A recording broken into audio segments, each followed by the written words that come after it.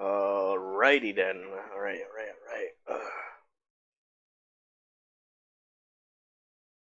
Welcome.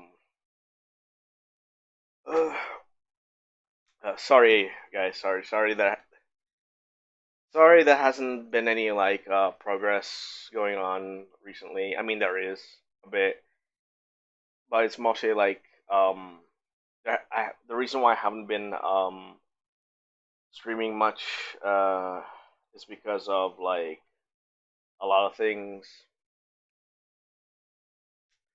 So like yeah, sorry guys. Sorry that things have gotten slow.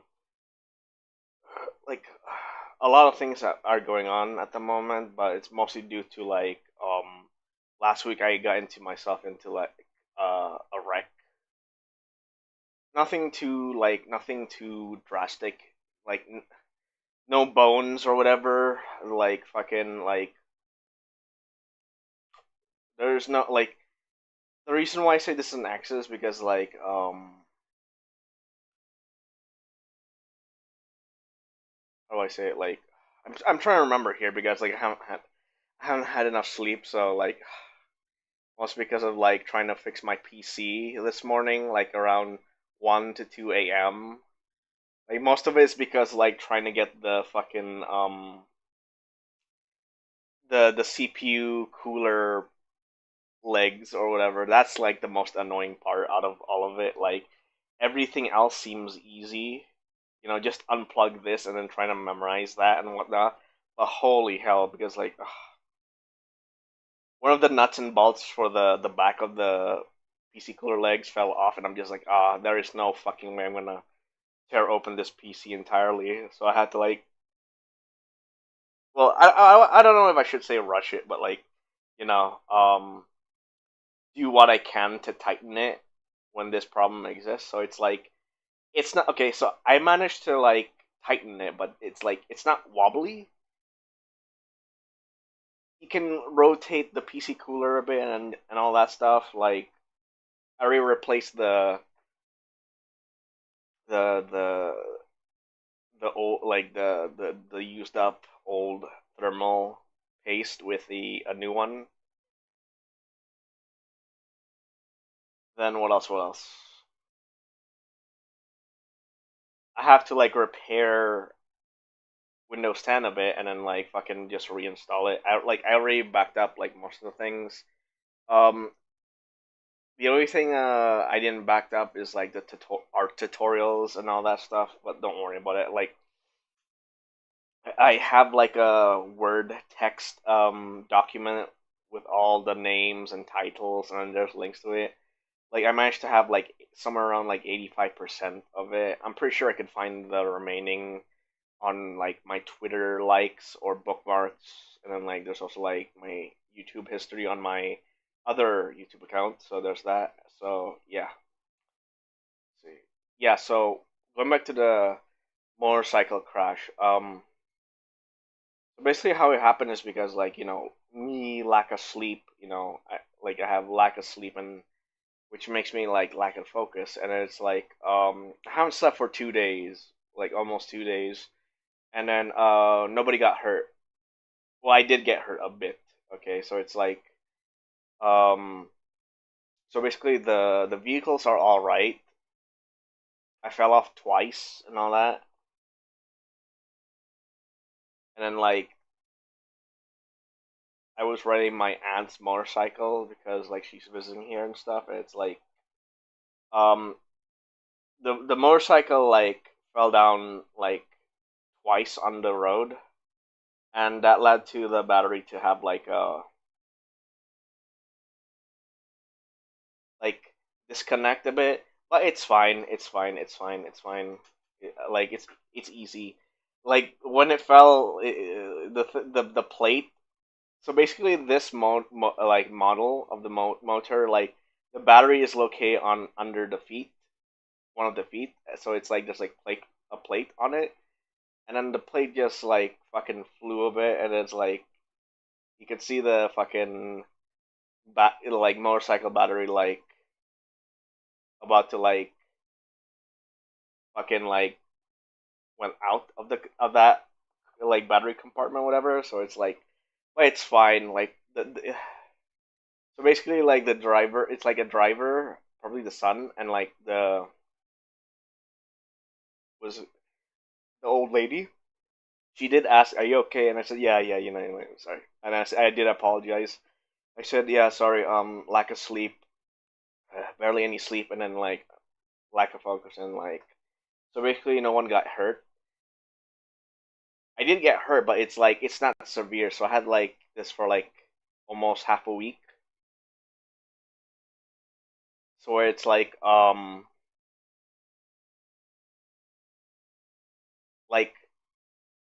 my leg, calves, my leg, no, my leg, my left leg and shin, no, my left leg and calf, and like my right arm is like the muscle is aching a bit. So there's that. And yeah, it's like it's such a horrible like thing. So like usually, okay, the reason why like I use a motorcycle is because of like it's so that I could save time on, like if I want to go shopping for like I don't know, snacks or groceries, or like if I want to buy some cigar or coffee or whatever. So there's that. And yeah, that was like a like even though no one got hurt, no one got severely hurt, and the like the vehicles are all right. It's still not good. It's still like irresponsible of me to do that because it's like I'm so tired. Yeah, again, sorry. As for commissions, yeah, I apologize for like some of them are taking long, and then the new ones are also taking long. It's like my PC is still like having problems. Well, not anymore. Ever since like I cleaned it and then like fixed Windows 10 and all that stuff. And then like when I twist the PC cooler after like the legs are unscrewed, it's like man, it looks fucking nasty. I made a post. I made a couple of posts about it on my Twitter, so it's like it's crazy. So yeah. I think that's about it. Oh yeah, I bet you guys, some of you guys like noticed something. Okay, so I don't have everything on me right now, just the commissions and stuff, and the like settings. Like I don't have like my other I don't have the green grass, the green leaves um picture for the screensaver, whatever. No, not screen background page. Sorry, I forgot what it's called. Whatever this thing is called. Yeah, I haven't copied it to my PC yet, so there's that. So yeah, I bet some of you are wondering like, why was I playing Harvest Moon? What's called Harvest Moon soundtrack when we're doing like some alien related uh comic. Once I start going with that, it's just like feeling in the mood because like I'm so tired and shit. You know, like once the art stuff here begins during the stream, I'm gonna be playing like some Destroy All Humans and Area 51 soundtrack. Not the Area 51 game that's from for the PS1, not the rail shooter game. It's the other Midway game, the one that's on like the PS2, the one with like Marilyn Manson. Yeah, that one. So yeah.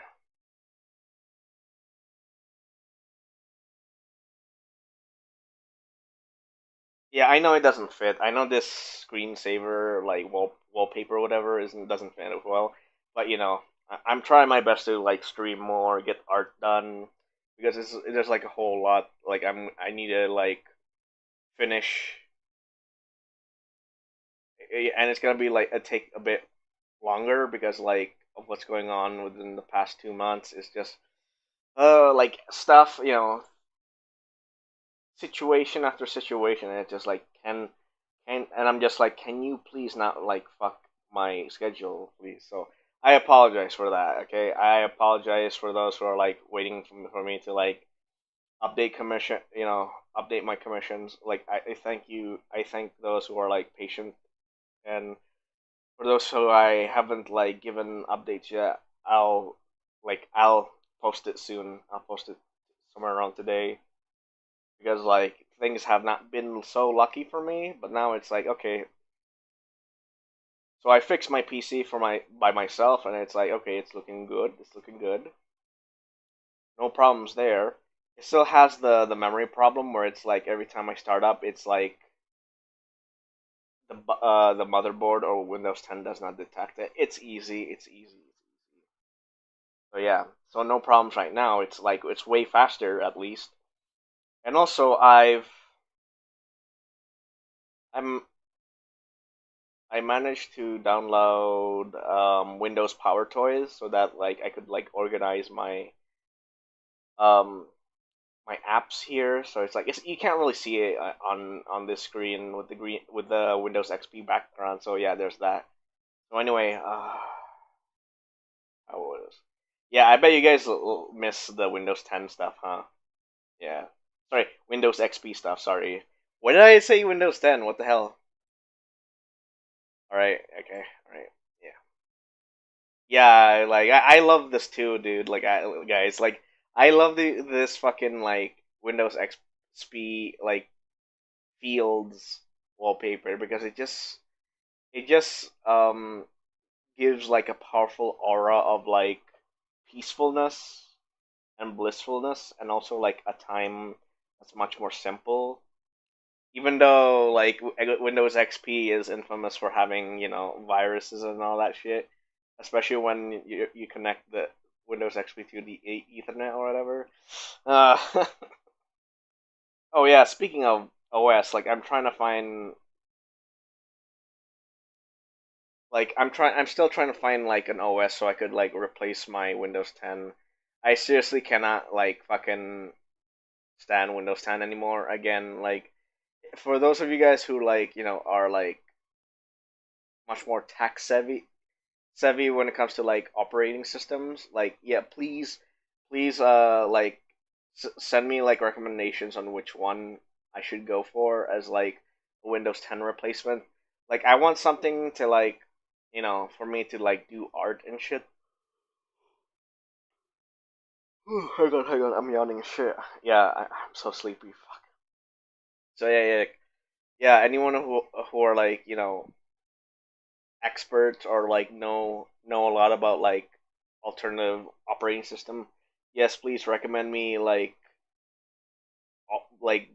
alternatives to Windows 10 because I'm still operating on a DDR3 PC. My specs are Intel i7 uh 7713 or something for the CPU, and the motherboard is a ASRock Z77 Pro 3, and I'm rocking on a 240 gigabyte SSD as the main memory, while the 1 terabyte hard drive is the secondary memory. So I could like keep my artworks and all that stuff and editing. So yeah, there's that.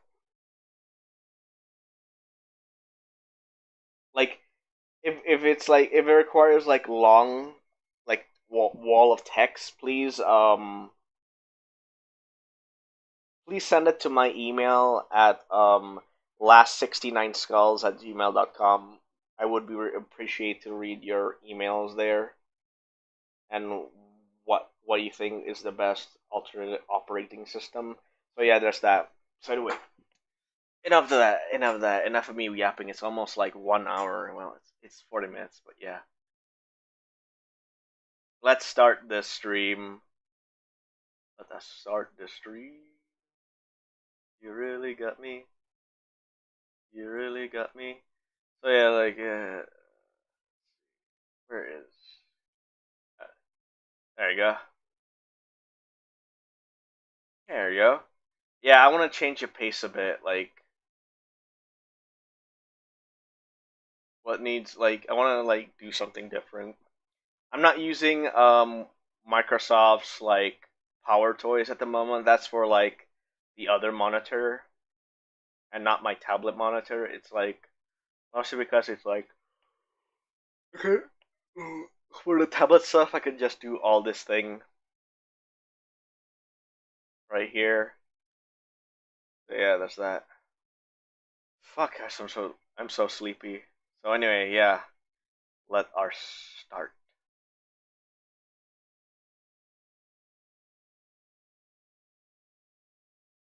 Play some music.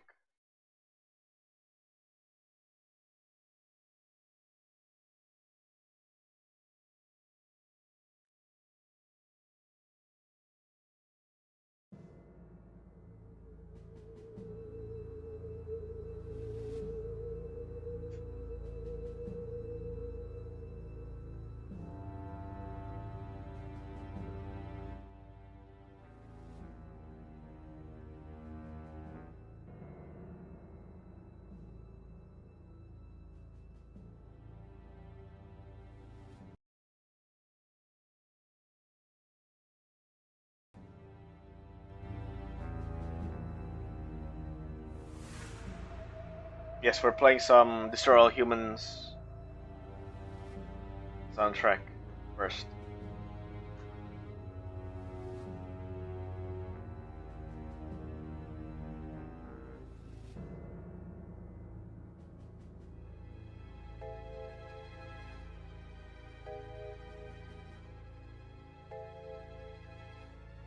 Kind of reminds me of Silent Hill or the Resident Evil a bit.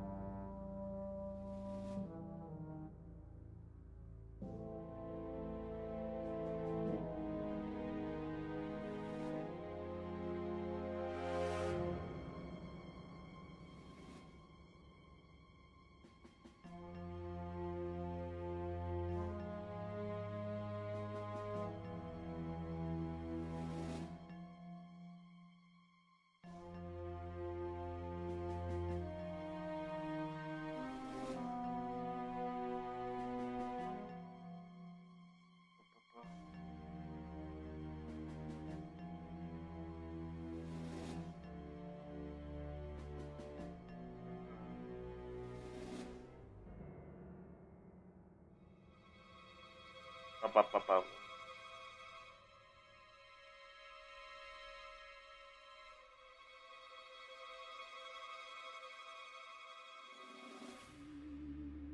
Fuck, this shit is so spooky.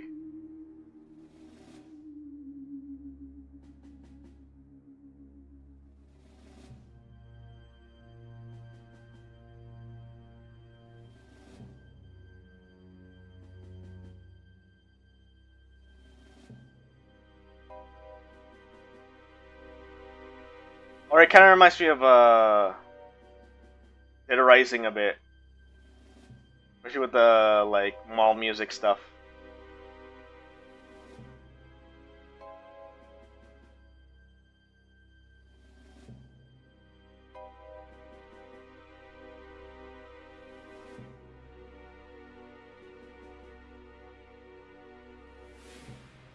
Ooh, spooky.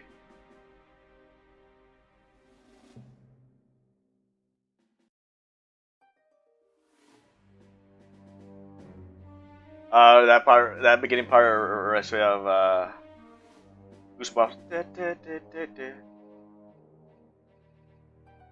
I think it was Goosebumps.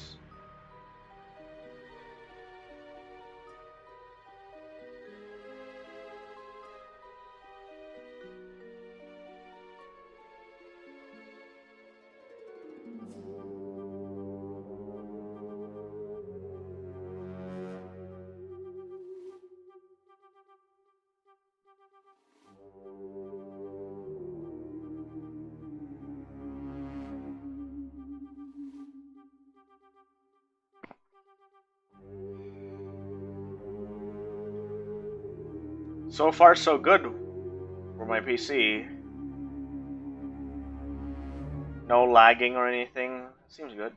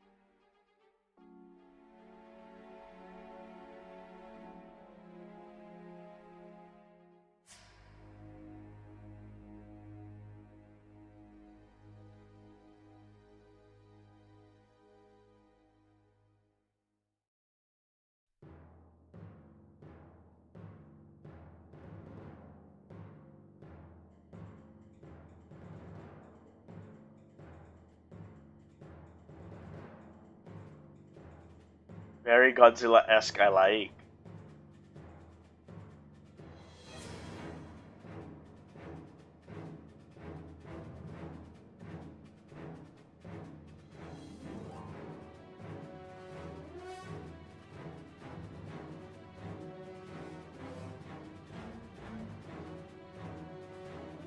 It's called Area 42. It's the hunted version from the first Destroy All Humans game. Oh, it's also epic as well. Shit, I like it. I like it a lot. Lol.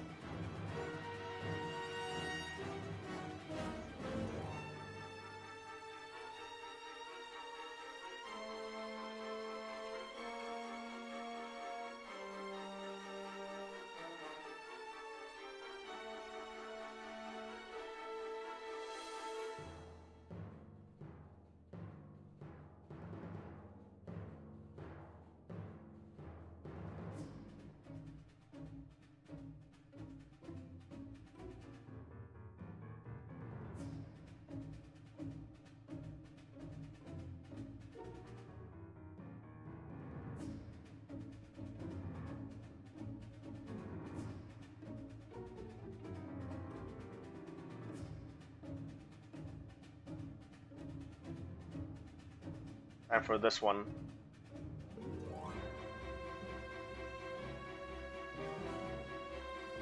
Time for this one.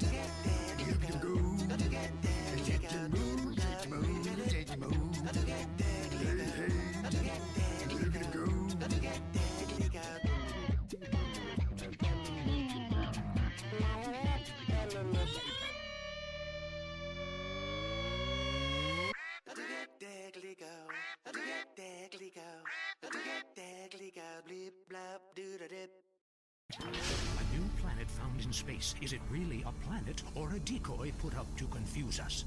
Ghosts, time travel, and the flushing toilet. Which way did Newton's toilet spiral? And finally, are women made from sand? We explore deeper and get to the truth. I'm Marvin Trill. This is Area 53. Hello. You're on the line. Yeah, hi. I'm a truck driver and listen to your show all the time. I see a lot of unexplained phenomena out there, especially in restrooms. I agree with you about the moon. We never landed on the moon. It's such a good fake. Remember, the Russians, our arch enemies still, I might add, them and the Australians and some species of dog, they beat us into space. The only thing the Russians are shooting into space are hot dogs and monkeys. Kind of a Noah's Ark fast food kind of vibe. Hey, my dead aunt could make a better space station than them. Intriguing. I'd like to meet her. On the conspiracy line, caller, you're in Area 53. Do not use fluoride. It's evil. It made me kill my doctor. Why would we worry about a chemical that the government puts into the water? Animals can now be trained to fly, including several species of bird. I'm surprised I still have like Hello, caller. Hi, my name's some of the Emmanuel. radio I'm really commercials worried from about hackers GTA sending San nuclear Andreas. bombs This to me, is so through wild. the Area phone. Do you think they 53. can pinpoint my location? Look, it's good for the economy to live in constant fear. I mean, the phone company, they have your name on the bill. They know your number. How do you feel about that? I knew it. Hello, Julie from Liberty I am City. Seth. You're Hello, on the line. Seth. A Welcome. cowboy ghost has been haunting my house. I want you to take off your blouse. Welcome to the Stand stream. at the window, stand there for hours each night. Lure him in. Trapping rogue spirits is dangerous work, especially topless. Take lots of photographs. All right, who's got a theory for me? Next. Hey man, love the show, but when are you guys gonna start seeing the bigger picture? We're being lied to, man. And guys like you don't help much, you know, you're virtually one of them. Soon you'll know what I'm talking about. If people could please just attempt to make sense, that's all I'm asking. Last night, as I was laying in my pod meditating, and it occurred to me, why are you even listening to me? Turn off all electrical devices, including your radio. Hector in San Garcia, why are you still listening? Because I was hoping you could explain these noises. What noises? God, not you too. Now think about the things we talked about. The radio today. talk Think dialogue seriously, are so Can it absurd. be I love it. real? Yeah, exactly. Can it be false? We'll see you next time in Area 53. Be careful out there. Like I could listen to like most of it like all day. It's just so entertaining to listen to them. Did the government recruit school children to beat you up in school? Are goldfish really communist spies? I'm Marvin Trill. This is Area 53. I'm broadcasting live from my mobile home in the desert. I am telling you, it's hot like alien balls in here. Going to the conspiracy lines. Hi, How that name's feels. Adam First. I've Hot been like doing alien some balls. much-needed surveillance in the desert while hang gliding. I've Wow. noticed a peculiar trailer True. compound where a man is running around in a spacesuit conducting weird rituals with domestibots. What? Well, he probably wants you to leave him alone. Get a real hobby, like pretending to be someone on TV. Next, caller. Hey, it's me again. You. Now, come on, man. Tell the people about the desert. How come there's something missing, huh? A map with things missing ain't a real map, and that's what they feed us. Well, that and female hormones and a water supply. Yeah, I hear you on that one. You'll all call back when I got proof. You better not be tracing this call. I don't trace calls. Everything in life should be anonymous. I tell my various partners that all the time. Rick from Blueberry Acres, what do you think? Kiflam. I couldn't have said it better myself. Oh, yeah, Krantz. Kiflam. Truth is wisdom, brother. And, brother, wisdom works. That's why we made it up. You and I have a lot in common. Vivian is calling in from Carcer City and wants to talk about crop circles. Oh, wow. I never thought I'd actually make it on the show. Is that because you have a girl's name? Well, here's a conspiracy. Your mom hates you. Holy shit. How'd you know that? Next caller. My name is Neil. I go to a lot of demonstrations to pick up religious pamphlets. None of them say anything about the aliens. Try reading between the lines. And if that doesn't work, do some. Then you'll understand all about the aliens and just where you were planted. Mike on line 10. Man, I think my dentist is attracted to me. She knocks me unconscious and has her way with me. Well, it's unlikely, but it could be true. My teeth feel great, but I feel icky, all dirty and used like a sex object. I'll tell you what makes me feel icky. The fact I haven't washed in 2 months. Whatever you do, trust nobody. Next caller. I am. It's doing the trust nobody, not even yourself kind of thing. 236-9439. No, that's not a very original name. I didn't know robots listened to this show. We know what you are doing to my domesticbot brothers and sisters. Enough of that, little guy. What does it mean? Sounds like he's been programmed for evil. All right, let's get to the real meat and potatoes. Newsmen lying to our face about weather balloons. Historians ignoring my proof that WW2 didn't happen. The FDA infiltrated by the very device they're supposed to regulate. The plug. Mind control devices. But we'll have to leave that for now. You are leaving Area 53. You've been abducted. Until next time, stay alert. They're after you.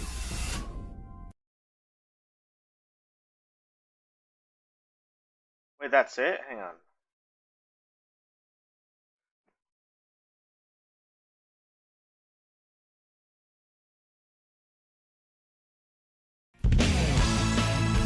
No, we're not gonna play that. Just curious, what's your favorite GTA talk show?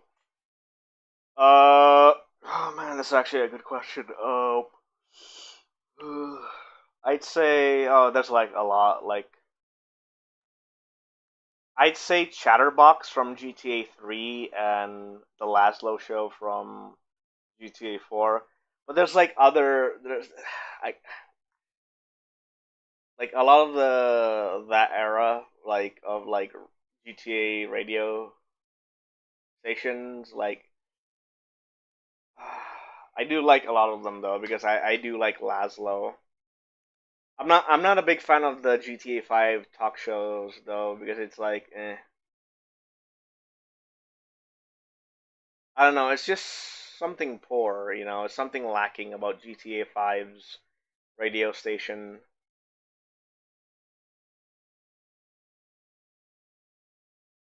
Speaking of which, you're gonna play that now. All right, Liberty City, this is your talk radio show Chatterbox, where your opinion matters. Let's go to the phones. I Hello, see. I mean, caller, you're on I only ever Chatterbox. play 4 or 5, so my version is Integrity 2.0. Nah, Yeah, I can really understand. can't say I have. Well, you ought to try it sometime. I tell you, man, it's good eating. Possum, raccoon, even zebra meat cooks up pretty good. Do you have anything else to say, or? Pigeons.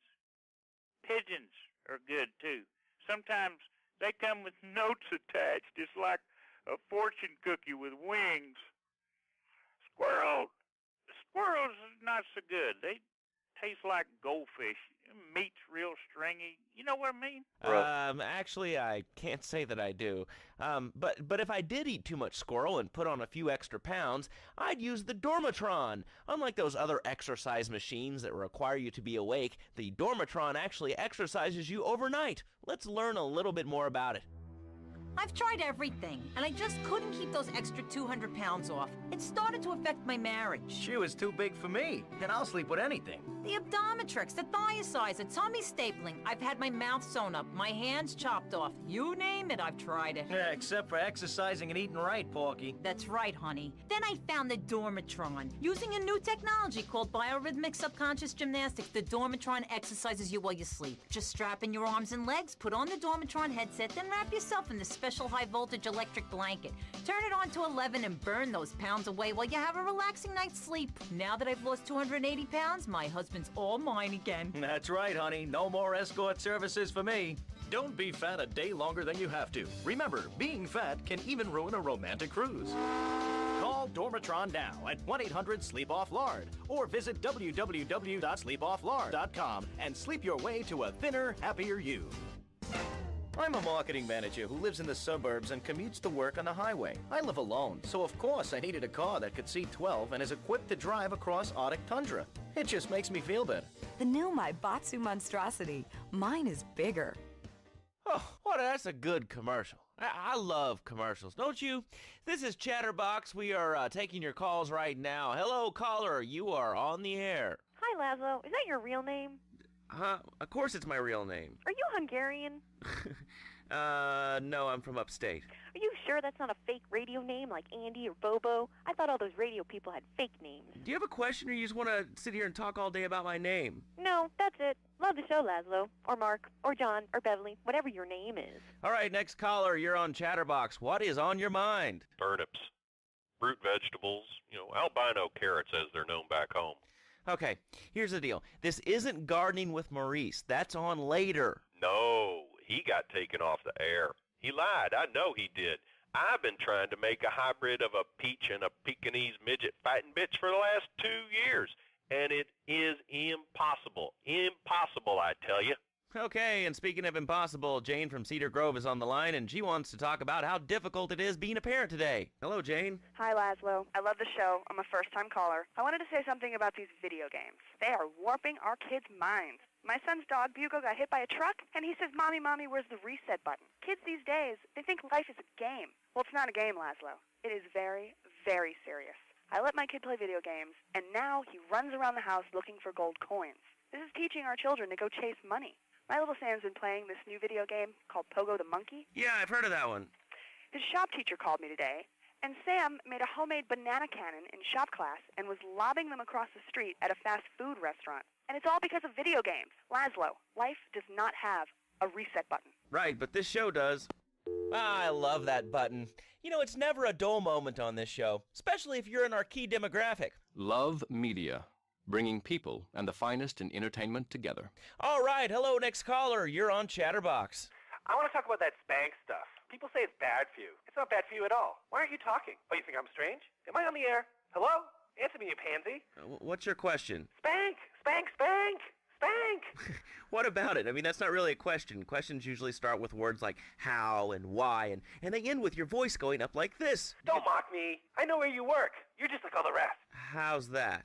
Fluoride is evil, dude. And toothpaste, they use it to control us. Why do you think all the commercials tell you to brush it twice a day? I've read books. And what book have you been reading that tells you that toothpaste is evil? Dentures, the Devil, and the Great Cavity Cover-Up by J. Phil Higginbottom. If you'd seen what I've seen, and if you've heard what I've heard, you'd never brush your teeth again. I suppose you're one of those people that says that diet soda makes you go crazy later in life. I told you before, man. Don't mock me. My taxes pay your salary, you pansy. Yes, sir, this is a commercial radio station owned by Love Media. Advertising revenue pays my salary. And on that note, it's been 2 full minutes since a commercial. But I'd like to say, if anyone else is stressed, might I recommend Equinox from Zaibatsu Pharmaceuticals. We'll be back after these important messages. Sell out. I used to be concerned and nervous about the future. Sometimes I'd get scared before an important event such as childbirth or a family funeral. Hey, sometimes you need a little help navigating life's trouble spots. That's when I discovered Equinox. After the divorce and losing little Tommy, life was getting me down. I couldn't focus on anything at work. After trying Equinox, I've been Employee of the Month 3 times in a row. I used to fall unconscious for hours at a time. Now with Equinox, I never need to sleep. Equinox is new from Zaibatsu Pharmaceuticals. Ask your doctor about Equinox today. Equinox may cause nausea, loss of sleep, blurred vision, leakage, kidney problems, and breathing irregularities. Do not take Equinox if you're operating heavy machinery, driving a car, pregnant, of childbearing age, unhappy, or have a family history of mental disorders. Equinox, softening life's harsh realities. Tonight, the TV event that will make history, Liberty City Survivor. This takes reality TV to a whole new level. We'll take 20 recently paroled guys, equip them with grenade launchers and flamethrowers, and let them hunt each other down. It's the reality show where you just might be part of the action. I was grabbing a sandwich at the Happy Blimp, and all of a sudden these guys crashed through the window and started shooting at each other. I was so excited, I didn't even notice I'd been hit. After that, I was hooked on Liberty City Survivor. I watch it every day in the hospital. The game doesn't end until there's only one man left standing. Tune in nightly or watch the 24-hour live webcast. Liberty City Survivor.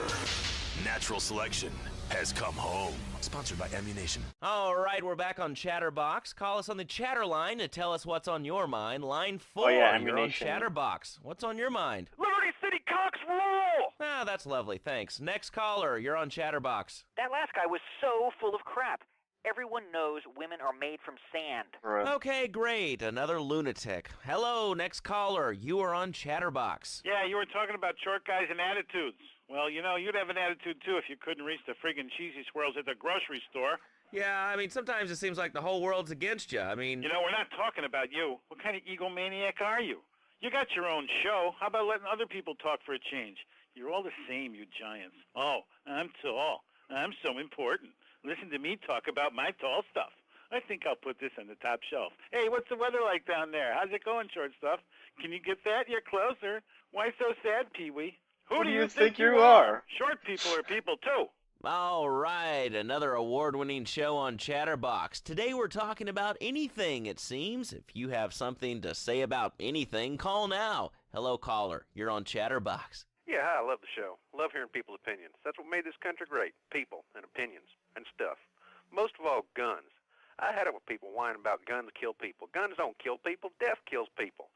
Ask a doctor. It's a medical fact. You can't die from a bullet. You can die from a cardiac arrest or organ failure or major hemorrhage. A small piece of metal ain't the problem. Besides, I only use my machine gun in the safety of my own home and car. I ain't hurting nobody. And countries that don't have guns ain't American. You know, that's a really good point. Countries that don't have guns aren't American. You know, if more people had guns, we'd have less shootings in this country. All right, we're going over here to line 2. Hello, caller. You are on Chatterbox. Yeah, I'd like to say something about taxes. You mean the Lone Star State? No, taxes. Well, you know, look, taxes are really wrong. My father worked his whole life. He played the lottery. And now the state wants him to pay taxes on the money he wins from that stuff? Buy your own lottery tickets, you know? Hey. Good point. I think that's a lesson to us all. All right. Hello, you are on Chatterbox. Hello, Laszlo. I'm a first-time caller. I recently moved to Liberty City from Hampshire in England. Oh, really? How do you like it? I mean, is it hard to get used to the language? You speak English pretty good. Oh, thank you, Laszlo. Yes, I do like it here. There's one thing, though, that's very different and rather worrying. When I was a boy in England, I had a nanny. She was very strict, Laszlo. Yeah, well, I mean, there's excellent child care here in America, you know. Well, I'm sure. But the thing is, Laszlo, when I was a naughty boy, I would get spanked. Nanny would spank me when I was naughty. And now Freddie needs a nanny, because when Freddie's naughty, he needs to get spanked. Well, there's some child psychologists who probably say that spanking can be harmful to a child's emotional development. Absolute rot, Laszlo. It's lovely. Freddie needs a nanny. He needs a nanny, Laszlo, because Freddie's been a very naughty boy. How old is your son? Excuse me? How old is your son? I don't have children. I can't stand the little brats. But Freddie needs a Okay, they got awkward real quick. A green card. Yeah, I almost forgot about this part. We're talking about this short guys, nannies, taxes, and Chatterbox. anything sane you'd like to bring to the party. Hello, you are on Chatterbox. I was listening to that caller about taxes. His views were a little extreme. How do you expect to be a responsible member of society if you don't understand how the government spends your money? Why are people afraid of numbers? Sine and cosine are two of the most elegant and incredible discoveries of humanity. I mean, the Cartesian coordinate system has an elemental power I find liberating and even sexy. In I'm not ashamed to say it. Okay, thanks for calling. Now that we've lost 98% of our audience, let's reward the other 2% with a commercial. When we come back, we'll have a special studio guest. Special because he advertises on this radio station. Remember, it's not a conflict of interest if we own all the radio stations in town. We'll be right back after this message. In today's fast-paced world, a split second can Oh, be this the one's difference gonna be between my achieving favorite your commercial. dreams Hey, I just won the Nobel Peace In Prize. GTA 3. and not. Wrestling is on today. More Americans are realizing if you don't Right, have tonight. the latest and greatest technological devices, It's you obviously will fall Laszlo, behind. by the way. I didn't upgrade my personal I didn't organizer. upgrade. And 2 days later, I was diagnosed with a terminal illness. That's exactly why you should come visit the friendly people at House of Tomorrow, and they'll set you up with all your 21st century technology needs. I only spent $20,000, and now I can get email in the shower or surf the internet while I'm driving. Lamo, are the talk shows at the 3D universe this on page? Yeah, pretty much. Like, I think the wackiest one is like has got to be San Andreas and GTA 4 because it's like, you know, UFOs and then Hollywood and all that stuff. I'm driving. I was bored stupid at my daughter's recitals and my son's Little League games. Thanks to House of Tomorrow, I can play wireless head-to-head 3D virtual reality poker, literally anywhere. If it's Literally a flash-in-the-pan anywhere. technology Like, I don't know how to absolutely do that no use to accent. anyone, you can find it at House of Tomorrow. Literally anywhere. I Remember, don't know. only technology makes life worth living. House of Tomorrow. Oh, God. We'll upgrade your system, then you can upgrade your life. And now it is my great pleasure to welcome Fernando Martinez, who it says here is the founder of Fernando's New Beginnings, It is a pleasure, revolutionary Laszlo. new way of saving your A new marriage. beginning. Fernando, welcome. The pleasure is mine, Laszlo. Oh, sorry, it is the an pleasure honor is to mine. be here. I feel Yeah, it's been a blessed. while. Thanks. So tell me about Fernando's New Beginnings. Truly, Laszlo, it is a miracle. Truly, a Laszlo, blessing. it is a It is a miracle. revolution in the marriage guidance. For my people, marriage is, how'd you say, sacred. The bond between the father and the mother. It is made in heaven and in the bedroom, if you know what I mean. I think so. For my people, it is the holiest, most sacrosanct thing imaginable, like a church. Yet, for it to be a happy marriage, it must also be like a brothel. The woman, she must be many, many arts, be skilled in making house, cooking, changing the diapers on the babies, and she must also be a whore. A vixen in the bedroom, imaginative, exotic, constantly fresh. It is impossible. You change diapers and then you are a French maid? Fernando thinks not. Fernando knows not. Well, I mean, you know, it's an age-old problem. I mean, how do you keep the excitement in a marriage? Excitement, exactly. Passion, danger. How, Laszlo? How? Tell me how, and I give you a big, big kiss. Like I gave a woman. But I am not going to give you a big kiss. Not a kiss like I gave a woman or even a donkey. Because you do not know. Well, I mean, in this case, ignorance kind of seems like bliss. I wasn't really up for kissing on air. I mean... Why not, Laszlo? Am I not attractive? Am I not irresistible even to you? Well, no matter. Why all this talking about kissing? I mean, you brought it up. No, my friend. You say you not want to kiss me. I was talking how to say, hypothetically, you make me all personal. It's a big difference. If I say, imagine if your wife was early, you can nod your head. But if I say, hey, Laszlo, your wife, she looked like yesterday's dinner after I eat. You not so happy. It's a big difference, my friend. Anyway. The marriage is impossible, Laszlo. If a man was born an angel, maybe impossible. But a man is born a man. And a man with needs. He needs a woman to tuck his babies into the bed. But for his bed, he needs something else. Something magical. A dream. Un sueño. So he starts flirting with this secretary, takes her out for a drink, one thing leads to another, and before you know it, he's found all kinds of uses for the office furniture. Exactly, Laszlo. I know what you are like. I see it in your eyes. A wanderer. A dreamer. A man who has needs. But an idiot. And I can save you. And I can save your marriage. My marriage doesn't need saving. Hey, you are the one mentioning the pretty assisting and the office furniture and the ay caramba, my friend. Listen, Laszlo, and listen very closely. Your marriage is a gift. It's a present from above. But you are a man. I think we see by now you are no angel. I can save you. For when the man, he sees wife all fat, all early, with the dirty diapers and the dirty panties and the scrubby brush, and who knows what else, he's not thinking marriage bad. He's thinking about, well, you thinking about your pretty assistant. We already know that, see? Go on. But Laszlo, what if you act on your fantasy for your little secretary with the short skirt and the pretty eyes and come here, come there, smiling? What then, my friend? What then? I get a sexual harassment suit. If you are lucky, my friend. But you, more likely, your marriage is ruined, Laszlo. Your sweetheart, she hates you. Your pretty secretary, she wants you to be her man. You back it to square one. My friend, you and 1,000 men like you. For me, once it was so. But then one day, I was driving my car, and I realized, Fernando, you are blessed. You are a miracle. 1,000 miracles rolled into one. You save the marriage, and you save the man. You don't put the marriage first, and you don't put the man first. Maybe we call it man marriage. Then I think to myself, no, this is a bad name. It sounds really dumb. Then I think we call it Fernando's New Beginnings, because that is what it is, a new beginning, Laszlo. So how does this work? It is a miracle, Laszlo, a miracle. A man is a good father, a loving husband, the winner of bread 6.5 days a week. On the spare half day, I save his life. How? By giving him what he needs in a controlled environment. I give him passion. What, with you? That kind of sounds like a limited market. Laszlo, you are very prejudiced. I don't like that. But no, not with me. Passion for life, passion for love, passion for women, which he can take home to his wife, of course. What, so you act like a pimp? Not a pimp, little man, a savior. In a controlled environment, I reintroduce the man to the pleasure he has lost, to the miracles of the world. And truly, the results are remarkable. With my unique counseling, 1,000 marriages have been saved, and 1,000,000 more could be saved every day. And do the wives know about this? In their hearts, Laszlo, they know they have been saved.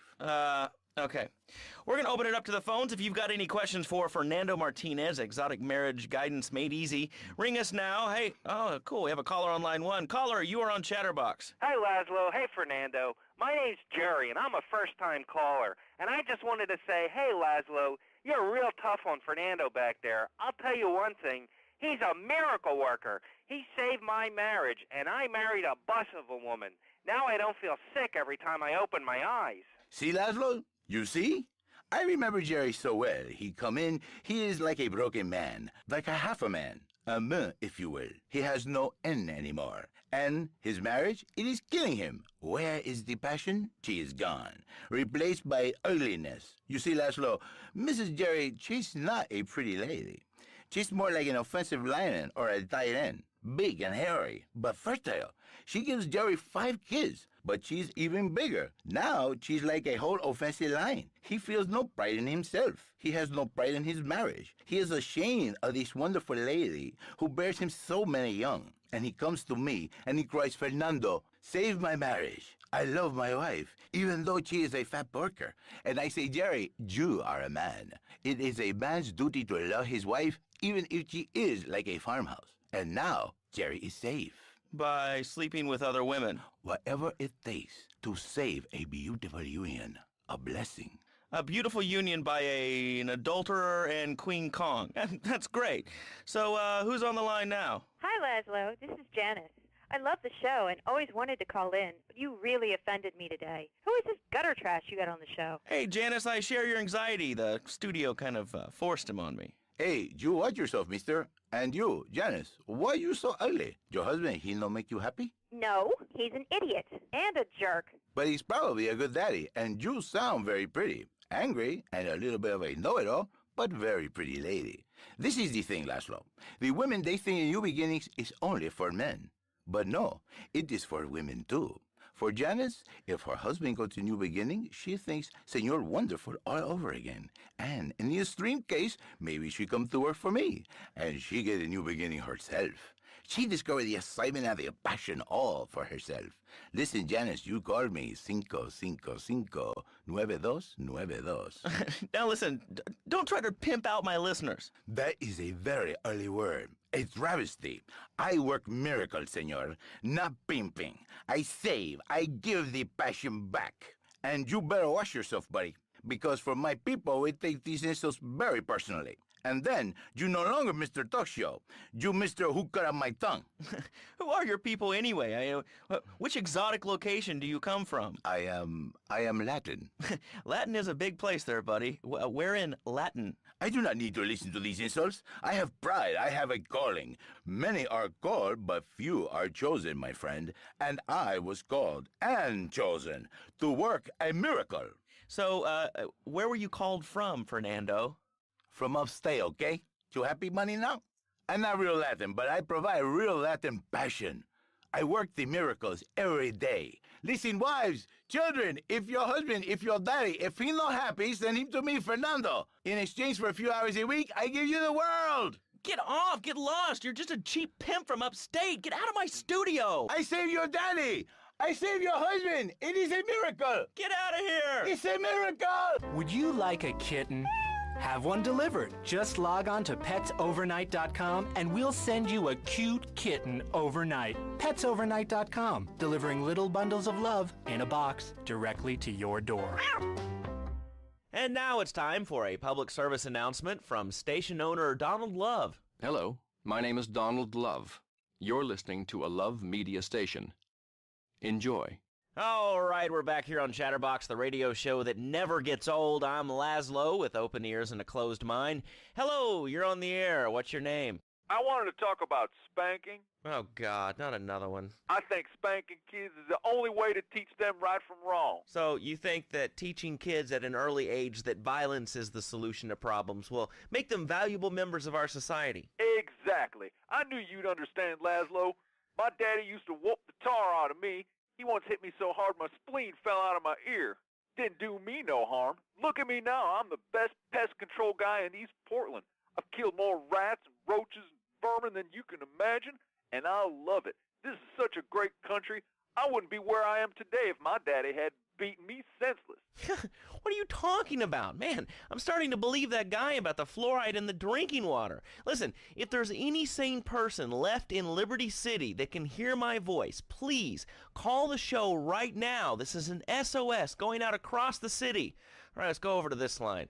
Hello, caller. You are on the air. Are you sane? Are you a sane caller? Absolutely, Laszlo. Killer bees.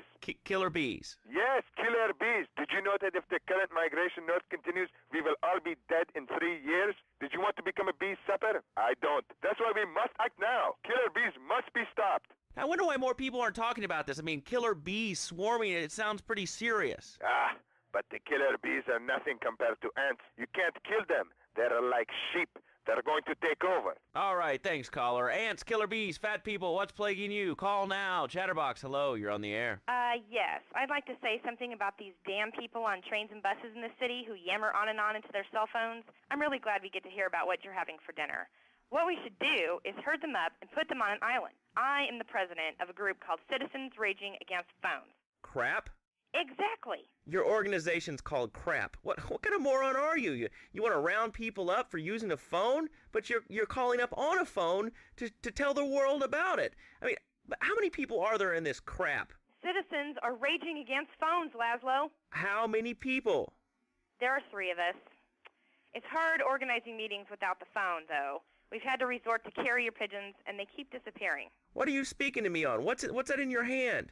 I am not the problem. You are, and you're perpetuating the downfall of mankind. Liberty City was great before phones ruined everything. Liberty City was a church, a cow pasture, and 3 houses when the telephone was invented. Liar! You're the liar. Liar, liar, pants on fire. What are you 3 years old? Laszlo's a liar. Laszlo's a liar. I bet that isn't even your real name. Shut up. You shut up. Stupid. Nanny, nanny, boo-boo, stick your head in doo-doo. Oh, we're going to commercials. Is your job affecting your health? Do you become fatigued? Does working take time away from family and social events like watching wrestling? There's an easy solution. Sue your boss. See, the great thing about this country is you can sue anyone for pretty much anything, and you'll probably win, or at least get a settlement. At the firm of Rakin and Ponzer Personal Injury Attorneys, we can show you how falling down and howling like a sissy can result in a large damage award from your employer. We also specialize in awards for injuries suffered in auto, bus, and train accidents, and can even train you to throw yourself in front of a bus and pretend to be injured. Hey, that's why they pay for insurance. Call the law offices of Rakin and Ponzer and get ready to enjoy a life of luxury. All right, we're back on Chatterbox. Let's go to the chatter line here. Hello, caller. You're on Chatterbox. Laszlo, I just wanted to make your viewers aware that... Okay, now, this is a radio show. We don't have viewers. We have listeners. Okay. Anyway, Laszlo, I just wanted to make your viewers aware the first International Puppetry Festival is next month at the fairgrounds, bro. If you're interested in becoming a puppet master or a ventriloquist, you should definitely come down, dude. It's going to be totally killer. I wasn't aware that there was much demand for puppet shows these days. I mean... Oh, man. Have you been living under a rock, bro? Guys with puppets get chicks.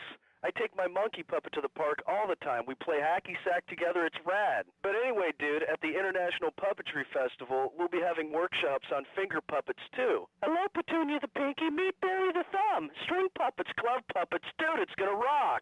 Okay, thanks. Hope to see you there, Laszlo. Hey, by the way, can you give me that guy Fernando's number? Nah, I'm sorry. Fernando hasn't paid his bill to our ad sales department. But here's someone who has. And they paid us in stacks of old groats and gold guineas. We'll be back after this. Do you live in the boring suburbs but dream of living in a lonely castle on a windswept moor? Do you long to trade in your sweatsuit for a 100-pound suit of armor and swap your SUV for a noble stallion? Do you eat microwave dinners, all the while wishing you were roasting a suckling pig at a pagan banquet? Is your next ideal home improvement a moat? Well, get ready, Liberty City! This weekend and every weekend at Liberty City Park, it's the Medieval Millennium Fair. Our band of traveling minstrels, knights, and maidens oh so fair are ready to delight you with tales of the Black Death, witch burnings, and the joys of being a feudal serf. Forget about air conditioning and modern medicine. We've got all the leeches, spells, and potions you need at the Medieval Millennium Fair. Learn the art of cooking with turnips. Yum yum. Buy genuine reproduction medieval artifacts including maces, double-handed battle swords, and one-size-fits-all chainmail. And this weekend only, pick up an authentic mechanical Lady of the Lake in Excalibur. It's perfect for your garden pond or swimming pool. And learn how to rid your condo of vermin using a penny whistle and a mysterious prancing German named Hans. The Medieval Millennium Fair, every weekend at Liberty City Park. All right, Liberty City, you are listening to Chatterbox, the show that is the #1 reason for the success of the internet. All right, let's take a call. Who's on the line? Clothes. What about them? Clothes. What are you talking about? Laszlo, clothes. Clothes, Laszlo. I hate them. I just hate them. I mean, we're all about opinions on Chatterbox, which is Liberty City's premier phone-in station. But why don't you like clothes? I just hate them. They're so constricting. I mean, there's a lion wear clothes, and the lion is the king of the jungle. So why can't I, a humble citizen, go naked? Well, I mean, I guess a lion has two distinct advantages over you. One, I mean, it's, as you say, a king, and therefore it can exercise its royal prerogative to not wear clothes. And two, it's a cat, and therefore it doesn't have to. And three, I mean, now that I think about it, if you want to try to dress a lion, you can, but I guess what we're learning is that life can be a little unfair at times. I'm naked, Laszlo. I'm naked. I really didn't need to know that. Why, Laszlo? Why? Does it offend you? I was born naked and I'm going to die naked. I'm going to live naked. So there's nothing wrong with being naked. It's so invigorating feeling the hot leather of a chair or the cool wind from the north on your naked body. I'm going to have to cut you off. Don't you believe in free speech and free expression? No, of course you don't. All you believe in is free drinks. I'm naked and there's not a damn thing you can do about it. I'm naked and I feel so good. Well, what about winter? What do you mean? You know, I mean, what about winter? When the wind blows and it's really cold, I mean, do you prance about like a ninny waiting for your privates to go blue? I was born naked and I'm gonna die naked. And all shriveled up by the sound of things. Winter was invented by clothing companies. Clothes are unnecessary. They're ugly. Have you ever cooked in the nude? No, look, is this leading anywhere? Because, I mean, we've got a lot of other people waiting to talk about real things here. Nudity is real. Open your eyes. Take off your pants. Come on. Come on, Laszlo. You can be a figurehead for Liberty City Naturists. We have more members now for the first time since 1977. Nudity is back. A lot of people are into nudity and really understand the spiritual side. What? of hanging out with loads of naked chicks. I mean, I see the fun in it, but I just think clothes have distinct advantages, like not accidentally cooking yourself or when you're working on a building. We're not swingers. It's not about sex. It's about being one with the world. All right, dude, groovy. Hug a rainbow. It's time for a public service announcement from Donald Love. Hello, I'm Donald Love. Under my guidance, Love Media has emerged as the fastest-growing U.S.-run media conglomerate of the past 5 years. With newspapers, television, and radio stations across the U.S. and the free world, alongside a wide array of industrial and technology interests, we at Love Media ensure you get the truth behind the story every time. From films to dog food, from radio to pop music, you can be sure of independent, quality-led broadcasting every time you tune in. That's why we're the fastest-growing cable supplier and health insurance provider in the Northeast, and why our new satellite in China is something all Americans can be proud of. Here at Love Media, we are proud of what we have done to help America and to help hard-working Americans relax. For investment opportunities or information about our new interactive television service, please go to www.lovemedia.tv. Ooh, that makes me feel all warm and fuzzy. All right, let's go to line 8. Hello, caller. What's your name? Bob from Pine Creek. Hey, what's up, Bob from Pine Creek? Well, I've been listening to your show, and there's always people going on about problems in schools. Guns, people showing disrespect to teachers, drugs. Schools are breeding grounds for crime, ain't they? Well, I guess it seems that way. Well, I got a real simple solution. Shut them down. Shut down the schools, and you shut down the problem. No more dead teachers, no more angry students. Well, but you don't think... No, I don't, never. Now listen to me. It makes perfect sense. Kids these days, they complain a lot, but you know what? It costs even more. I mean shoes, books, toys, even special tiny furniture, pets, that sort of crap. It's all about me. Me. Well, not my Johnny. No, sir. I'm learning him the value of good, hard work. Learning him good. At 3, we taught him how to clean the bathroom. If he left so much as one hair on the soap, it was off to bed with no dinner. And you know what? He went to bed hungry only 20, maybe 30 times. He learned. Now, he brings his mother lunch in bed every day so she can sleep in. Let me tell you, everyone should have their kids serving up food. He even cooks for the whole family. These days, he's getting too big to sweep chimneys, so now he's a paralegal at Rake-In and Pouncer. He's 7, and he's making Imagine Me $23,000 a year. And on weekends, he doesn't go to the mall, play soccer, read, or do any of that kind of stuff. No. He works in the basement of a marketing company making photocopies all night. Hell, he'd go to sleep during the day, but that's another $8,000 right there. So now, I'm buying me a bass boat and trailer. What do you say to that? Well, it sounds kind of like exploitation to me. Exploitation? Man, you bleeding hearts kill me. Johnny's mine. He's my kid. How can I exploit something I own? Exploitation. You sound like a communist. Kids in Russia, they don't work. That's why everything's so messed up over there. You have to wait in line for toilet paper. And their space station, it was made out of milk crates. I'll tell you, working for a living is the American way. That, and the only thing more American is having folks work for you. That sounds a little oppressive and even despotic. Exactly, Laszlo. You hit the nail on the head that time. He's my kid. I'm telling you, just shut the schools down, make the kids work. That book stuff's all for sissies anyway. And doctors and politicians, lawyers, and whatever. I can't be bothered to argue with you, but I do feel sorry for your little Johnny, the 7-year-old cook, chimney sweep, paralegal photocopier, because his daddy's an idiot. Let's take a quick break. Phil and I just had another kid, so of course we need a bigger SUV. Being a mom is hard with soccer, football, and lacrosse practice, so we bought the new Maibatsu Monstrosity. It's so big, we lost little Joey in the back and couldn't find him for an hour. When I'm rushing to the mall or talking on my cell phone, I know me and my family are safe. The Maibatsu Monstrosity has 4-wheel drive, and in amphibious mode, it can cross rivers. So far, I've only hit a few puddles, but it's good to know it's there. With the time I save taking shortcuts through the strip mall parking lot, I can focus on the important things, like gazing longingly at the pool boy or buying more exercise equipment off the TV. So what if it gets 3 miles to the gallon? I'm a mom, not a conservationist. The new Maibatsu Monstrosity. Mine is bigger. Would you like a giraffe? Have one delivered. Just log on to petsovernight.com and we'll send you a giraffe overnight. Petsovernight.com, delivering little bundles of love in a box directly to your door. All right, you are listening to Chatterbox, hosted by me, Laszlo, because I got kicked off the rock station. Let's go over here and talk to somebody about their life. Hello, caller. You're on the air. Art Hi, fight. Leslie.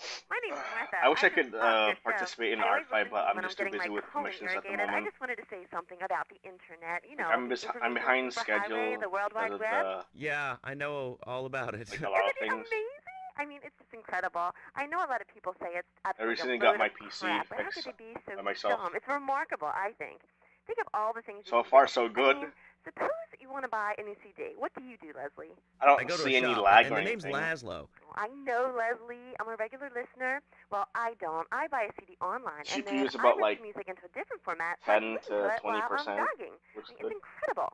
I also like chess and cooking and bestiality, so the internet is really good for my hobbies. GPU is And about it's like amazing. I used to 46 go out a lot, but I don't have to go out ever 50%, again. so It's it's incredible. doing good. I don't envy those kids with their stock options or their fast cars. They earn them. The internet has saved my life. Bitrate's This is doing really good as going well. nowhere. Do you have anything interesting to say at all? Well, No frame I rate once drops. critiqued the Declaration of Independence. That's phenomenal. It's probably one of the reasons there's so many single men in this city. Bruh. All right, let's go over to here to line 79. Hello, you're on Chatterbox. Hello, is that Laszlo? Yes? Oh, wow, I'm on the radio. How exciting. Oh, thank you, Laszlo. Is this on the Now, radio? I want to Am ask I though, actually how does on art the radio fight right this second? work? Yes, How you does it are. function? I'm sure it's very exciting for you, but what do you want to talk about?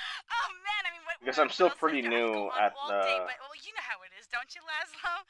like about it. Not really. I mean, Like what's I your name? discovered it What'd you like call a year about? ago, and I'm still like, Sorry, wait, how I'm does this work? Maria, you know, Maria, like Mamma Mia, only different, you know, but, you know, men, M-E-N, it's a dirty word, there's only 3 letters. You know what I mean? I mean, your broadcasters are all the same, aren't you? I mean, I heard about you. You're always out on boys' nights. Whoa, what are you talking about? I'm married. One of those convenience jobs to protect you, I bet? I know what you're all like. You know more about men than I know about leopard skin furniture. So less of that clever stuff and give me some advice. I mean, come on, I got real problems. You see, okay, I had this boyfriend, and at first, he was real kind to me. He was a real gentleman, a little bit older and everything, but you know, he treated me really good. And then it all went wrong, and so, you know, I found someone else, and he seems real nice, but, you know, he don't talk too much, so I really can't tell if he likes me. And, well, I guess what I want to know is, you know, how do you tell if a guy is serious? I So mean, basically, you join you know, a he team treats and me you draw good, other but people's original characters, whether they're from the enemy team or in me. your He's own always team. working and Join hanging other out with characters the here are guys. called attacks, and those So attacks that you people don't think receive he's are like called you, do you? defense. What do you mean like me? What are you insinuating? That he's on the radio? So wait, Well, is it like probably not. Yu-Gi-Oh You're and listening to Bakugan, Chatterbox, where but your with, opinion like, matters, or at least we say drawings that. Let's and go over stuff? here to line 4. Hello, caller. What's your name? Jeff from Rockford. Hello, Jeff. What's up? Because this sounds a lot like you and your listeners about a once-in-a-lifetime chance to make a difference. There's a rally tomorrow evening at the park. It sounds a Starting lot at like 7. Yu-Gi-Oh, but it's Although like with containing people's banners OCs. and singing songs all night and all day to prepare for All it. day. Then, when tens of thousands All are gathered night. in the park, we're going to march on the town All hall. day. Laszlo, the And you people find have that song. spoken, and they have said no, not in my town. So, folks, if you're listening and want to make a difference, get yourselves down to the park and prepare to bring democracy back to the people. So, what's this rally about, Jeff? It's about people standing up and being counted. It's about the future. It's about telling those morons in the suits, no thanks, not in my town. Not while I have a breath Something in my like that, body yeah. and hope in my okay. soul. I will not, I cannot That's let actually this pretty cool. pass. Let what pass? It's about grabbing the town by the balls and saying, listen, son, time to put up or shut up. Maybe No once I have more the free time, I Mr. could, like, nice join guy. in. No more easy solutions to difficult problems. It's about what it means to be an American. It's about giving something back. Giving what back, Jeff? Hope, Sounds dreams, very belief. fun. Belief in what? I mean, look, Jeff, I admire your passion. Really, I do. But what will people be marching for? What's your rally about? It's about justice, Mr. Lowe, a chance to shine and make a difference. About thousands of people walking side by side as brother marchers. Only one thing on their minds, the chance to make a difference. Bring your friends. Nothing shows a man how much you mean to him more than the chance to walk together for justice. Bring your kids. They can paint signs, and we'll even have a face painter and a vegan barbecue. Bring your parents. Dude, even the elderly care about tomorrow. I understand that. It sounds like a great rally, but we're not a political station, and you haven't really told us why people should do this. What is it about? Look, do you want to help or not? I don't know what I'm helping. You're helping America. What kind of patriot are you? There's a rally. You don't know what it's for, do you? It's for hope. Please come, everybody. It'll be real good. All right, you fight the power, brother. Say, later on in the show, if you're into health foods or martial arts, we'll have a special guest just for you. This guy's really special, kind of like a romantic cruise, but he can't walk on water. All right, let's go to the phones. Hello, caller, you're on Chatterbox. Huh? You're on Chatterbox. What's on your mind? Oh, wow. I can't believe it. Do you have a question? Dude, I call every day and I never get through. This is amazing. I You do a bet great it would show, be man. nice to have you Thanks. around. What's for our what's up? Every Oh, bit. man, Oh, I'm that'd be serious. nice. Really great. You're like a total Like, is it inspiration. every year, exactly like what every have I July, inspired you or is it about? like Well, okay, anytime? right now Because I live at home, but pretty soon, like next week, dude, I don't know, I'm moving like out. It's the big 4-0, and it's just time this to sounds go. like a bit like Okay. Inktober Did because you it have has to be anything like a relevant to specific say? Yeah, dude, time that and B date. dude was bogus. Really bogus. That's all. Great show, Laszlo. I appreciate that. You know, that's why I went to broadcasting school. All right, when we come back from these messages that help supplement my meager salary, we're going to talk to Reed Tucker. It's going to be a great interview. We'll be right back. A good shoe starts from the ground up. At Eris, we make high-quality footwear. In fact, you can find Eris running shoes in over 140 countries around the world. In the past, there's been some criticism about our workers. That's why I'm here at one of the Eris factories so you can meet some of them. Excuse me, sir. Do you enjoy your job here? It's fun. We get to play with knives. I see. Is there a real sense of teamwork? My friend Joey sewed his hands together. Wow, you're learning some real skills. How about the salary and benefits? Yesterday, I made $1. See, that's the kind of dedication we have to our employees and the quality of our shoes. Eris running shoes. Always running from something. Buying a gift for the guy that has everything? Log on to petsovernight.com.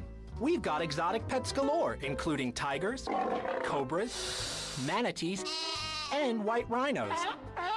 All delivered overnight. petsovernight.com, delivering little bundles of love in a box directly to your door. All right, now joining us in the studio, we have a very special guest. His new book, Karate and Digestion, has been on the top 100 self-help books for the past 3 weeks. He is the founder of Now and Zen Dojo and Organic Food Market in Trenton. His name is Reed Tucker. Welcome to Chatterbox, Reed. Why, thank you, Laszlo. It certainly is an honor to be here today. So tell me, Reed, where did you think of the idea of combining martial arts and organic food? I mean, it's kind of like putting ice cream on pizza. Both are great, but they really shouldn't be put Every together. year I'm just like, Okay, Laszlo, I think yeah, it it is is like nothing like ice Inktober. cream with pizza. Ice cream is milk-based, as we all know, and I am lactose intolerant. And pizza, as you may know as well, is a sandwich derivative of Italian origins, but I won't go on. Martial arts are about discipline and physical empowerment, not watching football and eating junk food. You have to explore your mind and your digestive system, Laszlo. What you put in also comes out. Especially corn. What's the story with that anyway? Laszlo, I'm deadly serious now. My mentor was a 430-year-old monk Yeah, who we'll see, showed me we'll the see, way we'll to enlightenment through carrot juice. Okay. If you have a question for Reed, we'll be taking calls in a little bit. I think we all went through a ninja period. You know, I had the Chinese stars and the nunchucks. This is not a period, Laszlo. This is a way of life. Thanks to a strict vegan diet, I had the power of 9 men. After morning meditation and a 3-bean salad, I could chop a bus in half. Sometimes I even frighten myself. No offense, but you're kind of a scrawny, pasty dude. And it says on the inside cover of your book that you still live in your parents' basement. Okay, it's not a basement. I prefer a center for spiritual enlightenment. In chapter 17 of my book, which I know you have read, I address the dangers of cynicism. Laszlo, a closed mind is like a closed fist, and karate means open hand, but it might as well mean open mind. If you like wheatgrass, I think you'll really like my book. Well, I'm not a masticating cow, so I really don't enjoy chewing damp hay and prancing around in leggings, shouting, "Hi-ya!" Okay, Laszlo, I'm warning you this time. Do not make me angry. It's bad for my karma, and it will definitely be bad for your karma. I studied the martial arts so I could stand up to bullies just like you, and I encourage everyone listening out there on Chatterbox to buy my book and learn how organic food and martial arts can help you too. And I encourage anyone who needs a doorstop or booster seat to buy it as well. Let's see who's on the phones. Laszlo, this is your final warning. Do not make me go into my dragon's dance. Hello, caller. You are on the air. Hello, Reed. Hello. I bought your book. It really saved my life. Why, thank you. I wanted to ask about chapter 29, yoga, not yogurt. I just can't give up cheese. It's so wonderful. I've rejected chocolate milk and cat's butter out of my life. I've scooted around the house with my legs pinned behind my head for 2 days now. But my husband says I look like the chick in The Exorcist. I even put all the dairy on the top shelf of the fridge so I couldn't reach it with my legs pinned behind my head and all. but I grow weak and start knocking things down with a broom. What can I do, Reed? Do not fret, my child. We are all weak. You certainly are. Shut up, you carnivore. Why don't you go gnaw on a bone like a gorilla, Laszlo? Our ancestors didn't eat chicken wings. They lived at one with nature and their ecosystem, subsisting on a diet of nuts, berries, and leafy vegetables. Yes, and they threw stones at their own shadow and died of old age and fear at 24. Laszlo, the soul is eternal. But let me answer the question. When I'm in trouble or tempted by those all-you-can-eat breakfast buffets with huge pans of juicy bacon... Can we get some bacon in here? Laszlo, I go back to basics. I start the day with a fruity beverage, some meditation, and 6 hours of yoga. Next, I go open up my shop, now and then, and drink 2 pints of hand-pressed potato juice. And who wants a steak after that? Okay, next caller. You are on Chatterbox with Reed Tucker. Yo, Reed, Kung Fu movies are dope. How can I learn to beat up 10 guys at once? Okay, first things first, my man. You need to stop the negative thinking. And the best attack I've found is to just run away. That way you instill fear in your opponent. They never know when you might descend from the rafters like a bat. I don't want to hear about no tofu running away. I want to learn about being a ninja and kicking people's asses. Actually, I do cover this early on in the book in chapter 45. It's called Stir Fry Your Prejudice. You see, I once thought like you before my master took me under his wing and taught me the joys of soy and origami. Concentration begins in the mind and spreads to all the extremities of the body. You must use the language of the body, not the tongue, and the language of the body begins with raw, uncooked, organic vegetables. Just look at me. I could tear a phone book in half with my bare toes. In fact, Laszlo, I could easily chop this desk in 2 half desks. This desk is made of 2-inch thick composite wood pulp and has a mahogany veneer finish. It has 3 drawers, and knowing this station, it cost $100. In his own words, Reed Tucker is about to smash it into 2 half desks. Take it away, Reed. Ladies and gentlemen, I already visualized the desk in 2 half desks, and now I shall make it so. Dragon stance. Hey-ya! Oh! Ow! Oh, Laszlo, I think I hurt my hand and my pinky's all bent the wrong way. Listen, Karate Kid, the desk is still in one piece. Thanks for coming on the show. Okay, Laszlo, mockery will get you nowhere. I think I'm gonna hit you now. Oh, I bruise easily. Don't throw any tofus or bean curds at me. Okay, very funny, Laszlo. It's easy to make fun of me, but it's all the fault of the feng shui in here. It's downright disgraceful. Yes, it makes you talk like this. Okay, the listener lines are open. This is Chatterbox. You're on the air. Hey, Laszlo. That last guy was a lunatic. Where'd you dig him up from? The state loony bin? And that wacko you had going on about killer bees? What a moron. Bees. I missed that one because I was taking a break. The evils of artificial sweeteners and soda pop. Roswell. It's all part of the government's propaganda plan. I might as well wear a satellite dish so they can beam their propaganda right into my brain. Come on. Do you honestly believe the NSA's echelon system isn't already reading your emails and recording your phone conversations? It's all designed to frighten us so we don't complain about our rights being taken away in the name of fighting whatever boogeyman they come up with today.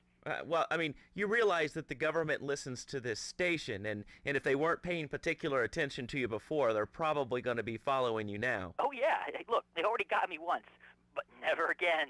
Do you have anything else to say? Yeah. Free Kevin! All right, we're talking about short guys, killer bees, the Magna Carta. Well, the red light on the wall is flashing, which means that the owner of the station has an important announcement to make. Let's go live to his office. Hello, my name is Donald Love. You're listening to a Love Media station. Enjoy. Wow. When I first heard this part of the I really like working Chatterbox here. The station, FM, I thought it feels like my second family, except that we have a his snack name is machine. Donald And I tell you, working Glover here or beats whatever. the hell out of digging sewage ditches outside it's not. Kuala Lumpur. All right, let's go to the phones. Hello, I love the way caller. Laszlo says that. Laszlo, man. Like when his like I was voice is listening to that raspy. English wimp you were talking to earlier. I mean, do these guys realize how wussy they sound? I mean, they have the nerve to You know call how crackers wussy they biscuits, sound? and they say aluminium instead of aluminum. I mean, what's up with that? They all think they sound so smart with the little funny accent. I got something for them. Speak English, you limey morons. Well, you know, I think they were speaking English before we were. The people over here were speaking Shoshone and Cherokee. Man, Cherokee schmarokee, man. And another thing. Like, what's I love up the with them voice calling acting in the soccer GTA football? series. Man, you ever watch soccer? Man, that's a boring game, man. I'll tell you what soccer is. Soccer's for little girls, man. Football, now that's an American sport. It teaches you good, wholesome American values, man, like stealing other people's land by force and wearing tight pants while you do it. What are you talking about? I'm talking Almost about forgot being about this a part. man, Laszlo. Something you wouldn't know anything about from the sound of things. I'll tell you, I bet you played wimpy stuff like touch football and basketball. Look, I'm running around the court bouncing the ball, and I'm 7'3". I'm telling you, man, I only play men's sports like football and hopscotch. Hopscotch? That's a girl's game. Man, that ain't a girl's game, man. Not rugby hopscotch. Man, get me in a scrum and I'm dangerous. I'll take anybody down. I'm the hopscotch master. I got fly skills in hopscotch. You know what I'm saying?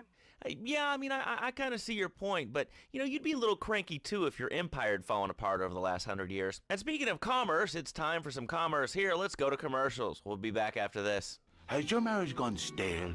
Has the spark gone out of your love life? Looking to add a little adventure to the monotony of monogamy? Hello, I am Fernando Martinez, founder of Fernando's New Beginnings, a revolutionary new way of saving your marriage. We understand how 2 kids and a mortgage can take the passion out of your life. With our 3-step program, you'll rediscover romance guaranteed.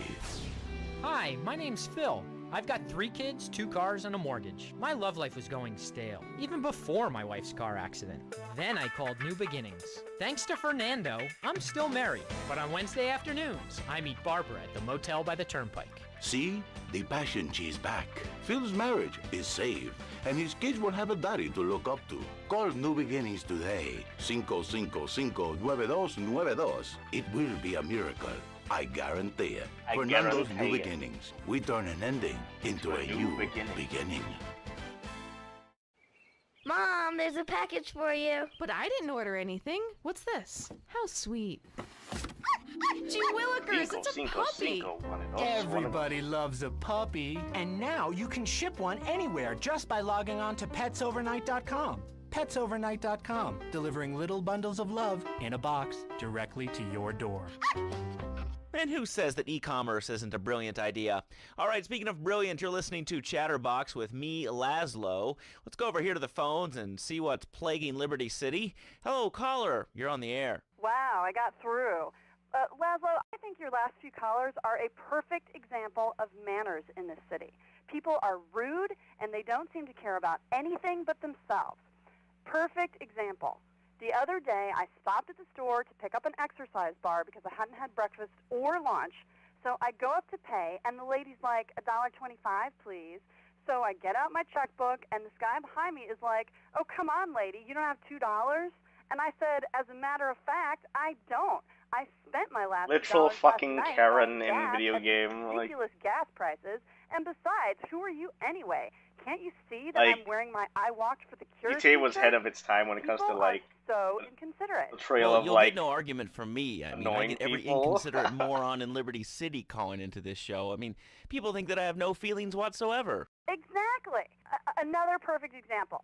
The other day, I'm over at the hospital to have lunch with my girlfriend Charisse, and this maniac comes right up on my bumper, flashing his she's lights, constantly and I'm fucking like, hey yapping. guy, the light is red. I always Can't hated you this come part up because behind she's me a honking fucking and like flashing his lights? plainer. Then he gets over this megaphone and says, to the woman in the teal Maibatsu monstrosity, please move to the side. Can you believe it? I mean, who has a megaphone rigged into their car? People are so obnoxious Literal these days Karen. and rude. I mean, I tell my nanny to teach my kids some manners. You know, I think that's a lesson to us all. All right, I love hello, how next professional caller, you're on Laszlo Chatterbox. is. It's like, you know, instead of just like That woman say she was a nanny because Freddie needs a nanny because he's been a very agreeing naughty or like boy. No nannies. disagree. It's Let's just go to okay. our You know what? next Let's move caller. on. All right. Colonel James T., United States Marine Corps, 2nd Battalion. Laszlo, that caller made a really valid point. These kids today have no respect for authority. And there is one thing that would whip them into shape. Let me guess. The military. Yes, I'm hearing and I'm feeling the same. Right. Yeah. The military teaches you respect, obedience, and it gives you a good pension. These kids that thought they were going to be millionaires, look where the super information highway has gotten them. Nowhere. It's a dead end. Uncle Sam takes care of his boys and some girls. If more people would join the military, this would be a better country. It's funny how it's like the Super Information Highway is like GTA's like inverse of like the World Wide Web. I wonder if anyone still remembers that. Like, friends and neighbors saying thanks for fighting for our freedom, James. I'm pretty sure like we still use like come back here and everyone's watching TV. we still to this day Can you use tell me what this www. Australian-American War was? I mean, I really never heard of it. It goes to like sites and stuff. Have you read a history book? I wonder if like the people Australian-American today War was the biggest knew war since that the big one. that's what the www, the triple W's in like sites mean. So I could come back here and have a bunch of hippies deny history. Those Aussies are ruthless. They even wire this is kangaroos like with explosives. Come hopping into camp, knock out 10 guys. Well, thanks for the history lesson. All right, let's go over here. Hello, caller. You're on Chatterbox. Yeah? GTA has like a lot of like Yes, it is. cultural Who's this? stuff. Like My name ain't important. It's real unimportant, okay? before they no, start not doing really. like I mean, this is a I remember radio like show. People usually tell us their name. in GTA 3, the character has a pager. And it wasn't until like GTA 4 where it's like Yes. they start why like are you calling in introducing today? like Nico or whatever. Start using like the early versions of like if you swear iPhones again, we're or gonna like have to cut you smartphones off. or whatever. This is a It's so family crazy. show. Sorry. I'm just a little unhappy, a bit agitated, real angry. It's my And then mom. meanwhile, the Godfather games that's made by EA is like communication is either like in person or like phone booth. It's so crazy when it comes to like technology.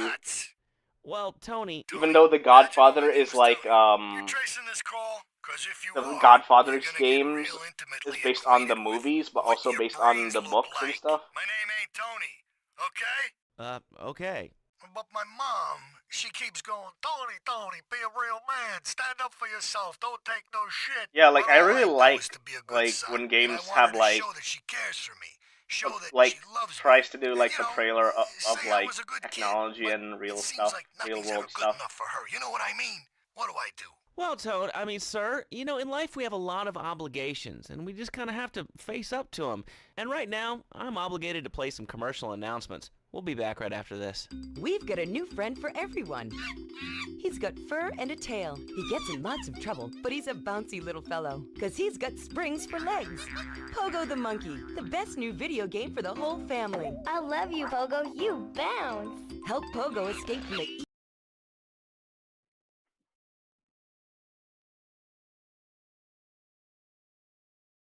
Hang on.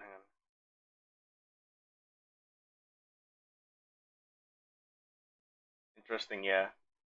Like one thing that like video games, speaking of communication, like the one thing that video games like got wrong is like radio communications, like walkie-talkies or handy-talkies. Like a couple of months ago, I saw like a friend playing the one of the Dead by Daylight sequels, and then it's like um I noticed like there's like some inaccuracies because like I think I actually no I think it does well, but it doesn't go deep because it's like I recently early this year I got into like HD radios myself for survival and like um emergencies, and like a lot of medias don't actually like they don't talk about or like get into that kind of stuff. Like for example, like the Metal Gear Solid games, I think they do, but they don't get into it deep.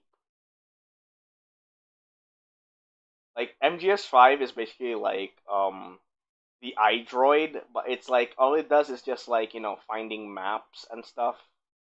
It's basically like a smartphone, and then it's like it does all these upgrades and stuff, and it's like but it doesn't go in the whole like like in the previous games where it's like you literally have to put in the what's it called the fucking frequency numbers like in MGS1 or MGS2 or MGS3. So yeah, there's like a lot of like missing stuff because like the earlier MGS games has like high emphasis on the radio communications. Like we couldn't do that in MGS Peace Walker we didn't have that in MGS like 5.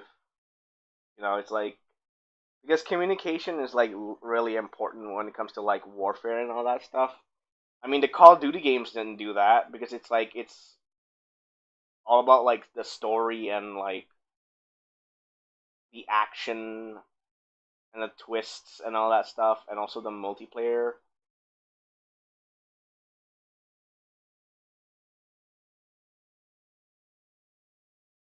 Battlefield kind of the same, kind of the same. Even Roblox also has that problem. I don't know about Arma though, because it's like Arma is like when it comes to communication, it's like really fucking basic on or like TeamSpeak. So I don't know, like I don't know any other game that does HT radio communications properly besides MGS 1, 2, and 3.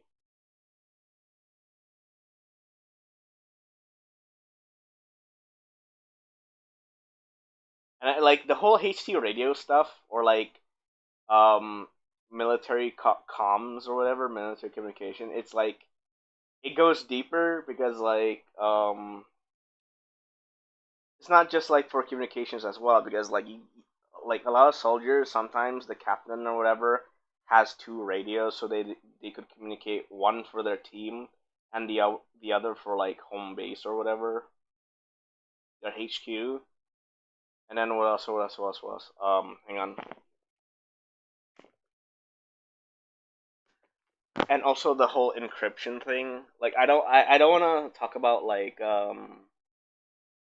real world politics, but I have to because I want to make like this is like a good example. So basically, like encryption is basically like a security so that like other people don't buzz in into to you and your buddies frequencies. And the reason why I have to bring up the Russian Ukraine stuff is because like a lot of the HT radios that the Russian military use, they were not encrypted. So basically, they just bought various different HT radios, and they didn't set it up to like encrypt it. That's why you hear like you hear like news titles regarding like well like regarding like them like the Ukrainian army or whatever like intercepted their HT radio, and then it's like they keep playing rock and roll music to distract them or whatever. So yeah, there's that part, Like I have never seen like any media talk about HT radio. Like the only reason why I only brought like MGS 1, 2, and 3 is because like they only did the like frequent the they they did it kind of correctly with the frequency because 1476. Well, I forgot what the code was. Like you guys, like like you have to like MGS 1, 2, and 3 allows you to pick like whichever you have like in MGS 1 you got like the kernel or Merrill, and then you can also like type in the codes as well. It's the same with MGS 2 and 3. Like I like that because like looking back at that part of the first three, not the first three, like MGS 1 to 3, I was like, wow, they actually did that, like at least, like me after learning Heishi radios and seeing that is like it's crazy, like bro, like like they did military radio communications properly. It's like holy shit. And then after that, like after MGS4, we didn't get that anymore because like radio communications is like so important, dude. Like missed opportunity when like Portable Ops and Peace Walker and then like MGS5 didn't have those. Like it's such a missed opportunity. Like bro, could you imagine if you like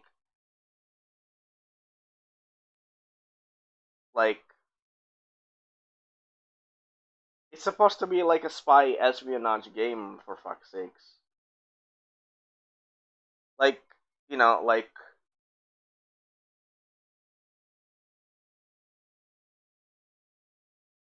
like imagine like sneaking like like interrogating one of the enemies, and we're able to like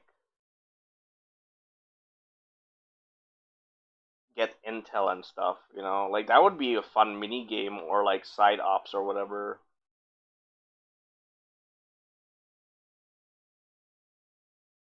But no, but all of a sudden it's like just to save time, they don't like.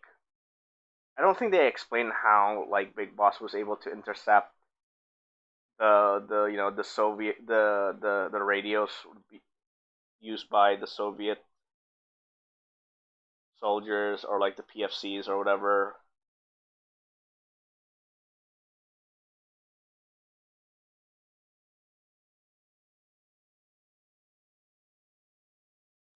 Yeah, like imagine like dropping like oh, that's another thing. Like you can actually disable like their radios in MGS3.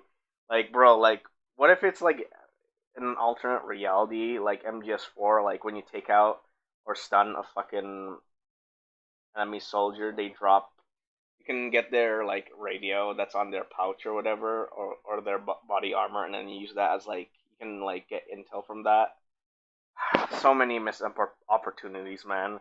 Especially when like a game series that's known to be like you know espionage, action, spy, thriller, whatever. It's like Kojima really needs to come down with the high expectation because like MGS3 was gonna be the biggest, the biggest like MGS game ever because it's like it's the first that to be the open world, and we were supposed to expect more because like according to the art book we're supposed to have like there's supposed to be Chico and then Mission 52 or whatever. It's like oh man, but then the game is like incomplete. It sucks. Yeah, come to think of it, I've never seen any other games that does radio like MGS One. Two. Yeah, exactly. That's what Uh,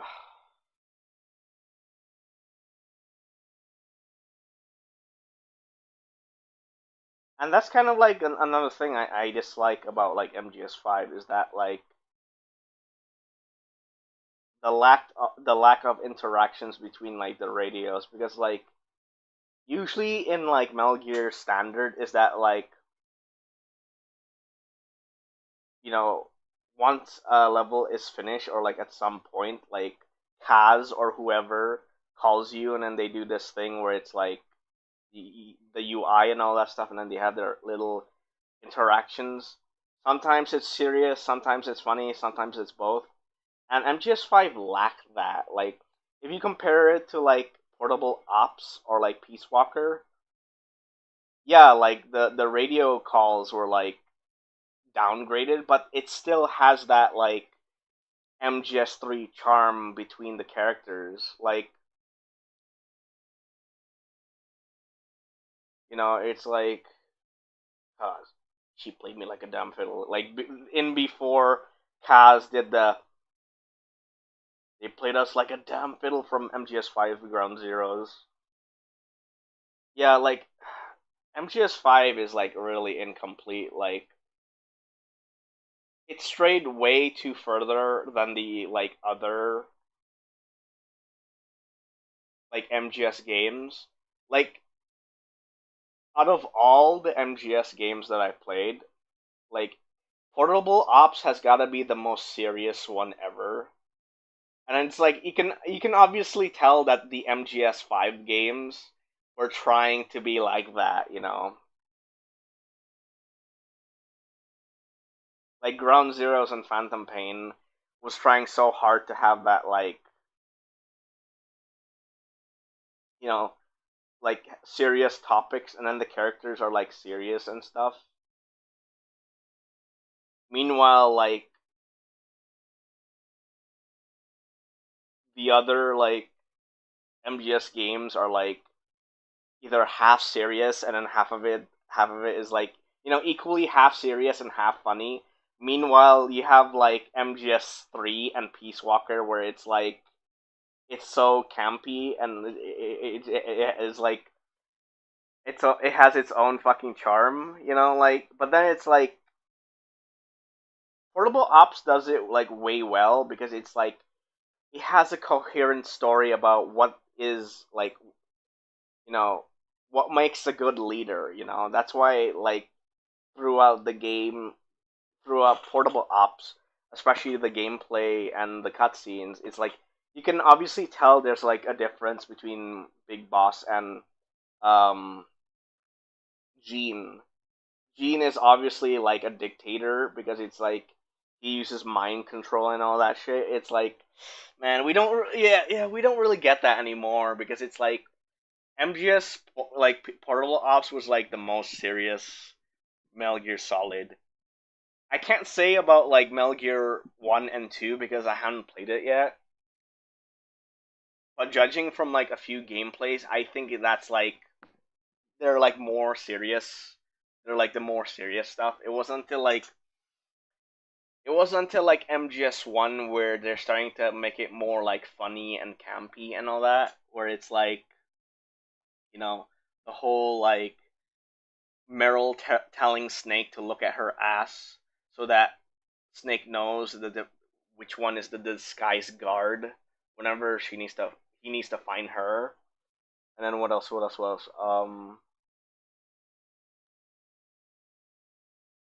And like the whole Octocon thing about like, oh, this reminds me of one of my Japanese animes. It's like it makes it charming. Like the campiness is what makes it like charming, especially like MGS 1, 2, and 3. Like it wasn't until MGS 3 where it's like, okay, let's make the series like campy, and has charisma, like like one of those old Bond movies, James Bond movies, and like what else? What else? And like it's so fun. I love it. Like I love MGS3 from top to bottom. I think that one's got to be my most favorite MGS game ever. The second one has got to be like Peace Walker, and the third one has got to be Revengeance. I still do like MGS 1 and 2 though, for what they are. It's like yeah, like really interesting.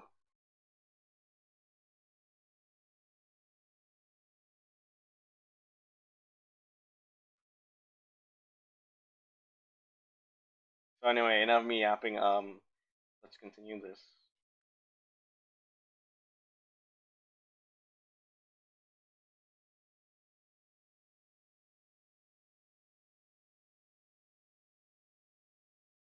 Hmm.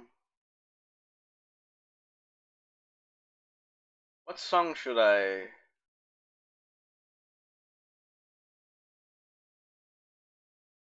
Defense or Defense Force or something.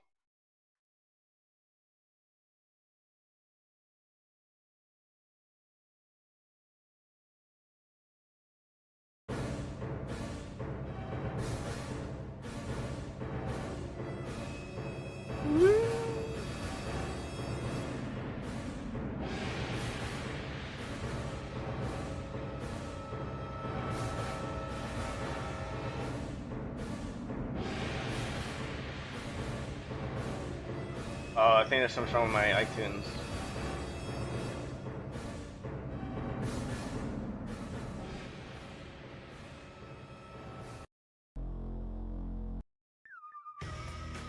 There we go.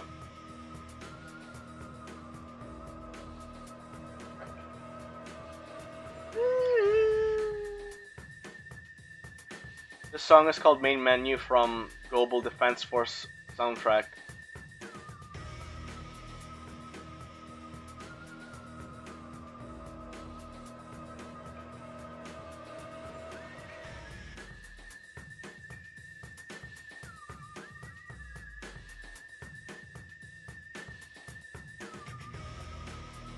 Well, I didn't understand much. Me not being not too into MGS and having a hearing problem. It was some good yapping. Alright, thanks.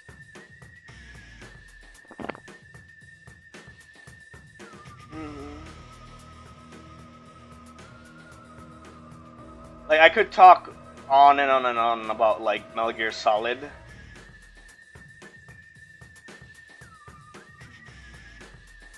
Just as long as it's not like the original 3 Metal Gear games on the MSX and the other PSP MGS games. I forgot the ones that like, you know, the turn-based game, the turn-based with cards. I forget what it's called. Fuck, I forgot the name.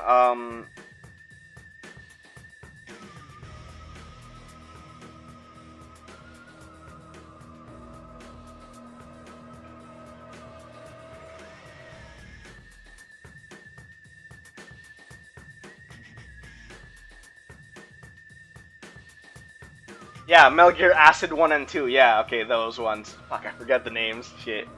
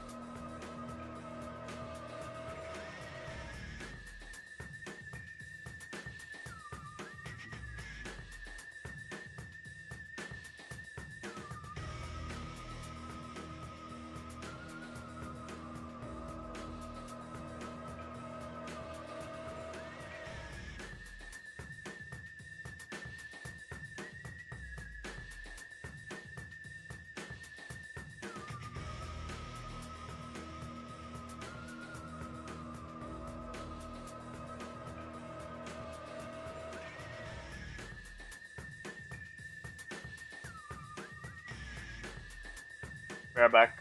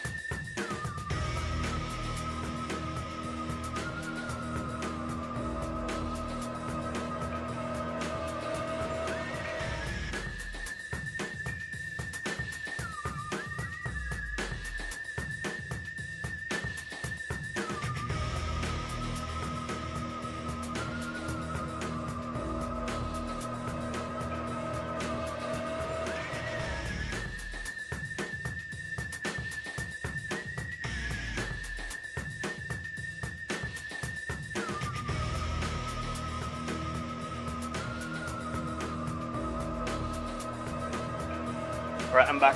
Sorry it took me 30 minutes to go, for this. Had a restroom break, and then I came back to my room and had a bit of like smoking a couple of cigarette sticks. It's quite a lot of dopamine, holy shit. Anyway, if you're reading this, I gotta go. Gotta continue on the right. So I lad. Alright. So yeah, PH. Thanks for coming by and watching and chatting as well. Really appreciate it. Hope you have fun with your art fart. Art fart? What the fuck? Really sorry for posters. Art fight. Hope you win the match. Yeah, I hope everyone has fun doing art fight.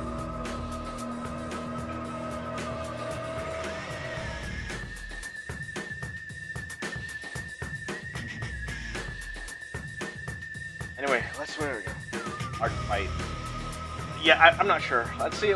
Maybe once I'm done with all the kind of missions, I still have to do like your hot QTs, stack dudes, corn chip. Like, I have so much on my plate.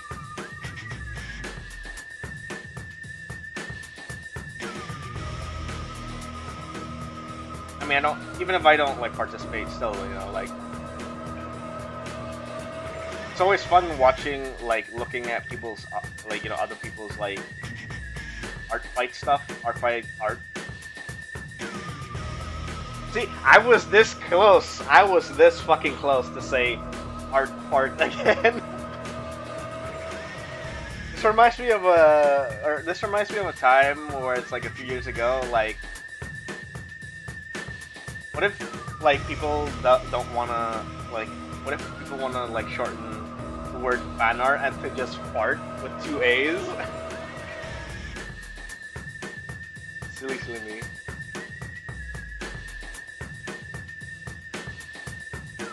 Art.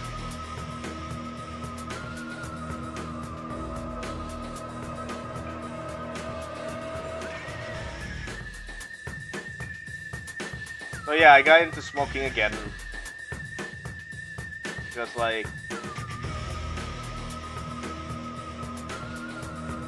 the reason why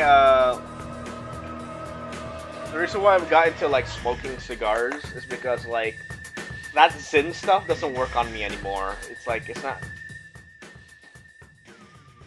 not doing me any justice, to be honest. It's like, ugh. The dopamine doesn't kick in, and it's like, it just sucks. It doesn't have the same like strong effect as when I was doing it during the first 10 pouches. It's like, oh man. Like, I have to, you know, there's like requirements when it comes to like using Zyn, okay? Not legally, okay? Not when I meant by like using it right, I didn't mean like legally or illegally. I mean like it depends on the type of food that you eat. You're not allowed to drink coffee. You're not allowed to like eat anything that has like caffeine, or else you're gonna vomit and shit everywhere. Okay, maybe not shit everywhere, but you guys know what I mean, right? Because like, yeah, it just doesn't have the same effect when I did it the first like dozen of times. My friend said that I have like nicotine tolerance or whatever, but I don't know. I forget what Mia said. Like nicotine, I don't know. So yeah, that's why I started doing smoking. Not a lot though. Like, I only smoke 3 sticks a day. Sometimes 5, depends on what depends on the things I need to get. If I have shit tons of commissions on my like schedule, yeah, probably like, you know, like I'm not someone like who's like smokes the entire like rat tech box or whatever. So there's that.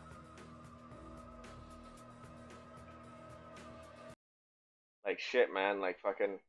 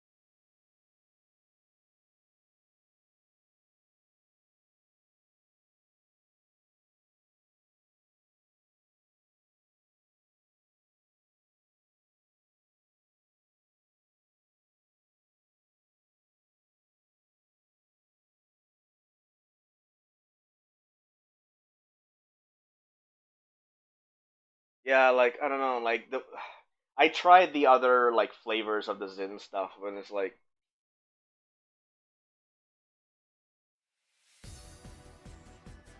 and it just doesn't do as much as like the apple mint.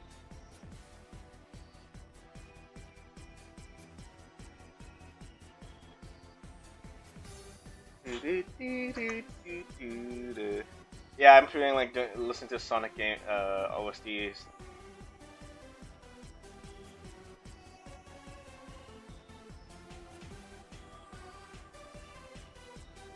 This one's called Tornado Defense Second Battle.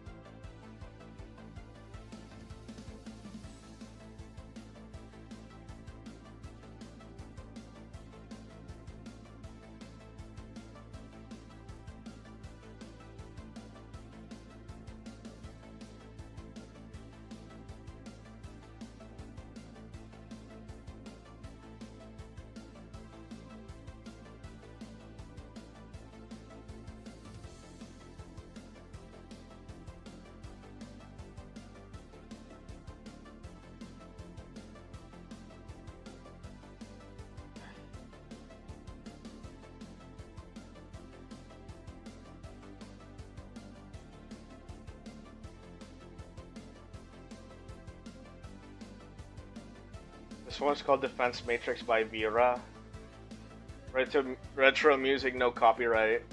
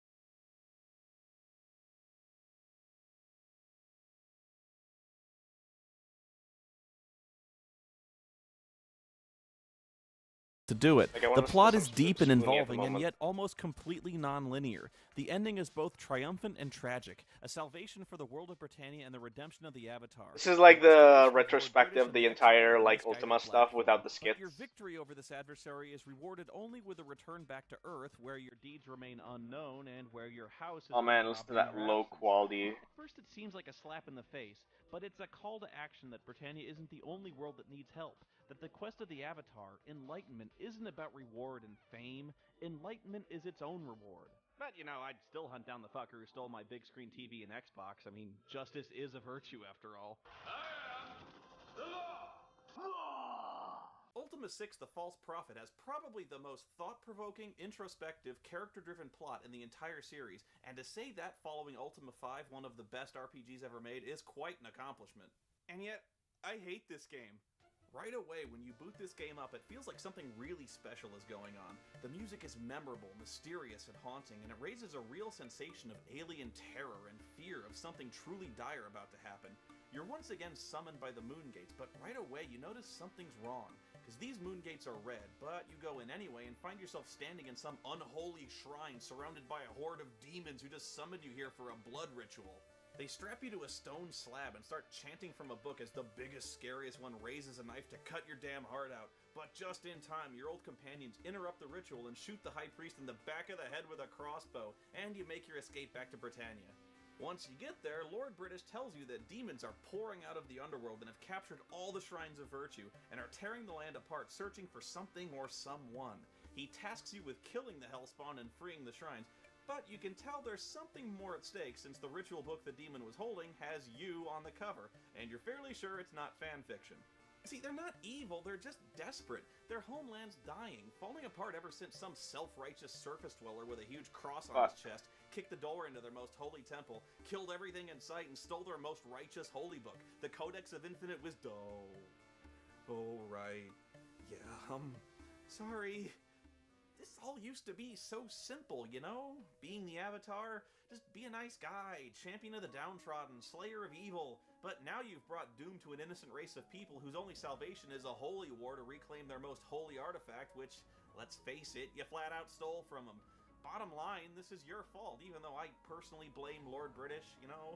I mean, hey, Lord he told me to British. do this shit, it wasn't my idea. And Lord British sure as hell ain't giving the Codex back now, being the racist prick he is. There may not be a way to save this situation, and the only way to appease the gargoyles is to give yourself up for the crimes you've committed, to die for the sins of your race. This is such a complex narrative with so many parallels to history and current events, it's almost beautiful. Too bad the game itself is so poorly designed. There's just too much fucking around with the inventory, too much clicking around, having to manage 5 inventories, one for every character, digging through all the bags and the bags within bags, looking through stacks of food and potions and identical keys, hundreds of fucking identical keys, and pieces of armor and weapons. There's so much stuff that's so small it's hard to tell what the hell it's supposed to be. What is that? That blue thing? It's a flask of oil? Wait, why do I have a rubber ducky? I'm serious, when the fuck did I get a rubber ducky? Wait, and the other blue bottle is ale? What, does ale in Britannia come in blue aluminum bottles now? What's this? What the fuck is it? A mug? Why does he have a mug? Why would I ever need that? And what's that? Go ahead, take a guess as to what this fucking thing is. I thought it was beef jerky, but no, it's a torch. Obviously, right? See, I see this, I think torch. And what's this? Pencils? No, it's crossbow bolts. When you kill monsters and search through their stuff, it all ends up in a huge stack, so that if you want something on the bottom of the stack, you have to take all the crap on top first. So if I want the 6 torches here, I first have to get the ale, 6 loaves of bread, 8 portions of meat, a red potion, a bag, 5 lockpicks, a wooden shield, leather boots, and a chain coif. What if I don't want to carry all that extra shit around? I have to pick it all up and throw it back down on the ground again. Simple coding issues like opening a chest and finding a spear, spear.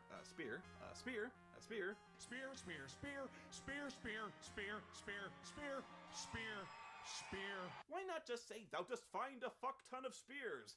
I mean, it counts the gold coins. It doesn't list every gold coin individually. What if I wanted a throwing axe here? I need to pick up a spear. God damn it, who carries this many spears anyway? And I hate the music. Yeah, I know I said I liked it before, but here it's just hours and hours of the same repetitive MIDI tunes. And most of the time, the music doesn't even match what's happening in the game at all. Like when I'm trying to retake this shrine from the bloodthirsty gargoyles, and for some reason I've still got Hail Britannia screaming through the speakers. The music changes immediately on unpredictable cues, going from one song to the next so fast I get auditory whiplash.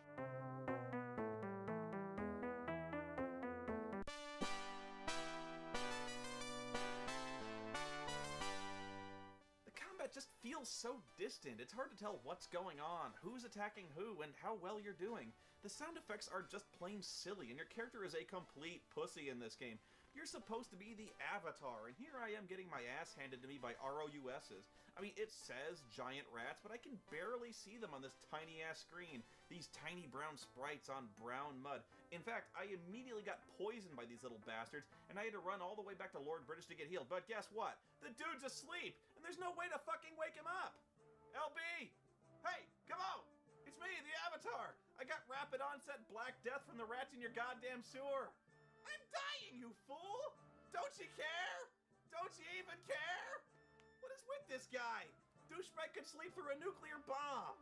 Well, he won't wake up till morning, so I had no choice. I just had to wander off and eventually die horribly of disease sitting on Lord British's freaking throne. Maybe when he wakes up, he'll notice I filled his fucking chair with my own evacuated bowels when I finally died a horrible, clenching, oozing death of the fucking Motaba virus, shithead. I seriously got fed up with the size of the screen here, too. I can't see anything half the time in this game. The overhead view takes up less than half the screen, which is the way it's always been, I know, but now you have to contend with the fog of darkness, which is what really annoyed me about this game more than anything. Now I can barely see 10 feet in any direction without a torch or a light spell. And no, I'm not complaining that it's dark at night. I'm not an idiot, but I can't even see in what should be well-lit areas of Lord British's castle. Throw me a bone. I don't know, the ending just seems way too convenient for me. You discover that the Codex really disrupted the moon gates and driven all the wizards on the planet uselessly mad. Elizabeth and Abraham are always one step ahead of you in this. Hang on, I need to smoke a bit. The only way to follow them is to go undercover in the Fellowship. The main villains are really the creepy head of the Fellowship, Batlin, and his right-hand pirate man, Captain Hook. Yes, it's really Captain Hook. You also have to talk to fucking Chuckles again in this game, and to get a vital clue, you have to play the game. This was infuriatingly annoying back in the day, since you had no idea how to play the game, nobody tells you, and this was before you could just look stuff up on the internet. When you finally figured it out, you wanted to skin Chuckles alive and throw his carcass in a salt mine. The trick is, you have to use only one-syllable words, and if you don't, he stops talking to you, and you have to start all over again. Like I said, the plot is somewhat frustrating when you already know the guy in charge of the Fellowship is evil, but you have to play along with the story like a dope and do all the things Batlin asked you to do to prove your body thetans are purged or something. Batlin gives you a quest to prove your worth of the Fellowship by sending you to collect a hidden cache of Fellowship funds from the dungeon Destard. Do not worry, it is completely deserted. Uh-huh. Deserted my ass! Lamau. Fuck you, Batlin! This place is full of fucking dragons! Look at all the fucking dragons! Look at them! How the fuck did they get a chest here in the first place? And when you go back to confront him with his lies that lured you into certain death, oh, he's ready for you. With an apology. Yeah, I should play the Ultimate games, you have though. to put up with it. Fuck this! I want to shove my sword up his ass! Why can't I kill this dickhead? Anyway, the most awesome part of this game is an expansion pack called the Forge of Virtue, which adds some weird new island that mysteriously rises out of the ocean, causing earthquakes and destruction all over Britannia. Lord British tells you to go check it out, and when you do, you find the ruins of Castle Exodus from Ultima 3. But sadly, there's no killer grass surrounding it now. The black core of the Heart of Exodus is still beating, and you have to pass the test of truth, love, and courage to banish it to the vortex. Yep, you gotta get rid of the dark core of Exodus. Why do we keep leaving these pieces of the world-destroying monsters just laying around to destroy and corrupt the world? Is it too much to ask Lord British to send some guys to clean up after I'm done? You remember at the beginning when I said this game was violent and dark? Yeah, that was nothing. That was barely the beginning compared to the other shit you see in the dungeons of this place. I mean, oh my god. Oh, Jesus, look. A sorcerer just sacrificed a baby to summon a demon flanked by a horde of headless abominations. Look at them bones! I don't think I've ever seen a game this dark and graphic. I mean, okay, you saw a mass grave for children in SWAT 4, which is one of the most nightmarish things I can imagine. I also need to play that game. There's so many good games that I missed out during that era. You didn't actually see a ritualistically vivisected infant in an altar to a dark god. Anyway, the whole point of the Forge of Virtue expansion pack is to create an obsidian sword. I need another! Power, you infuse the blade with the trapped greater demon.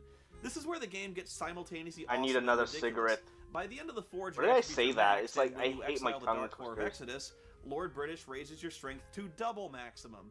And you have the Black Sword, which can suck the soul out of any creature in the game and kill them instantly at your command. And you're supposed to be the good guy in this game. I'm not even kidding. You have the touch that's the of thing death I hate now. about tongue It doesn't twisters. matter what you want to fight, demons, dragons, hydras, whatever. You touch it, it dies. Fucking like tongue twisters, I'm gonna say the wrong thing. It's the exact same thought not on across purpose every though. single Because gamer's of my mind in the stuttering. world when the Black Sword tells you about its ultimate power. Like problems. Can I use the touch No, of it's death like on saying Lord the word British? vinegar without the VI. You can kill the shit out of him. You even Or get a Arnold, very you know, theatrical scene where you take Arnie's. great pleasure in You know killing the lazy Arnie, the guy who plays as the Terminator. you immortal fuck. Yeah, that guy, This the game Austrian spoils us. It's all actor. about being His a last nice name guy and Schwartz not something. doing this sort of thing, but it still allows us to indulge in our perverted fantasies of ultraviolence every once in a while. You can also cause a loose brick Not trying to fall be from an PC archway or just anything, as but I Lord do British was hate walking under it saying and those kill him words. that way, and I have no idea how anyone figured that out. Of course, the game is essentially unwinnable at this point, so I just settle for trapping Chuckles in a circle of black powder kegs and painting the walls with his fucking sorry about gore. that. You're not supposed to, but it's still a great game that rewards you for exploration and gives you an outlet to vent your frustrations. Goddamn like, fucking fuck you, tongue Chuckles! twisters. By this point, your character is basically Or death starting, I don't incarnate, and know. the game is absurdly easy since no force in Britannia can stand before you, and your sword drinks the souls of the guilty and innocent alike. Well, except for the four. Yeah, I don't know villains in the how last I got. battle, I because ended up. I guess even the demon in the black sword has a sense of fair play. Oh, and just in case you I don't know how the black I sword to kill end up Batlin, getting the since tongue he's twist, obviously like the chief more villain tongue twisters Scientologist, and the stuttering. black sword says no because I'm starting it to sound like really Porky want to. Pig. You So know. I can kill Lord British and make the game unwinnable, Omni, but omni, killing omni, the villain, that's which all, is folks. logical, I can't. Oh, jeez, cute. Speaking of being godlike, the game still gives you the option of casting the Armageddon spell, which kills all life on the planet except for Lord British and Batlin for some reason. I just don't get this. Why would it give you this option? It's like the game is deliberately handing you the history eraser button and then telling you very nicely Red and not to push Stimpy it. mentioned. So of course you do it. Why in the hell would another wizard sell you the Armageddon spell? Why would you sell a deranged religious nutjob the Armageddon spell? It's not worth the money if you never get to spend it. There's a lot of weird stuff in this game too. I mean, whacked out loads of Easter eggs. If you go to Serpent's Hold, you'll find that every character there is the crew of Star Trek The Next Generation. The second best weapon in the game is a gardening tool called the Hoe of Destruction. The Hoe of Destruction. I am dead serious. Hey, don't underestimate the lethality of garden tools. You remember that pitchfork that nailed the gargoyle to the wall? I call that one the Pitchfork of Annihilation. But the Hoe Pitchfork of Destruction Annihilation. it gets better. Oh, that's so you good. Find the magic hoe in the tool It's got set a of a ring guy to it. who lives near the crash site of a Kilrathi starfighter from Wing Commander. I am so not even kidding about this. This guy tells you all about the crash, mentions the Kilrathi by name, implying that not only the Wing Commander and Ultima series exist in the same continuity, but this must mean the Kilrathi are actually the dudes in the TIE fighters you were shooting down to become a space ace in Ultima 1! Where's the space ball? That just blew my own mind! And no, you can't just hop in the starship and fly around, although that would pretty much make this game the most awesome thing ever. There's also loads of nudity and sex in this game. It's weird. You never used to see this in games. Not only is there a bizarre nudist colony living inside a cave of giant bees. Didn't I start off this review by saying how much more mature and sensible this game was than Ultima 1? So anyway, yeah, there's a family of nudists, and they live inside a cave of giant bees. One place I think you really wouldn't want to be a nudist, but aside from that, you can like go to jazz? Buccaneer's Den and nail dirty pirate hookers on Whore Island. And just in case your hardtack's buttered on the other side, you Dirty can actually go to hookers. the brothel and have the male pirate prostitute Roberto polish I think your this was mizzen before nest. GTA. Not I sure don't know. how I could be wrong. prostitution fits in with the 8 virtues, but Which this Ultima has to is be a this? landmark in 3? gaming. 4? Being 5? able to play an Forgot. openly gay character in an RPG, it's something anyway. There's also a flying carpet hidden in the mountains. Best way to travel in the game. And I know it seems like nitpicking, especially after mentioning the Kilrathi starfighter, but it always makes me laugh that the flying carpet comes equipped with 8 bucket seats. I can show you the world. No, Disney, don't copyright strike my fucking I really liked this game back in the day, but it definitely helped that I bought the strategy guide, because otherwise I would have never figured out what the hell I'm supposed to do. The quests are so complex, it's easy to lose track of what you're doing and who you're doing it for, and there's no journal feature to remind you if you ever take a break and forget. Each step in the process is littered with a dozen more sub-steps and favors you have to perform for everyone you meet. For example, the Guardian has set up these magic generator devices around the world to disrupt the ether, screw up the moon gates, and brainwash the weak-minded. But to destroy them, you first need to contact the Time Lord. No, not that one. But let's just take this one step as an example. You have to contact the Time Lord so we can tell you how to destroy the generators, but you don't know where he is. First, you have to play the game with Chuckles, who tells you to talk to a fortune teller. The fortune teller tells you to ask the Wisps, who are extra-dimensional beings who know where the Time Lord is. But you can't talk to the Wisps because they only communicate with a woodland race of Ewoks known as the Emps. But the Ewoks won't talk to you until you give them honey, which is their favorite food. And the only way you can get honey is to go to the Cave of Giant Bees past the nudist colony. To get past the bees, you need smoke bombs from a local hunter. You use the smoke bombs to get the honey, you give the honey to the Ewoks, but they still won't help you contact the Wisps until you get permission from them. Hang on. Smoke bombs to get the honey, you give the honey to the Ewoks, but they still won't help you contact the Wisps until you get permission from them. Hang on.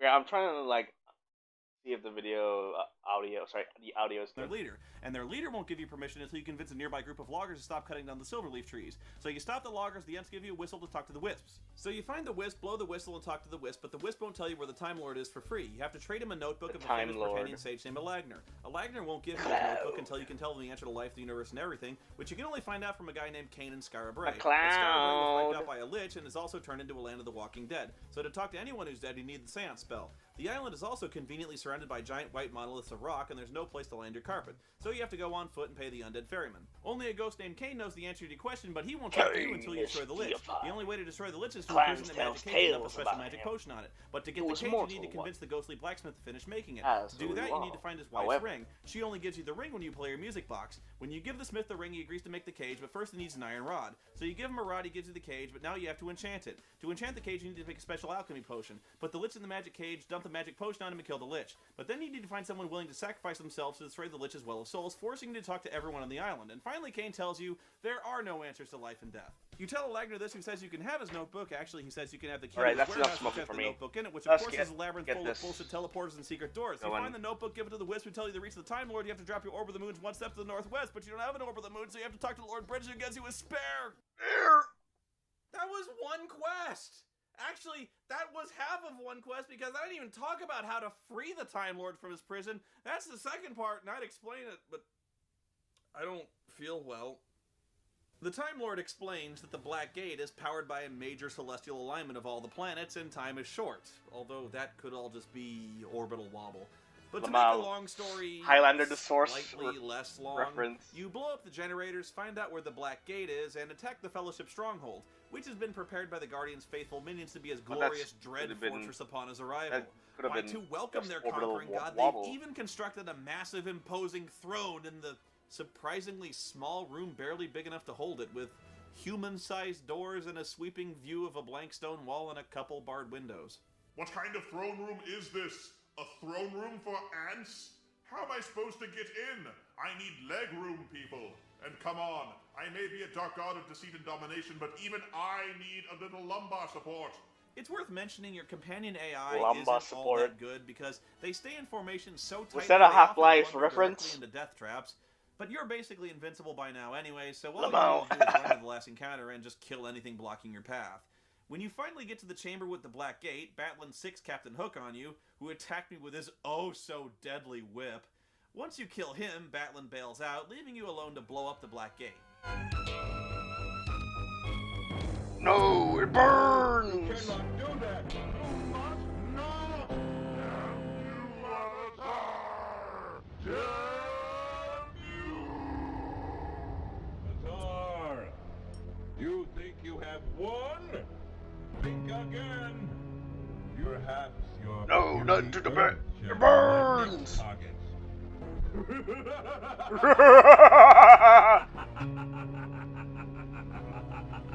Madman laughter. Stop telling me your evil plans! If I know what they are, I can stop you!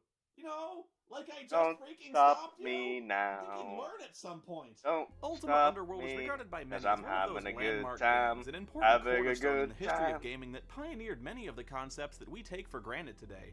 Almost every action RPG played today, like The Elder Scrolls and Deus Ex and System Shock, owe a great deal to concepts and designs that began with Ultima Underworld.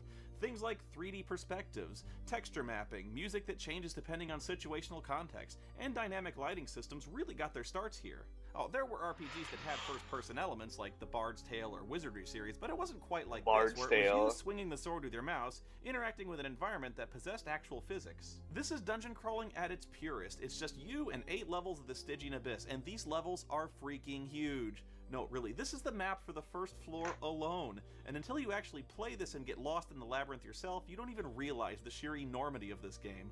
The map feature is my favorite part of the game. It's precise, and it has the most mind-bogglingly useful ability to let you add your own notes. And if you're smart, you'll be doing this constantly to point out caches of food and weapons, safe places to sleep, where you can level up, and important locations and characters for later. But the real genius part is that this never feels like bad design or busy work. There's just no hand-holding here. This is a simulation of what it'd be like to be sealed in a dungeon like this, and if you're smart, you'd better be taking notes. And if you get lost, well, you've got no one to blame but yourself. This game is about methodical exploration and survival. You're thrown into this pit with nothing, and you have to scrounge everything from food to weapons. Basically, it's a rite of passage, sort of like the Klingon River of Blood. Most old school gamers don't even consider you a real man until you've beaten this game yourself. You'll probably notice I'm talking more about the gameplay mechanics than the plot itself, and that's because the plot is, how do I say this nicely? Stupid! It takes place just after the events of Ultima 6 when you're called back to Britannia by the ghost of a horrible voice actor. Treachery and doom. My brother would unleash a great evil. It's not that bad. Britannia is in peril. Basically, he warns you that Britannia's in mortal danger, so you go with him and find yourself witnessing the Baron's daughter being kidnapped by a horrible voice actor. Oh. A visitor. A visitor. Far away indeed. Were he not dead, I'd suspect my brother sent thee. Oh yeah, and this whole scene is narrated by a horrible voice actor. Oh please, Below, a dude. creature It's heads not that toward bad, the come woods, on. A thrashing sack slung over its massive shoulder. Anyway, you're too late to save the At least princess, it's way and better it's just than then the Baron's guards burst into the the bedroom town and with come no to the name. immediate conclusion that you helped with the kidnapping, so you're arrested by a horrible voice actor. What hast thou done with our lord's daughter Ariel? Dropped her below to an accomplice, I'll wager. And just like that, you're dragged away in chains to stand immediate trial by the girl's father, Baron Horrible Von Voice Actor. Oh, shut up, Spoody. Oh god. The foul creature escaped. I know he's nitpicking, but... A score of us gave chase, but it fled into the Stygian abyss with poor Ariel. Bullshit much? The Stygian Abyss is in the middle of the Isle of the Avatar, which is right here. The Abyss is impossible to reach on foot, so unless you got into a high-speed jet ski chase with the kidnappers, I don't fucking think so. You tell the dude you're the Avatar, but naturally he doesn't recognize you. You explain that you are the Avatar, and that you are innocent. Whether thou speak truth or falsehood, I cannot say. What, seriously? You don't know who I am? The motherfucker saved the world no less than 6 times already. Stories tell of the coming of the Avatar, but years have passed since he visited here. I am literally the Christ figure of your fucking religion. There are museums dedicated to my great feat stretching back through hundreds of years of your recorded history. I should be the most recognizable bastard on the face of this planet, and this cock hydrant doesn't know who I am? None of you guys know who I am. Read a book, people! I know humility is one of the 8 virtues, but I'm the goddamn Avatar! Hello? Actually, now that I think about it, it probably doesn't help that I was summoned to Britannia through one of my dreams, which means I appeared in the princess's chamber wearing my pajamas and sporting a foot-long morning boner. Hey guys, I need help! Some weirdo just broke in the princess's room and kidnapped... What? What? He's secretly a furry. Corwin shall take thee to the abyss. Return here with my daughter, and thy innocence shall be proven. Thy innocence. If thou dost not return, Avatar, then thy lies shall have brought thee low. Asshole, when I was in there last time, I had 7 other people with me, and we were all decked out to the balls in magic gear. This motherfucker chucks my ass in there with a leather thong and locks the door behind me. Whether I'm the Avatar or not, wouldn't he want to at least help my chances in finding his daughter? Wouldn't he want to give me the best equipment he has? You'd think this guy would be like, whether you're the Avatar or not, you're my only hope. Here, take the key to the armory, take anything you need, just please save my daughter. But no, instead this guy's like, oh, you're the Avatar, huh? Well, fuck you. Guards, take him away and take his shoes too. Good luck in there, shithead. Now, I'm being a little unfair here, and that's not to say the plot is on par with Super Mario Brothers. There's actually a lot of complexity that involves the internal politics of all the factions and races you find in the Abyss. There's dwarves, goblins, mages, an order of knights who all have their own importance. It's just the setup is weak. It's the side plots that really are quite good, but the main quest just doesn't make that much sense to me. You'll have to bear with me here because this is a little hard to explain. The ghost is a dude named Garamon. He's a wizard. He and his brother Tibble decided that since every major city in Britannia is devoted to one of the 8 virtues, that they'd create a utopia devoted to all of them. So, you know, hippies. Right. And so logically they chose to create this utopia in the Stygian Abyss. So, you know, idiots. I mean, I kinda get where they're coming from. They want to build their utopia on the holiest place imaginable, the resting place of the Codex, but it's the Abyss! There's fucking beholders down here! It's universally accepted to be one of the suckiest, most unholy places on the planet. Or you know what? Fuck it. Let's simplify this. Let's just start by not building our utopia in an active volcano. An I don't active think any place volcano. with expansive flows of molten magma exactly matches anyone's idea of paradise. Never mind that the Isle of the Avatar doesn't look like this in any of the other games. Anyway, the wizards started tampering in God's domain and experimenting with interdimensional magic and end up accidentally summoning one of the most powerful demons imaginable, the Slasher of Veils. But instead of challenging him to a rock-off, they find he's way too powerful to just send him back.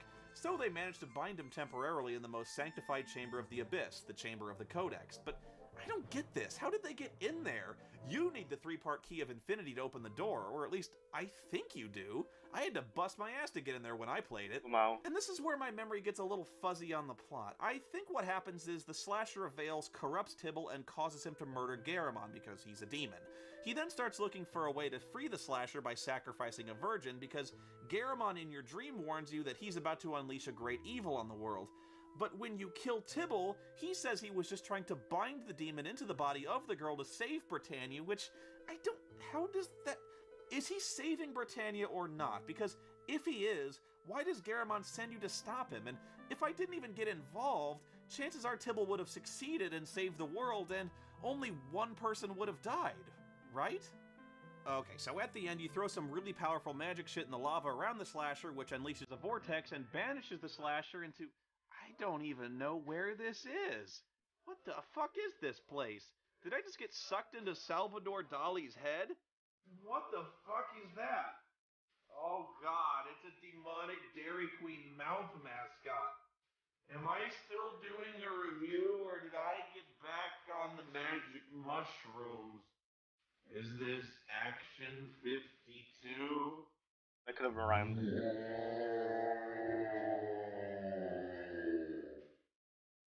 What the fuck is that thing? This game looks awesome!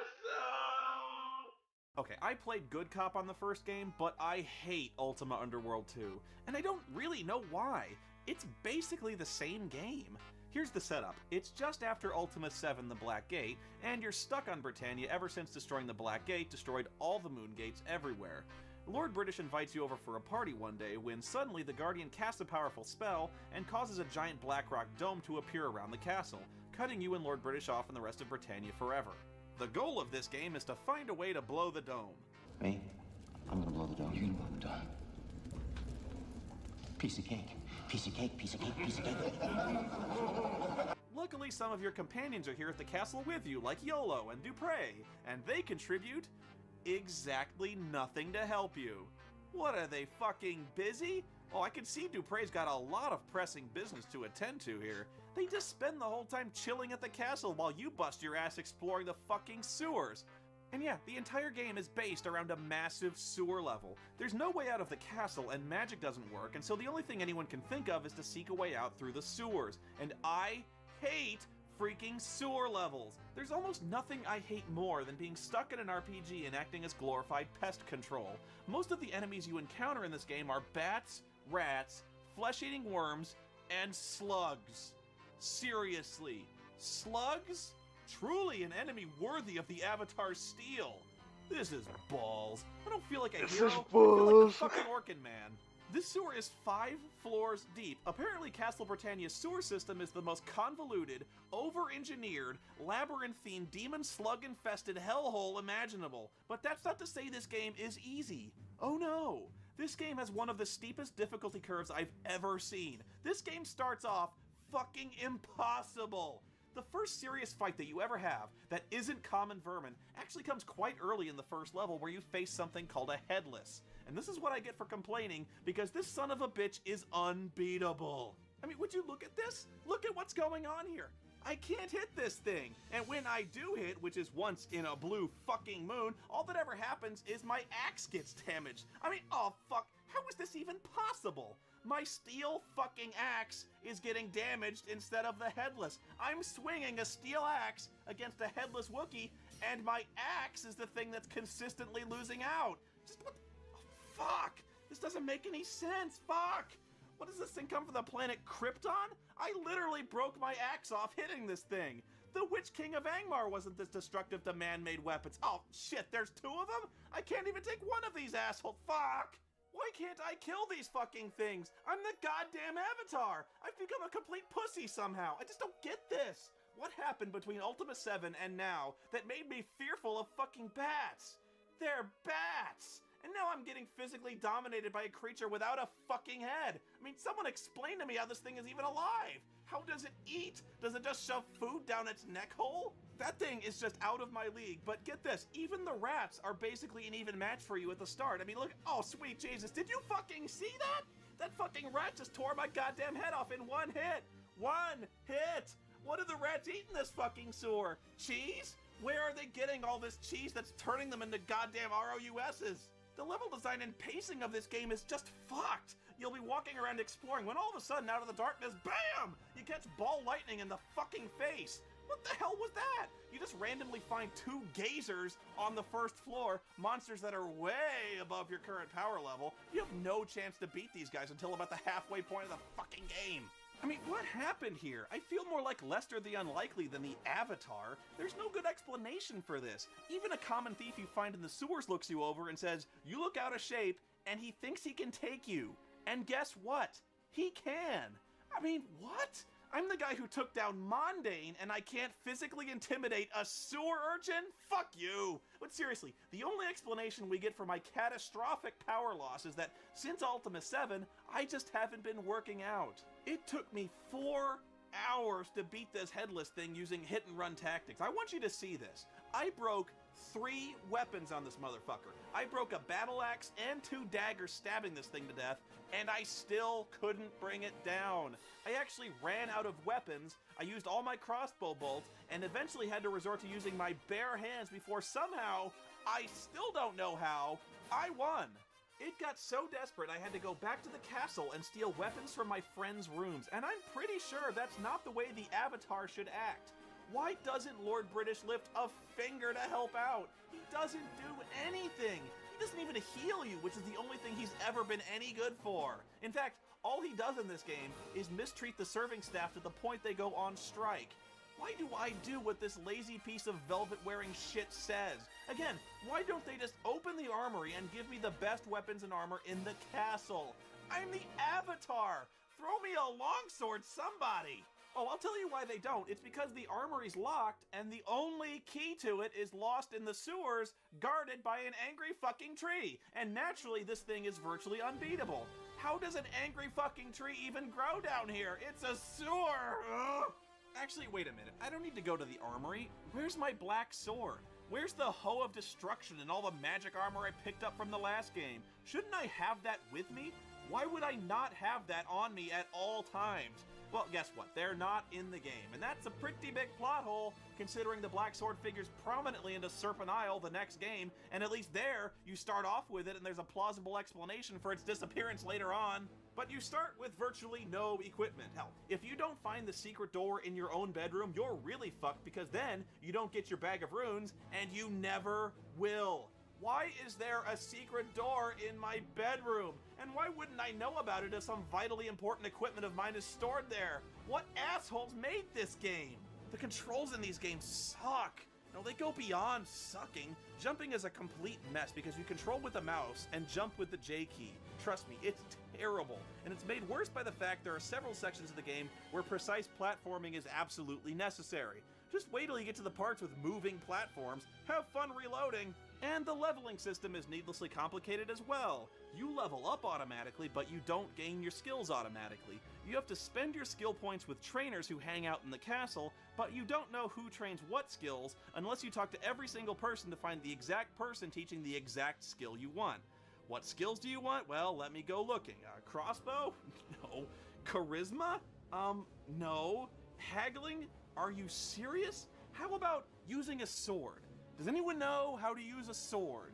Worse, the number of skill points you get when you train is random. So yeah, so far so good. We're almost we're past the worst part of this game is 4-hour mark, and so far my PC is doing because great. Then you need to use a key, and over the course of this game you'll collect roughly a zillion fucking keys, and there's no way to tell what key works on what door. Oh, that's good. It's like in Metal Gear when you have to try every single card key on every single door. Who thought this was a good idea? Oh, no, wait, I take it back. The worst part is when you run across an NPC in the hallway and she won't fucking move aside, wench! I'm the fucking Avatar! What you... Ugh! Oh, and what the hell is this thing? It looks like a flan from Final Fantasy X crossed with a three-eyed goldfish from The Simpsons. Oh, geez, what the fuck?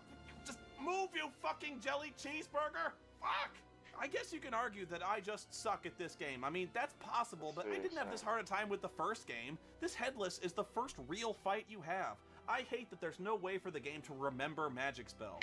Every time you want to cast a new spell, you have to look it up in the book, or print up a cheat sheet, figure out what runes you have and what runes you don't, translate the runes to find out what they mean, select the runes and cast it. So there's no fast way to select spells in combat, and more often than not, the spell just backfires and causes you damage. What's up with this? I was casting the Armageddon spell last game, and now I'm getting burned casting first level shit? Fuck this! Ultima 7 Part 2 picks up the story about 18 months after the destruction of the Black Gate, and the Avatars discovered some troubling news.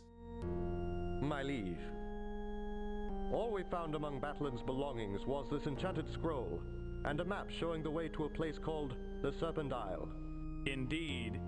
Really? It took you 18 months before you finally decided to go searching through his stuff, the archmage who attempted to bring an evil red god into the world and teleported away from you vowing revenge. It only just now occurred to you to go looking through his stuff to see if he had a backup plan written down somewhere? Stand back! Backlin, in the unlikely event that the Avatar stops me from coming through the Black Gate, I command you to follow the unwitting female human Gweno to the Serpent Isle. There I shall outline my plan to destroy Britannia. Oh, and you should probably destroy this scroll too, just in case they take the bizarre investigative leap and actually search through your belongings. And since when did the Guardian start handing out his orders on magic holographic scrolls anyway? We've seen he's perfectly capable of telepathic communication between dimensions, and Batlin was the guy he started talking to in Britannia from the beginning. You're telling me Batlin couldn't remember the phrase, "Go to Serpent Isle"? He had to keep that magic scroll laying around for future reference? 'Tis my worst fear. I must send the Avatar through the pillars to the Serpent Isle. My second worst fear is eating a loaf of bread laced with rat poison, but that seems unlikely to pass. Your ship passes between the serpent pillars and teleports away to end up immediately beached on a strange and distant land, the eponymous Serpent Isle. And hey, I even used the word eponymous correctly. And you remember how I complained in my scathing review of Ultima Underworld 2 that even though you're a 9-time savior of Britannia, for some reason you start your adventure with no weapons or armor or spells? Well, in this game, you and your companions arrive on Serpent Isle armed to the teeth with all the swag you got in the Black Gate and more. Everyone's got everything. Magic armor, magic bows, magic arrows, magic throwing axes, magic shields, magic spears, and magic helmets. Magic everything, a sword that protects you from magic, and you've remembered to pack your fully loaded spellbook along with the most powerful weapon in existence, the Black Sword. Although, we did forget one thing. We kind of forgot to pack the magic carpet. I mean, being able to fly might have been slightly, kind of, massively useful, but whatever. I mean, finally some common sense, right? The world's greatest heroes actually start the adventure prepared. And then seconds later, you all get struck by lightning repeatedly, which instead of killing you, teleports every single piece of equipment away. Because God hates me. But you know what? I'm not even mad, because at least this game gives you a reason all your equipment goes missing. At least it's not Underworld 2, where the only explanation is you showed up to a party fat and out of shape and wearing nothing but burlap. At least here it's part of the plot. And that reason is the island is racked with bizarre magic storms called teleport storms. When something here is struck by lightning, it's replaced by something else, something completely random from somewhere else on the island. So my precious black sword is now replaced by a rock. And I'm now wearing a woman's fur cap in place of my magic helm. I've got someone's silk stockings, and, you know, I think I kind of got the shaft on this particular exchange. But at least it motivates you to go questing to find your missing items and get them back. This place is pretty weird, though, and you get in trouble right away. See, the people here aren't exactly the biggest fans of Lord British. I mean, join the club, right? Me neither. I figure we should get along great. Pompous crown-wearing douchebag. But the rest of your companions freaking love the guy for some reason. Even when it becomes clear that everyone else on Serpent Isle hates British and has basically demonized the guy historically, your boys just carry on raising toast to the idiot and singing songs about him in bars, which gets you arrested and put on trial for treason almost immediately. Why did they hate the guy? Well, back in the DOS era, before we had more than 3 colors in our games, Lord British wasn't the only sovereign around. The land was called Caesarea back then. Remember all those other kings in Ultima 1 who had their own captive princesses? Yeah, well, when Lord British came forward and proclaims that he's discovered the one true religion based on a book he found that comes from outer space, a few people had some understandable objections. Turns out people don't like having a stupid fakey theology imposed on them by royal mandate. Turns out people kinda get suspicious when only one copy of this holy scripture exists, and it's hidden behind impenetrable magic wards, and only one man can even look at it. And this asshole is supposed to be your messiah. Yeah, let's just say a few people called bullshit on Lord British. So in the end, these people who objected, 3 entire nations of people, were forced to leave the planet entirely, because they wanted to continue pursuing their own philosophical beliefs free of persecution. Still thinking Lord British is a good guy, he declares himself king over the entire planet, crushed all resistance before him, creates his own theocratic monarchy, and instead of tolerating any other form of worship or religious belief in his domain, forced thousands of people into extra-dimensional exile. What an asshole! This intolerant prick refuses to even countenance the presence of those who don't blindly follow his made-up religion without question. This wouldn't be the first or last time this would happen either. I mean, in Ultima 6, he didn't even attempt to pursue diplomatic relations with the gargoyles either. He just sends the Avatar to go slaughter everyone who threatens his precious shrines. In fact, the only reason he accepts a truce in the first place is when the Avatar forcibly imposes one on him by giving one of the vortex lenses to the Gargoyle King. What makes British even worse is that his religion is actually a complete lie. A lie that's revealed when you get to Serpent Isle and find the ruins of the ancient people who used to live there, a race of people called the Ophidians. The Ophidians believed in godlike serpents representing the conflicting principles of order and chaos, and they followed their own virtues based on those forces. The serpents take the form of 2 snakes wrapped around together in conflict. 2 snakes coming together, facing each other. Is that Conan? One. Actually, it's 3 snakes. There's one snake in the middle called the Great Earth Serpent of Balance. Here's the thing, though. The Ophidians are entirely correct. The Serpents of Order and Chaos actually exist. You see them. Hell, you talk to them. They are fucking real. So real, in fact, that when the serpent in the middle that keeps order and chaos from destroying each other goes missing, the resulting imbalance and conflict starts to unravel the fabric of reality itself, and threatens to not only destroy Britannia and Serpent Isle, but all of existence in every dimension everywhere. Basically, the serpents are God in these games. What does this have to do with anything besides Lord British being every bit the power-mad, intolerant, murderous skid mark the Caesarians think he is? Well, as I said, the Serpent of Balance has been lost. I think what happened is that in Ultima 3, Exodus got so powerful he somehow managed to rip the Earth Serpent out of the Void and bound it to guard Castle Death, and from there, I don't know, it got sealed up in a statue. In the meantime, the other 2 snakes started fighting. The Order Serpent ended up killing the Chaos Serpent, and that really fucked things up. And that's why there are teleport storms. That's the universe destroying itself. And Batlin, well, he's got his own plan, although I'm not 100% sure I fully understand the big picture here. He's gathered the 3 pieces of the Chaos Serpent, and he wants to use them to somehow steal their power. He even tells you that he plans to use this power to become immortal and overthrow the Guardian himself. But something goes wrong, again I'm not sure what, but when Batlin tries to open the Wall of Lights, access the Void, and gain this power, lightning strikes him from out of nowhere and just kills him. See how I reward those who fail me. Yeah, but what? The Guardian did that? So he can just smite any poor bastard he wants with Sith lightning at any time? Why doesn't he just use that to kill the Avatar? He could have done that before he destroyed the Black Gate. I don't know. But here's the really bad news. When Batlin fucks up the spell, it releases 3 raw elemental forces of chaos known as the Chaos Banes, and they infect the bodies of your companions and turn them into demigods of chaos. Shamino becomes the Bane of Anarchy. Dupre turns into a monster called the Bane of Wantonness, basically the spirit of lust and selfish desires, and Yolo becomes the Bane of Insanity. Whoa, looks more like the Bane of severe allergies to me. But this is a pretty fucking badass plot, having your friends turn against you and you having to find a way to bring them down.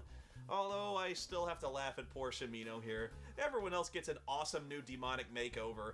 Dr. Insanulo here gets the clenched teeth and horrible bloodshot eyes. Dupre gets turned into some deranged lizard head guy. And Shimino, the terrible bane of anarchy, gets the exact same dopey hangdog look he always had. He just sort of glows blue. I'm sorry, I just can't see the world quailing in terror before a dude in a deerstalker cap. So your old friends, now possessed of this godlike fury, wage a campaign of genocide across the entire island and kill just about everybody. Yeah, well, I didn't need them anyway. They're not really my friends, because I've got the Create Automaton spell. So I'll just make robot versions of my friends and dress them up the same way, and they'll be better, because they don't have to eat or poop or anything. And robots don't abandon you. Not like people do. Anyway, this game is widely considered to be the best of the series because of the high stakes and the shocking turns the plot takes with your longtime companions when you're forced to hunt them down and attempt to restore their sanity. And I'm mostly inclined to agree, because I love Ultima 7, but again, I have to play the bad guy for this review.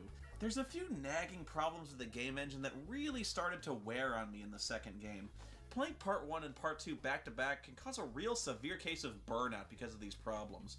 The first thing is the font they chose for all the dialogue. It's this old English calligraphy-style font, and there's a ton of it. It's just hard to read, and even though it's outlined in black, it tends to blur together with the background graphics. I just really wish they'd chosen a more basic, easy-to-read font without the swirls and curls, and put a darkened backdrop behind the text. It gives me a headache. Second, the game is really glitchy. It has this nasty habit of letting monsters respawn when you scroll a region off screen and return, which is either bad design or it's needlessly cheap. Right back again. Sometimes characters get stuck inside inaccessible buildings or in weird behavior loops that prevent you from getting needed quest items. Right back. A harmless but really funny example of this is when city guards run into each other on patrol and get into an endless argument over who should get the fuck out of the way. You're in my way. Need you to move. You gotta move away from there. Also, Lamau. You're in my spot. Move over, sir. Move over. You're in my spot, sir. I love it. I keep waiting for them to get into a fist fight. Speaking of fighting, I never really feel like I have any control over the combat either. I never do anything. Whenever I get attacked, all I do is push a key to activate combat mode, and I pretty much just sit back and watch the fight play out automatically. All the characters just mob together in one big clusterfuck, everybody's swinging swords at indeterminate targets, things are exploding, the action is obscured with character dialogue, and in a few incomprehensible seconds, it's just over and I loot bodies. I basically have no meaningful input to the outcome of fights aside from how I equip the characters, and combat just becomes a spectator sport, which is in stark contrast to the strategic decisions involved in earlier games. If you're having trouble with the combat, I found the best thing to do is collect sleeping potions, which ordinarily have no practical value, except if you open your inventory during combat, you can use the sleeping potion on your enemies, and for some reason this works. They just fall into a coma on the spot. So if the Chaos Banes get together and start kicking your ass, apparently in the middle of combat you can just force feed them sleeping potions, and they're rendered completely helpless. I have no idea if this is a glitch or an intentional design decision. It's like the Bronze Men who eat the poison grass in clones of Bruce Lee. Why would they do this? The interface really starts to get on your nerves too. Nothing is as easy as it should be in this game. Here's a prime example. All I want to do is put this Black Rock Serpent inside this slot in the temple's floor, but come on. The game just doesn't understand that God damn it! Why does that have to be this precise? I'm putting it in the slot. Fuck! I mean, it's right over the slot. God damn it! This shouldn't be that hard! You also have to manage every individual character's inventory, which is an incredible amount of micromanagement. You have to get downright obsessive-compulsive with your inventory organization if you want to find anything without 5 minutes of searching through 6 distinct inventories. In fact, it's the inventory system that made me rage quit this game and leave it unfinished up to now. Here's what happened. At the end of the game, you need to free the Great Earth Serpent from its prison so it can restore balance between order and chaos and save the universe. And to do that, you need to wear all the sacred Ophidian Serpent relics, because only the Hierophant of Balance, who wears all these items, can access the Temple of Balance. So I played the whole game collecting all the Serpent items until finally it was time to suit up. My destiny was all leading up to this. I donned the sacred serpent armor, wielded the powerful serpent staff. I wore the fabulous serpent earring. What? Serpent earrings, really? I wore the serpent necklace, the serpent crown, readied the mighty Ophidian sword, and finally, I wore the serpent ring. Wait, where the fuck is the serpent ring? Oh shit. Oh no. Oh no! Where the hell did I put the serpent ring? No joke, this actually happened. I played through the entire game, I got to this point, and I lost the goddamn serpent ring. Oh, I am so fucked. So fucked. I spent 2 hours searching in vain through every bag, in every character's inventory, dumping everything out, dumping every bag on the floor, and separating every item, which are full of this chaotic mess of potions, magic scrolls. I got fucking coins in 3 different denominations. I got gold bars, piles on piles of fucking beef jerky. I got green cheese, crossbow bolts. My god, why didn't I organize the shit in my backpack better? Rings in Ultima 7 don't even look like rings. They look like 2x2 squares of pixels. This thing is fucking gone. I could have dropped it anywhere in the entire world, and I'll never be able to find it again. The universe is officially doomed because I'm an idiot and I lost the fucking ring. Can you imagine how frustrating it would be to play this game for weeks, only to get this far and lose a game critical item? I mean, yes, I admit it. I'm a fucking idiot. It's my fault. I should have been more careful with the absolutely vital magical relic, but after playing the Black Gate, I just gotten so numb to the mundanity of managing the packing habits of 6 fucking people, I could have put this fucking thing anywhere. I guess it's authentic to real life. Like, if you just threw the one ring of power into a backpack full of all the shit you collected over the course of an adventure, you'd be hopelessly fucked trying to find it too. Ah, but here's the killer part. I shouldn't have quit playing. Why? Because of another game glitch. Even though the game tells you that you need to find every single serpent artifact, this is in fact not true. When you get to the end game, it checks for every single serpent item except one. It does not check for the serpent ring.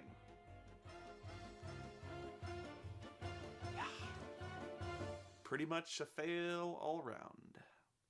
I don't know, for some reason I just liked the Black Gate better. Maybe I was a little burned out, and maybe the ring thing pissed me off, but there seemed to be a lot more annoying puzzle solving in Serpent Isle.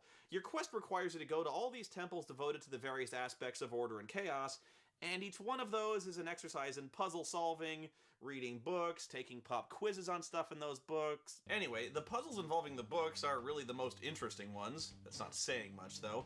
The vast majority of the puzzles consist mainly of collecting items and putting them on pedestals.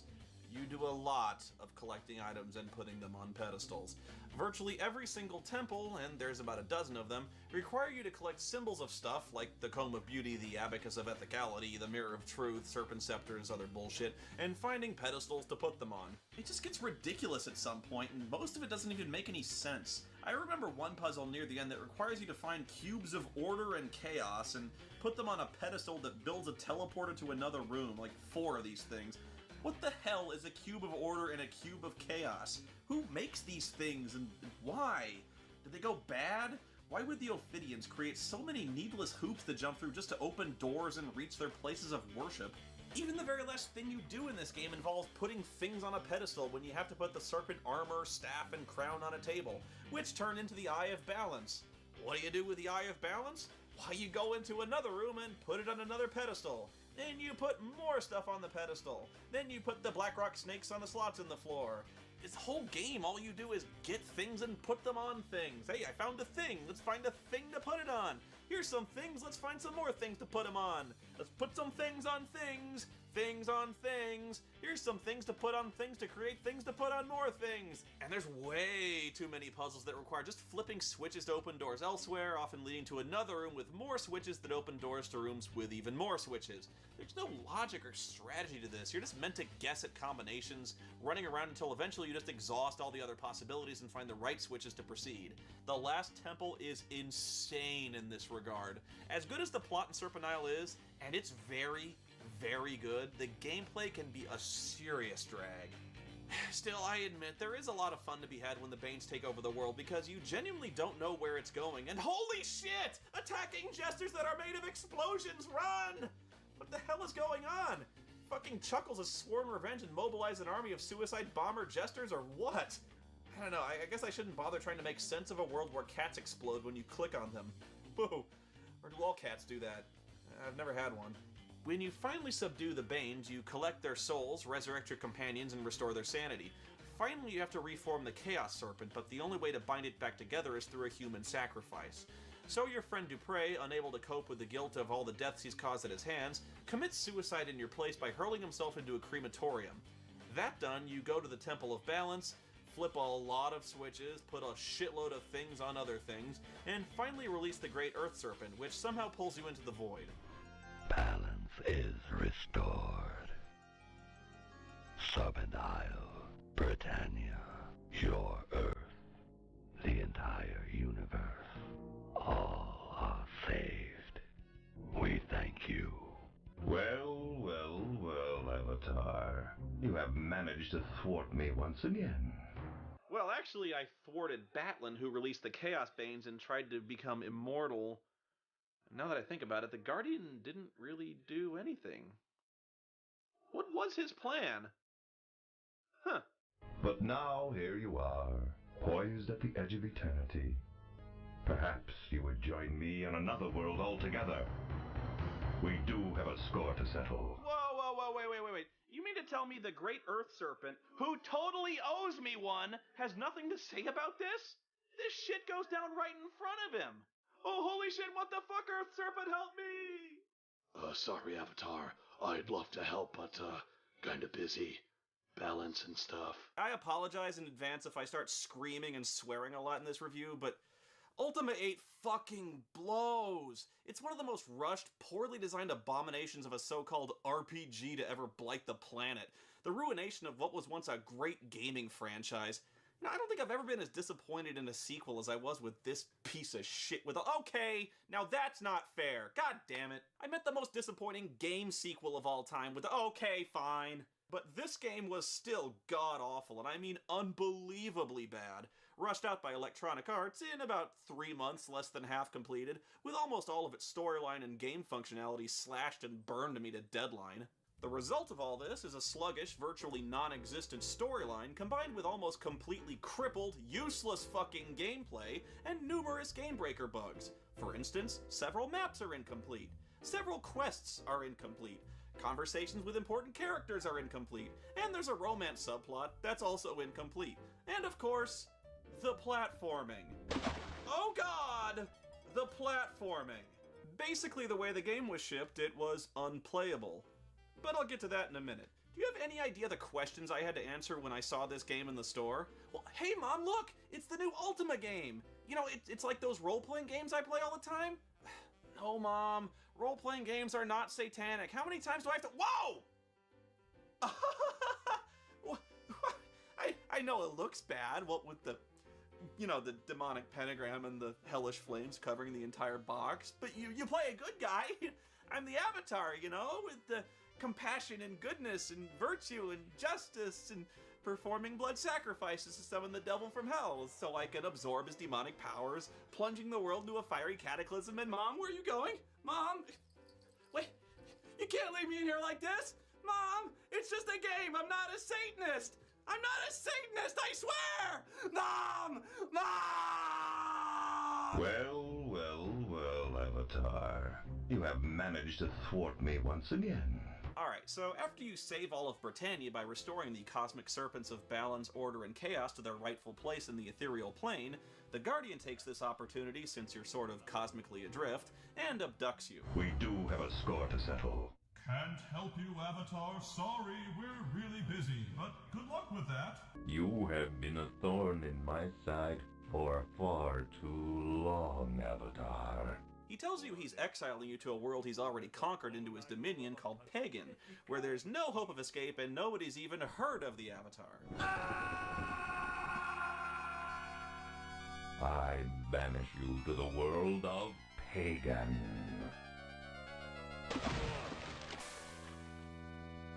No one here knows of the Avatar. Yeah, that's new. Nobody's heard of me.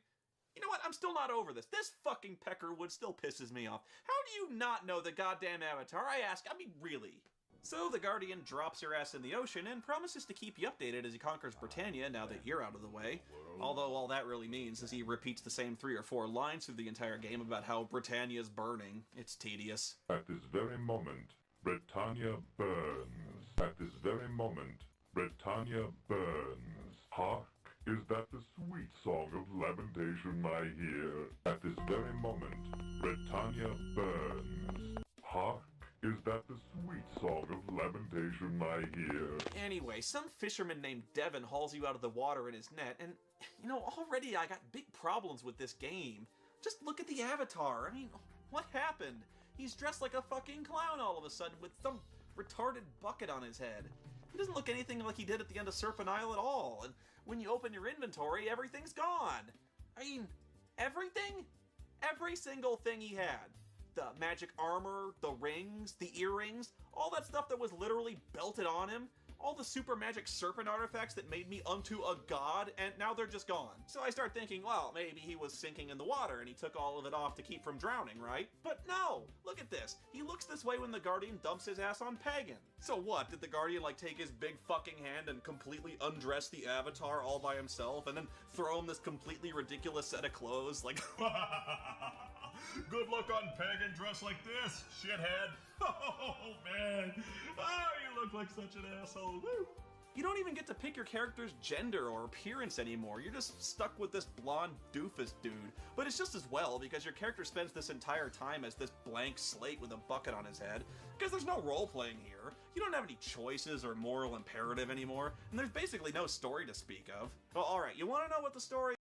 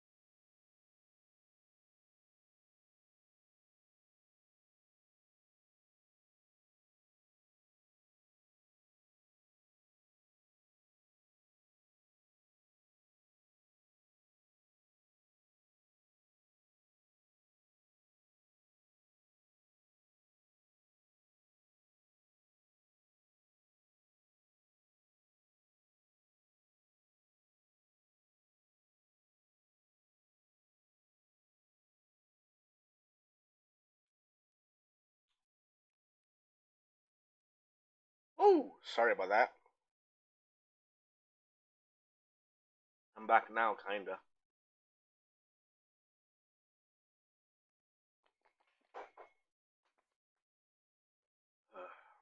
sorry about that. I need to take a break a bit. 4 hours of drawing and all that stuff. Actually, wait, bear back, guys. I need to take a quick whiz, so bear back. Is you wash up on shore, and Devin tells you to go talk to a sage about how to get off Pagan. Well done, mortal. The item of Blackrock which you now possess is the first key to unlocking tremendous power within yourself. Oh yeah, the $25 I spent on that Ultima speech pack?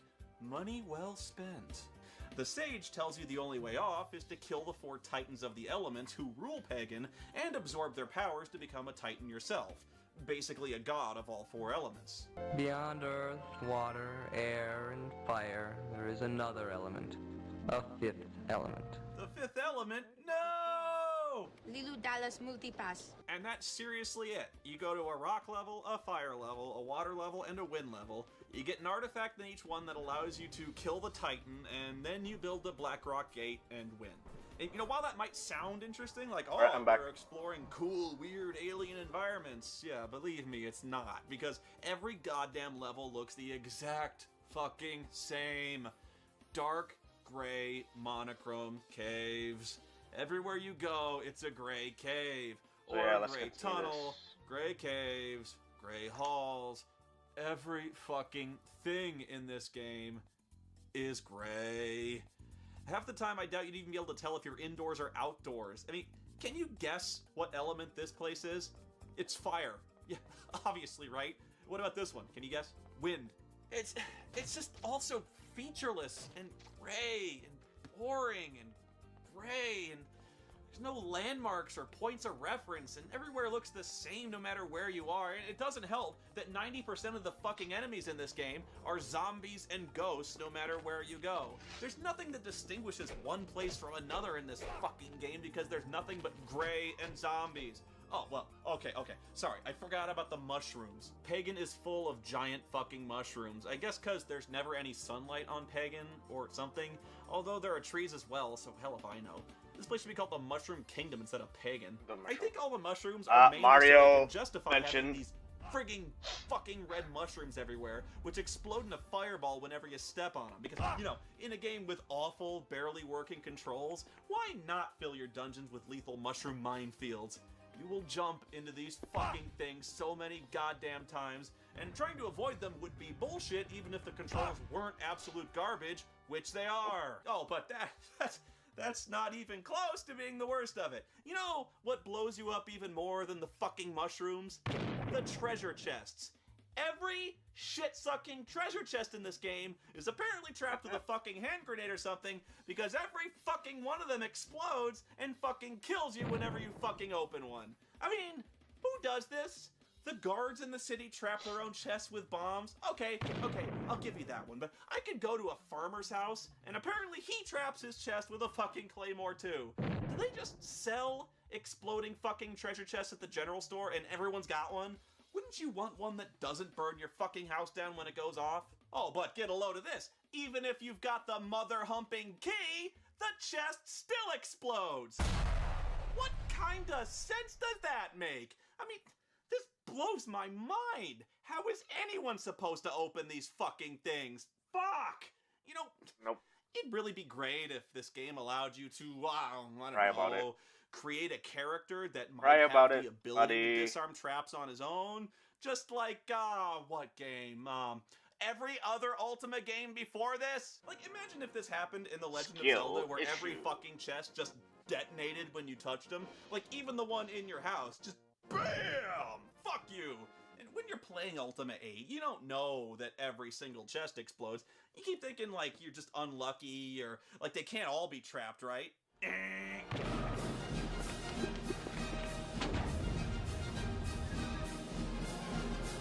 don't have to.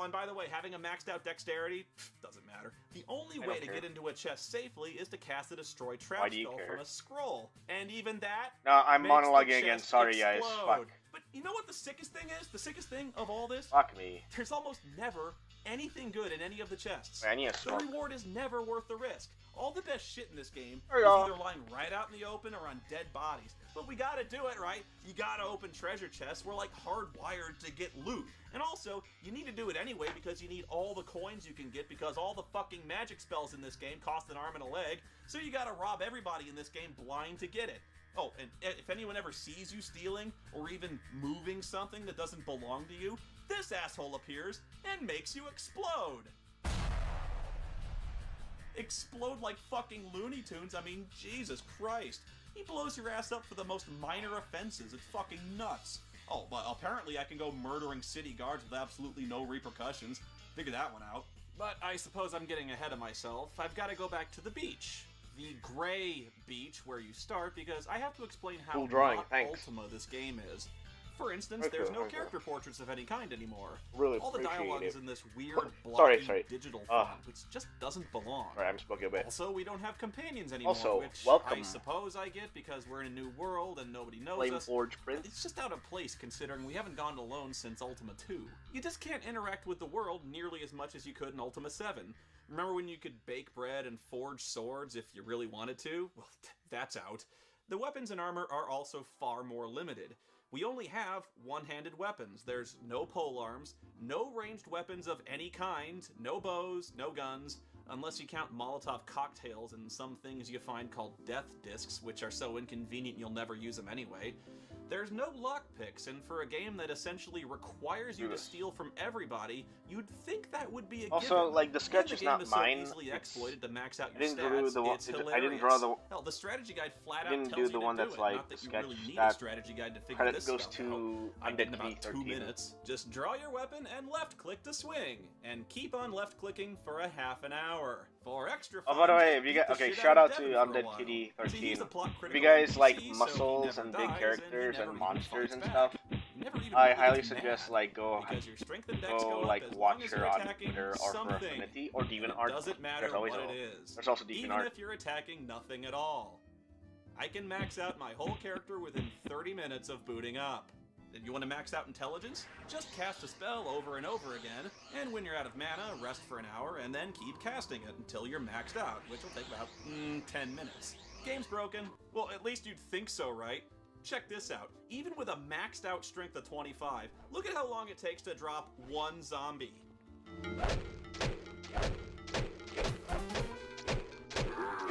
Can you believe that? And I have a magic weapon equipped. Imagine if I didn't max out my stats, how long that'd take.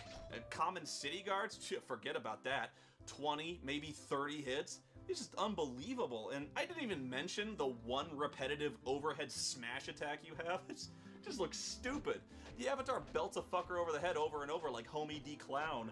This is for you, and that's for your dumbass dad. There's just no complexity or strategy to the combat in this game at all. It's just walking up to dudes and click until they die. Just clicking over and over again. I remember this Call it game similar being to free Diablo, on but Origins. that'd be an insult because there's actual maneuvering and tactics. I already in played it for Diablo. like 5 minutes because Kinda I feel get bad confused how about to play complaining it. about the combat in Ultima 7 now. I mean, sure, it was pretty uninvolving, but at least there was still strategy in preparing for combat. There was party management there, it wasn't just clicking. Although, if you don't really feel like fighting, most of the time you can just run away and they don't even bother to chase you. After all, almost all the enemies in this game are zombies. They're not gonna catch you. Alright, well, I've been kind of dancing around the issue because I didn't want to start off this review by going completely apeshit, but here's the thing, I originally bought Ultima 8 on floppy disk, not this. And if you have no idea what in the hell floppy disks are, you probably weren't even alive back when we used them. But back in the dark ages, before the internets, people used to store data on things that looked like this. You could cram upwards of 1.44 megabytes up on this sweet baby. This was still around the time we were figuring out lasers and optical media. Anyway, the floppy disk version kinda had a little, problem?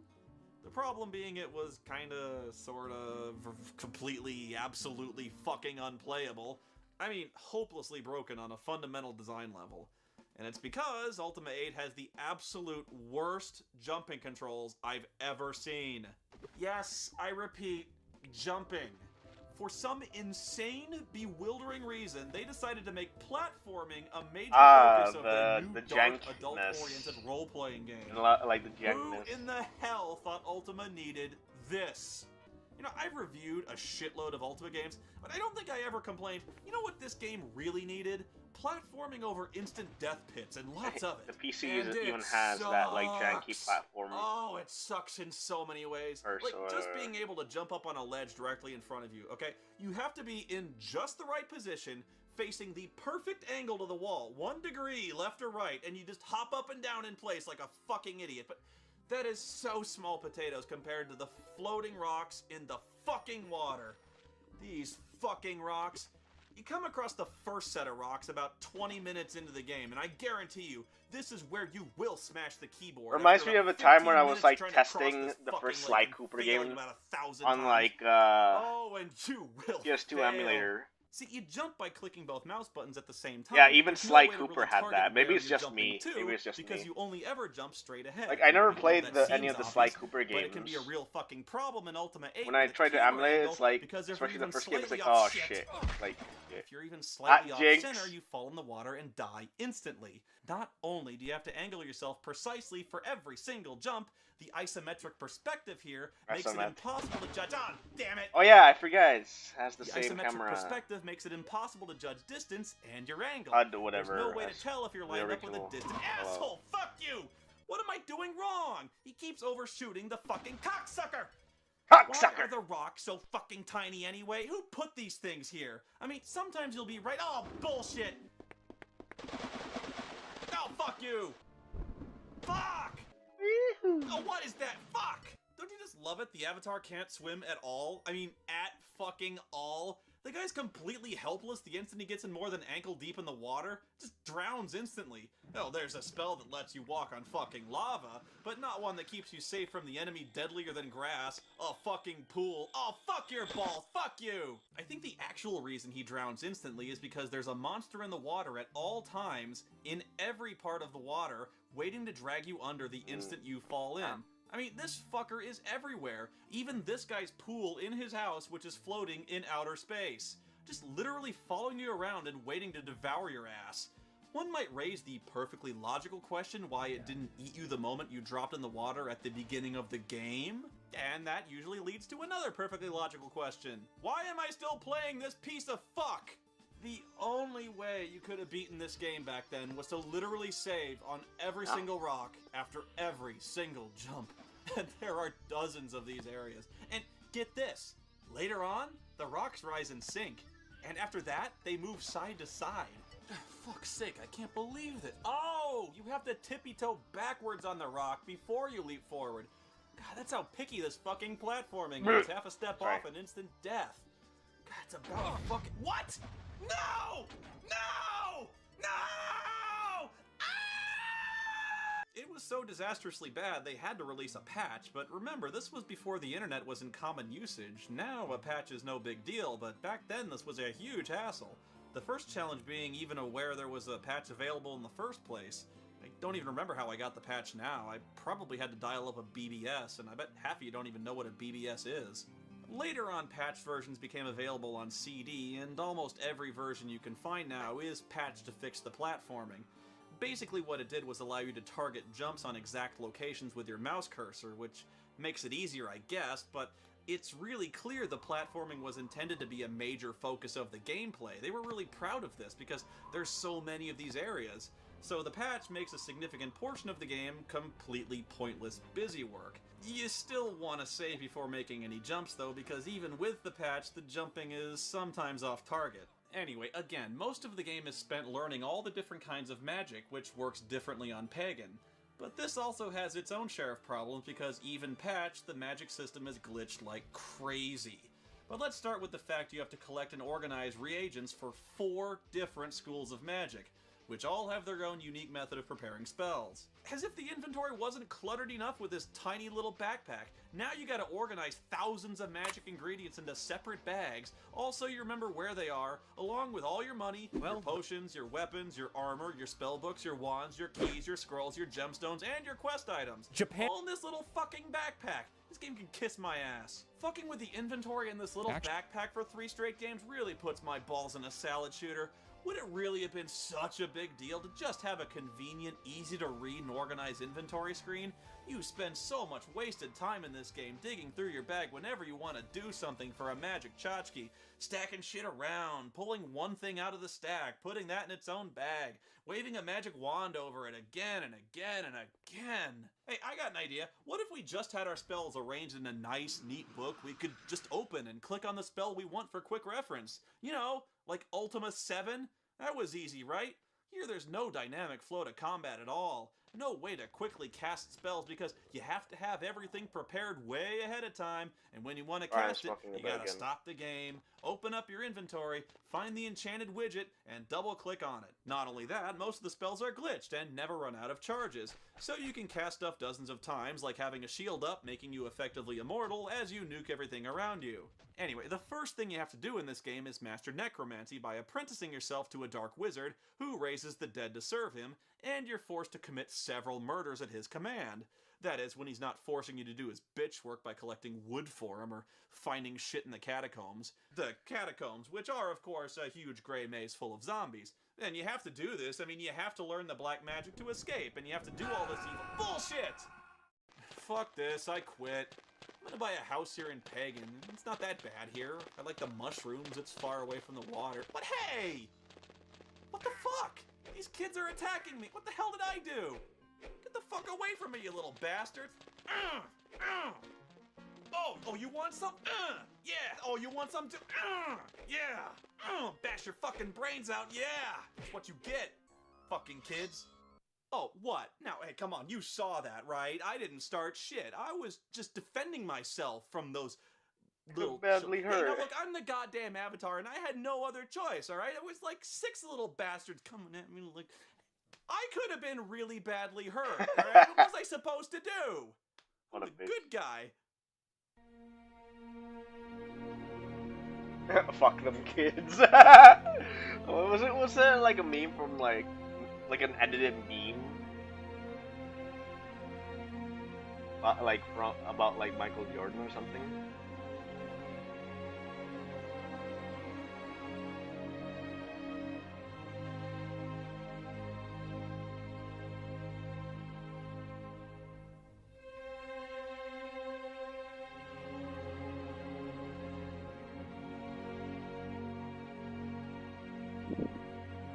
Ooh, my PC cooler fan is like making that noise, I think. After mastering necromancy, you then have to master wind magic called theurgy. First they tell you to climb a gray mountain, and then they send you under their gray monastery to mine silver in their gray caves. And for some insane reason, the chamber holding all the silver, which I remind you is necessary for the theurgists to construct their spells, is full of hideously lethal traps, enormous goddamn spiders, and zombies. Once you get the silver, you take it to a blacksmith who turns it into your magic items. And wait, what in the fuck is he doing with his hand? That's disgusting! Sir! I abhor you! Oh my god! After that, you have to see the water titan who lives in, you guessed it, a gray cave.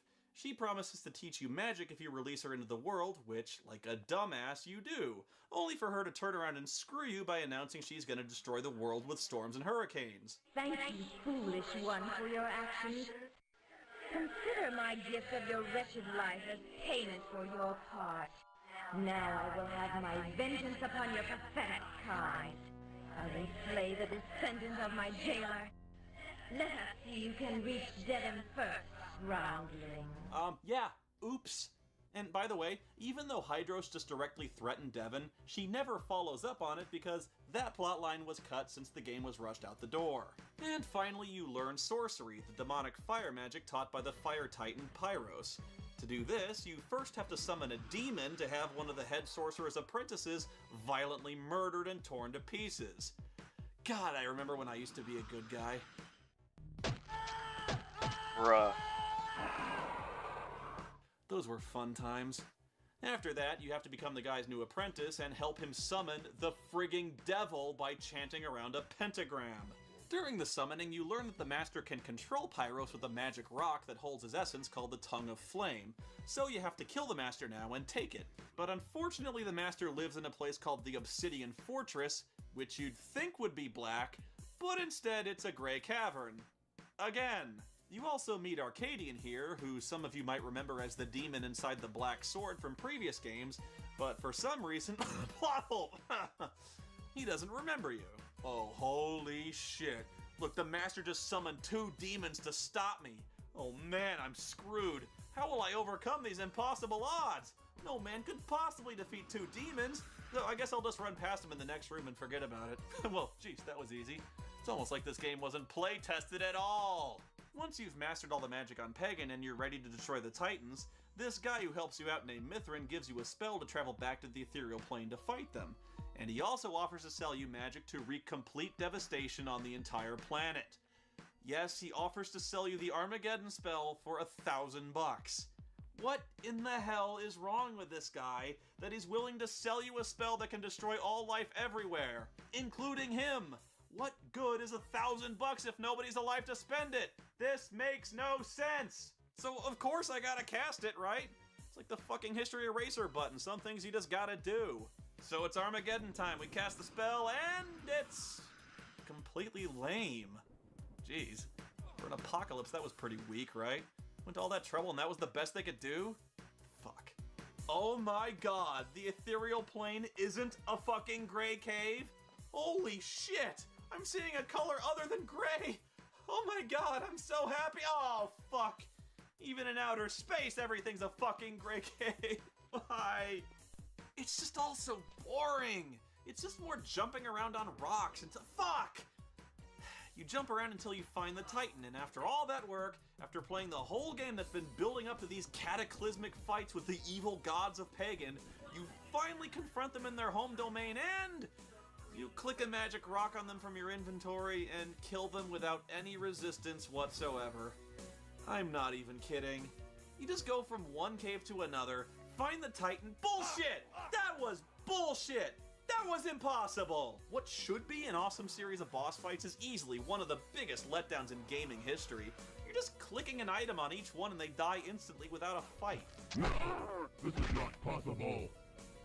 It's even less satisfying than the boss fights in the Zelda CDI games. You know, at least there, you kinda have to maneuver and dodge shit and actually hit the guy. You're not just clicking on the bad CDI guy. mentioned. It sucks. Once you've clicked the 4 Titans to death, you absorb their power and become the Titan of Ether. You're literally a god now, and you open a black gate of your own to leave Pagan at last. You step through into a white, misty area, and I'm really not sure what this place is supposed to be, but it's cool. Then you appear in a red, hellish waste, with blasted skies and devastated lands all around. And towering above you is an enormous monument to the Guardian. You're too late.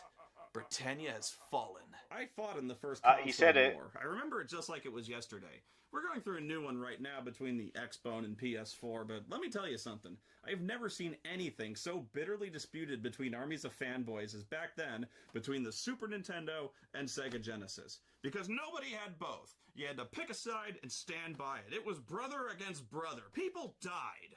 People still argue about this today. We've still got poser critics making videos about which one's better. Losers. Anyway, yeah, I picked a side. You want to know what side I was on?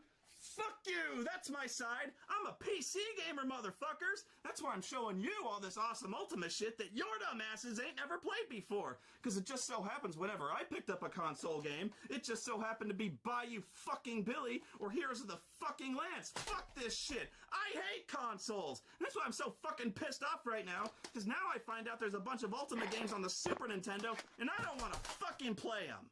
First, you got Ultima 6, which is basically a straight-up port of the PC game. So if you want to know if it's any good, all you gotta do is think about playing the PC version, then imagine replacing the mouse and keyboard with a fucking D-pad. It sucks.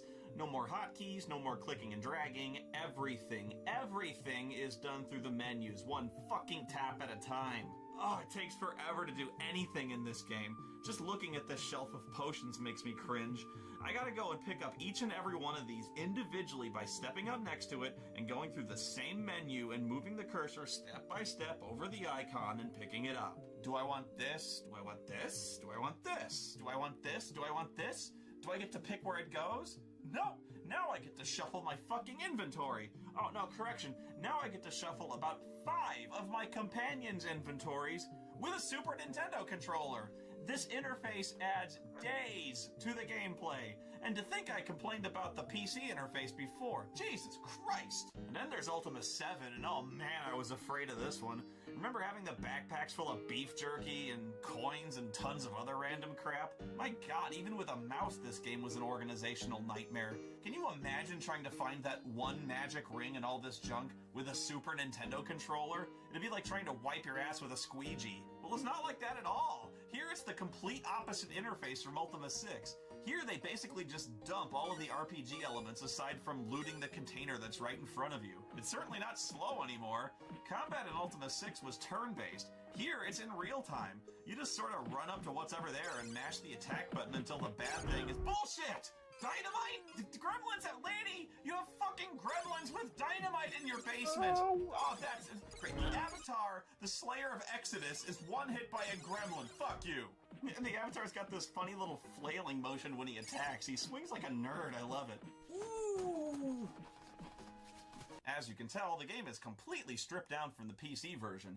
I guess they figured the only way to translate the game to a console is to trim everything out until all they were left with is a sloppy button-mashy bullshit! Oh, that was bullshit! The fuck was that? Oh, great, it's a spider. Yeah, good. The Avatar's dead and the world is now doomed because of a fucking spider. There's barely even a story in this game since they made it completely linear. There's no exploration or open world. We're just left with this Zelda-ish game with sloppy controls and absolutely no balls. They took out all the blood and gore. You remember that dismembered body? Remember that dude fucking pitchfork to the wall? It's gone. You just hear about it secondhand. You don't even have any companions anymore. They want nothing to do with you. And why would they? This game sucks. The only entertainment I found was in beating sheep to death with my bare hands. Just punch them right in the fucking face. Hell, I can whip a horse to death so hard a chicken comes out. I just beat a chicken out of a horse's ass. Yeah, there's no moral consequences in this game. They took that out for space. Just whip some sheep to death. Who gives a shit?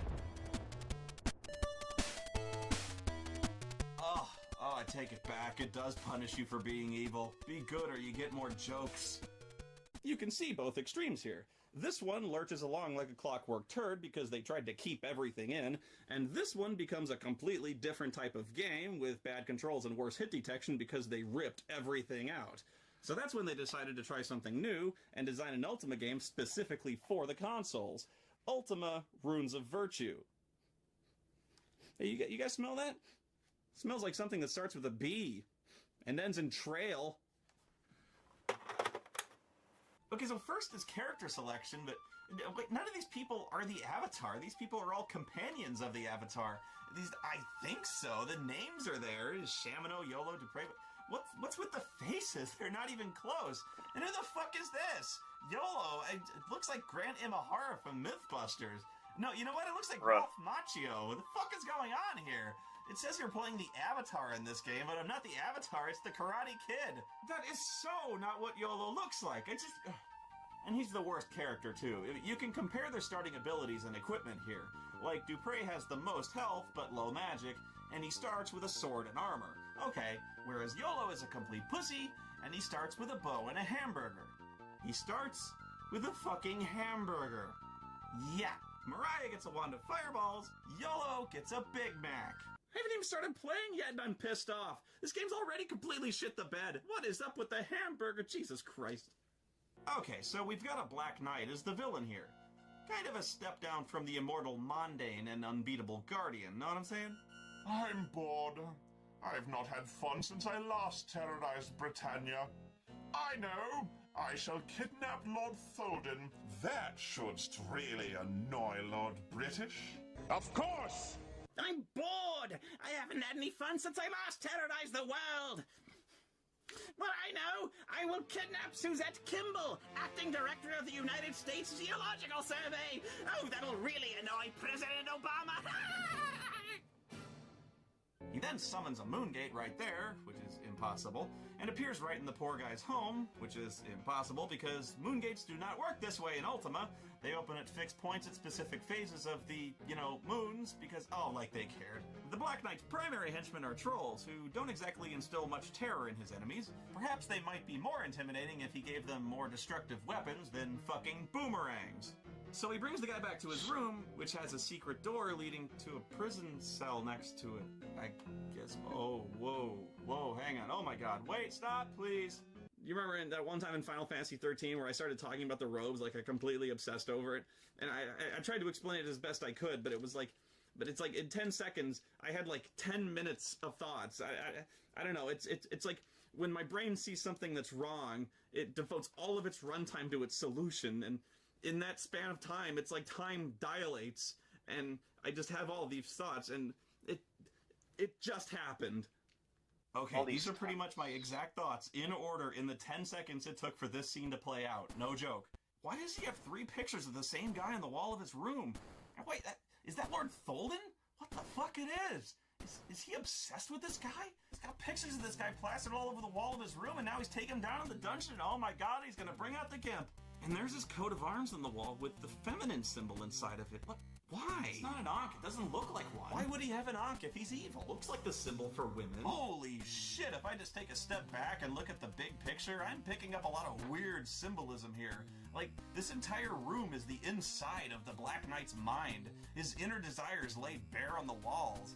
Okay, you've got the Black Knight here, his sigil, his icon, and we can see he wants to be surrounded, embraced by this guy. The shield and armor project evil, strength, and menace, but inside he's a woman? Why is there a full-length mirror with a chair in front of it right in the middle of the room? Who does that? Why would you... There's nothing else there. There's just a chair and a mirror, so what... He goes to the middle of the room and... Oh my god, no. No, this can't be happening. What? Don't you get it? The bedroom dungeon, his unfulfilled sexual desires, his frustration at his gender identity, a full-length mirror and a chair for modeling and tailoring. He's making a woman's suit! So yeah, Nystel tells Lord British about the kidnapping and he's all, we must summon the Avatar to rescue him. And I mean, really? You're gonna call me for every goddamn thing that goes wrong in Britannia. So he summons a Moongate and I appear immediately, just fucking immediately. But what if I was in the shower, dude? And that's if he was lucky. You don't want to know what I'd probably be doing. But come on, man, this isn't the Avatar. Hello? I'm the Avatar. Bro, we've met. I pulled your dumbass out of the abyss. Unbelievable. Nobody recognizes me. Lord British doesn't recognize me. Uh-huh, yeah. I see how it is. That's some cold shit there, man. As usual, the first thing I do in any Ultima game is run around the castle looking for shit to steal, but in this case there's nothing. And no, you can't kill fucking Chuckles. Believe me, I tried. A lot. Although you can fire off the cannons, which accomplishes nothing. Well, I guess it murders dozens of villagers surrounding the castle, who must be pissing themselves in terror and confusion right now. The orphanage has been hit! It's on fire! Here comes another! Run for cover! The British has gone mad! If only the Avatar were here to save us! Oh my god, what the hell is that? Wait, that's Sherry the mouse? She's like 6 feet tall. She's bigger than you are. In every other game, she's a fucking mouse. In Ultima 6, you can literally put her in your pocket. When did she get exposed to radioactive ooze and become this grotesque mutant? Gah! Hey, cool, he's selling plate mail. Well, hell yes, I'll take it. Even though in my inventory, it's clearly chain mail. What kind of witless fart breather makes this kind of mistake? Oh, and Lyceum is spelled with an A in the Ultima games, dickheads. And by the way, real handy to have a sign reading, Welcome to the Lyceum, in the back of the Lyceum! You've just gotta love the sewers of Castle Britain, which are crawling with giant predatory rats and man-sized fucking cobras. And this is like the instant you set foot off the ladder. You'd think Lord British would send a couple of guys down here every few days to try and keep the giant fucking serpent population to a minimum. He's let it go way too long. At this point, you need to mobilize the regular army. And when you kill them, the cobras explode. Hell, everything explodes when you kill them. God damn. Whoa! There's a room full of lava, man! This is in the sewers, under the castle! Someone should tell British about the active magma flow right under his throat. You know what? Fuck him. And yep, just like you'd expect the Avatar to go out, I get killed by a fucking rat. Wait a minute, was it? Or was it one of the bats? Pretty sure it was a rat, but no, look, it didn't hit me. It was moving away from me, and it wasn't even near me when I took the hit. What the fuck hit me? And this happens the entire game. I can never tell how I'm getting hit, and the big reason for that is I can't tell when I'm getting hit. There aren't any visual indicators like my character flashing or anything. There's no sound effects of any kind. It's completely nuts. It's completely unpredictable. Look at this. That should have hit. That should have hit. That definitely should have hit. Sometimes I can just run straight through entire mobs. I have no fucking clue how I survived that. I have no idea when I'm in trouble of dying. There's no flashing screen or sound effect of any kind. You always have to be actively watching your health meter. Oh yeah, and long story short, the sewer, basically pointless. The town of Britain now consists of literally 3 buildings. The mayor's house, a store that sells 3 hamburgers for $15 each, and a building that kind of looks like a store but probably isn't because all it has inside is a piano and a guy behind the counter by the name of Gnu Gnu who doesn't actually sell anything. That's it. Lord British must tax the shit out of Britain's 3 tax-paying citizens if the burgers are that expensive. Hi there, want a race to my food shop? Last one there's a rotten egg. The fuck, he used a teleporter? That cheating son of a bitch! I swear to God, if I ever play Ultima 7 again, I'm gonna track him down so I can go to the Forge of Virtue, take the Dark Core of Exodus, and send it to the Void who just this. And I've read the instruction books. I've played Ultimas 4 and 5 like 4 times each, and not once do I remember ever fighting lightning-breathing seahorses. And you'd think I would, right? You'd think I'd remember stuff from the books like this.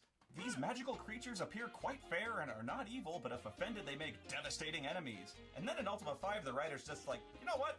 Fuck seahorses, not evil my ass. These graceful, appealing ocean creatures have nasty personalities. And yeah, in the Ultima wiki site, it says that seahorses in Runes of Virtue have no interest in starting a fight with you. But by God, they will fucking finish it.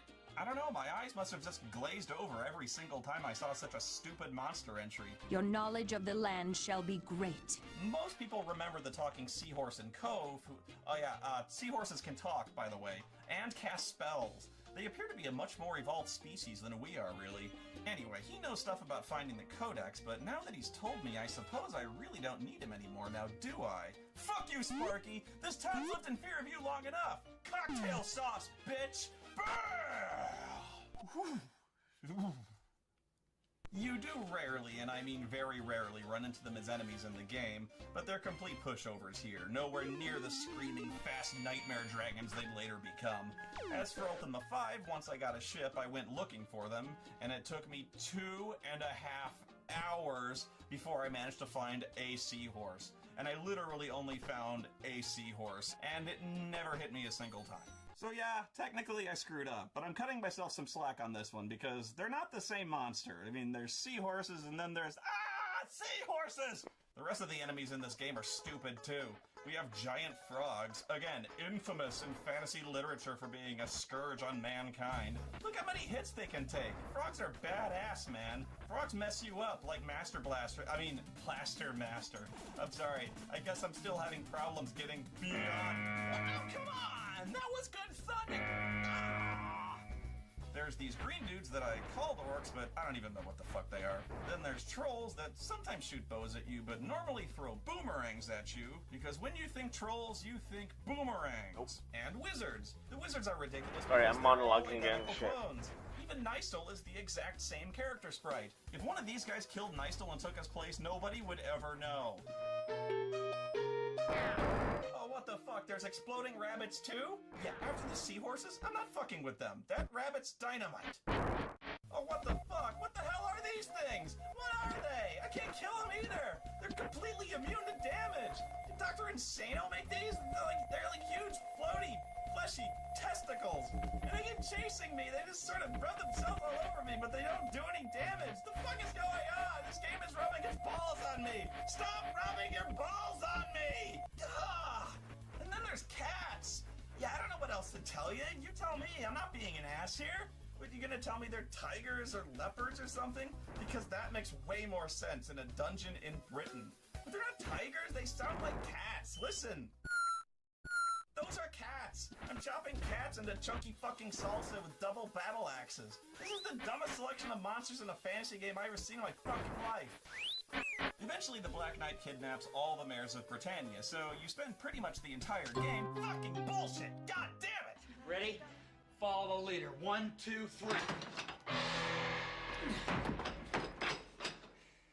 We may be trapped. As for the weapons, I spent most of the game dual-wielding boomerangs, and doesn't that just sound like the ultimate fantasy hero? The Avatar battling demons and dragons with a couple of boomerangs. As for the other ones, almost all of them suck shit. Like the Serpent Staff, which wastes magic, summons a couple of snakes that move back and forth, do nothing, and get in your way. Then there's the Friend Horn, and the most powerful one, the Cyclops Eye, which summons a Cyclops that runs up to your enemies and gets killed immediately. And then there's Shurikens, which fly out of your ass. Really. Ninja stars shoot out of your butthole. What's weird is a lot of the time the enemies don't even seem interested in attacking you. The orcs just kind of wander around. If anything, it looks like they're trying to get away from the psycho axe murderer who just kicked in the door while they're eating dinner. Honey, this cranberry sauce is breathtaking. What's in it? My grandma press jugs taught me. I put some lemon zest in it, but the secret ingredient is love. Oh, I love you. Merry Christmas! Merry Christmas! And God bless us, everyone! Ah! There you are! Can't hide from me! Chaotic evil in their butthole spawn! Don't go! Don't do it! The Avatar slays you in the name of valor and justice! And now I'm trapped inside potted plants! Potted plants! I am the goddamn Avatar, and I will not be defeated by mere hedge and shrubbery! I'm screwed! I can match wits with gods! I can slay dragons, but a potted tree? Fucking indestructible! Kiss my ass! One of my favorite fuck you moments from the game is when Lord British asks you to kill a lich in Empire. Ah! Look at this! Look at this! Look at this shit! Look at this shit! That's how the goddamn Avatar does it! Die! When I go to do this, I come back and he gives me $50. But the problem is I already had 99 coins and you can't have any more. So apparently he just holds the coins in front of me and dumps the sack out on the floor giggling. This fucking asshole. He's fucking with me. That's what he's doing. He's just fucking with me. You still owe me $50, you scum-sucking shitlord. When you rescue a mayor from a dungeon, you get bullshit. Oh, come on. That was right in the doorway. There's fucking trees underground. I never got that. Ah, fuck it. I gotta rescue this mayor before the Black Knight makes him put the lotion in the basket, or else he gets the hose again. Oh my god, there's like a big golden heart on his cell door. I didn't even see that shit before. And why does he have a potted plant there? I'm sorry, I just can't see the Black Knight watering a plant in the middle of his workday. Or does he train a troll to do it? Why are there 3 chairs around a table? Does he have friends over in his weird sex dungeon? Oh my god, no, I don't want to know. Stop it, stop it. Oh, I'm doing it again. Avatar, thou art a welcome sight to these eyes. Let us flee, the good people of Britain are waiting. Yes, both of them. When you rescue a mayor, they throw a parade for you. A freakish bobblehead parade with a weird viewing perspective. And I don't know if it's much of a parade with 2 people in it. I'm not even sure that's supposed to be me in gold armor, because I don't own that. But can I keep it? I'm getting eaten by cats here. Oh, and it's the exact same parade every single time. I'm not even kidding. It's even the same mayor on the horse every time. The only difference is the name of the town on the sign. You know, at least Thank You Mario, but the princess is in another castle was short. And the music is just god-awful, too. Does this sound like the kind of music they play at any kind of parade or celebration?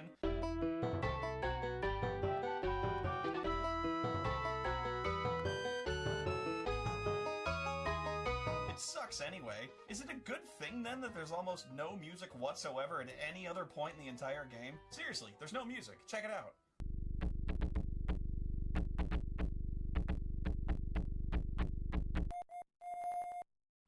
It's just silence. The entire game is like this. Oh, but they made sure to include the sound of hollow cardboard tubes drumming against your head every fucking time you run up against anything, because that was fucking vital. Oh yeah! Get used to the sound of cardboard tubes being slapped against the back of your head like some drunk motherfucker screwing up the drum solo to Wipeout, because it's just about all you're gonna hear this entire fucking game. It's every fucking time you run up against a wall. These sound effects barely compete with a tire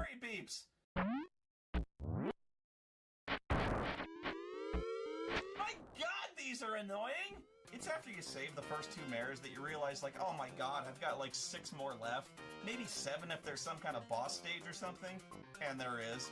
It's just the same crap and it goes on. Oh, come on! Again! It's those fucking tree things! They're called Reapers and they just screw you for like 2 or 3 hit points every single shot and the game just loves to ram them right up your ass like that! God damn it! You see? You see what I'm talking about? Sorry, I'm monologuing again. Just Sorry. one way it likes to kick you in the nuts again and again is with the fucking Reapers. And it's always the same way. You open a door and BAM! There's a Reaper. Open a door, BAM! There's a Reaper. You can't see what's in the next room, but not that it'd help, because the instant you open the door, the fucking Reaper on the other side blows its load in your face before you can fucking move.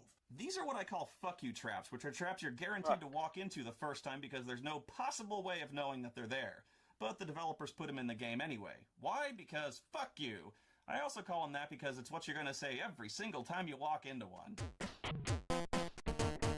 Oh, fuck you! Fuck! Fuck you! Oh, fuck you! Bullshit! Oh, what was that? Fuck you! Oh, come on! I had no chance! Okay, you wanna play it that way? I shit harder than you, you cheap bitch game! Look at this shit! Look at this shit! Yes! No!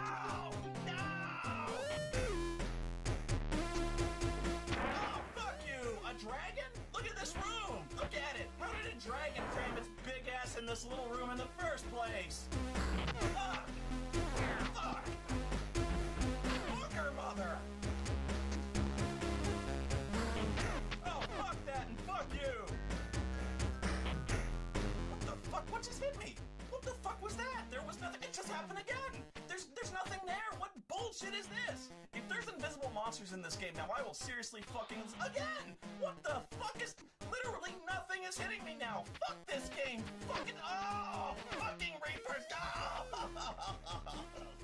I feel like the chick who gets fucked by the tree in Evil Dead. Bruh. Who the hell is this guy? Hey, you fellow adventurer? Terry, the adventurer? His name is Terry? Who the fuck is Terry? Seriously, who? What the fuck is Terry doing here? How did Terry get here? Why? Is Terry here to rescue the mayor too? I mean, he's gotta be, right? Why else? Did Lord British hire Terry? I mean, he should, because this guy's awesome. I mean, he got here first. He's better than me, looks like. Shit, Terry, looks like you got this one handled, man. Honestly, I think I just get in your way.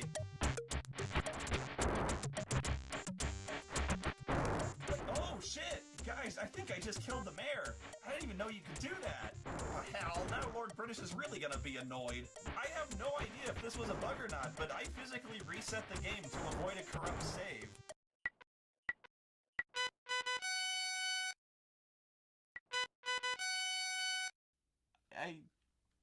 Well, what in the hell else sound is it gonna make when you grab a 10-foot mushroom? Did I just become King of Britannia? That's right, Super Mario. You think you know mushrooms? You don't know shit! I just want to know one thing. What happens to the magic mushroom? Why does it just blink out of existence? Did I eat it? It might explain the triumphant music. It might explain a lot of things, really, like the giant bouncing testicles that chase you and the trolls playing ping pong. Bing la bong, bing la bong.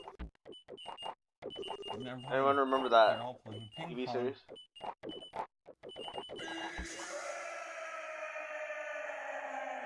Oh, wait, bear back.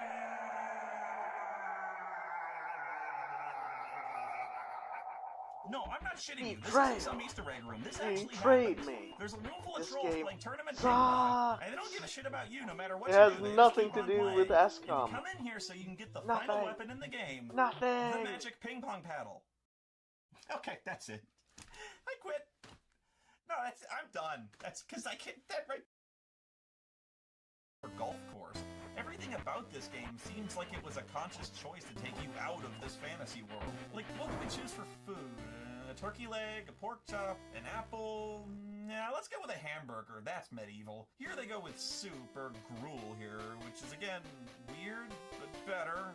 Okay, the hit detection is still bullshit, but at least I can tell when I am getting hit. At least there's no fog of war and the camera's pulled back far enough I can actually see what's happening in the room before going inside and getting face-fucked by a reaper. As you can see, it's almost exactly the same game. There's no story here, it's just the Black Knight has stolen all the runes, so go get them back. Which is good, at least there's less of a story to insult me. Runes of Virtue 2 is exactly the same game, which is bad, but even so, the gameplay and presentation on the Game Boy blows the Super Nintendo port out of the water. Everyone has portraits when they talk, and they look good. Lord Tholden looks like General Zod. This version even has better cutscenes. No, correction, it has cutscenes. How is it possible that the Game Boy version has far superior graphics than the Super Nintendo? Anyway, these mushrooms are weird because eating them fills all the adjacent rooms with lava. And then with water. Dude, that's fucking trippy. Can you guys see that too?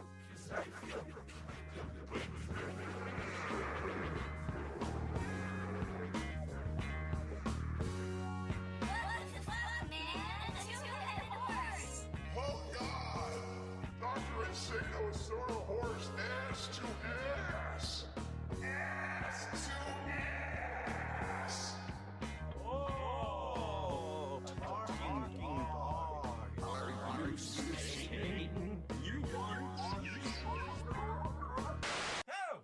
Oh, that was a bad trip. Hey, look, Hitler statues! And an ancient bowl of soup! But here's probably the weirdest part of this game. You meet the Black Knight in the dungeons and talk to him. Your weapons are rusty, your armor is ugly, and your feet smell bad. Alright, that's it. You just dug your own grave, motherfucker! But get this. You're a Britannian farmer. You hadn't seen weirder shit than this. That one dude is a Kilrathi starfighter in his field. Avatar, arise from your slumber.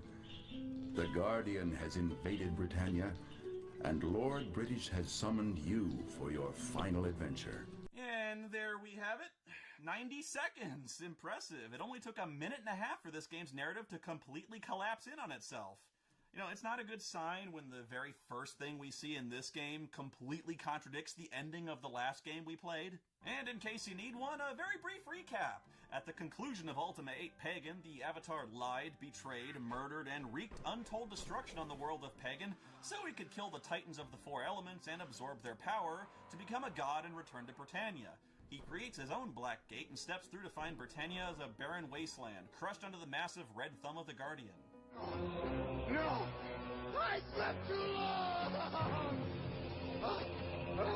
Or, you know, not. I guess retcon! That's not what happened.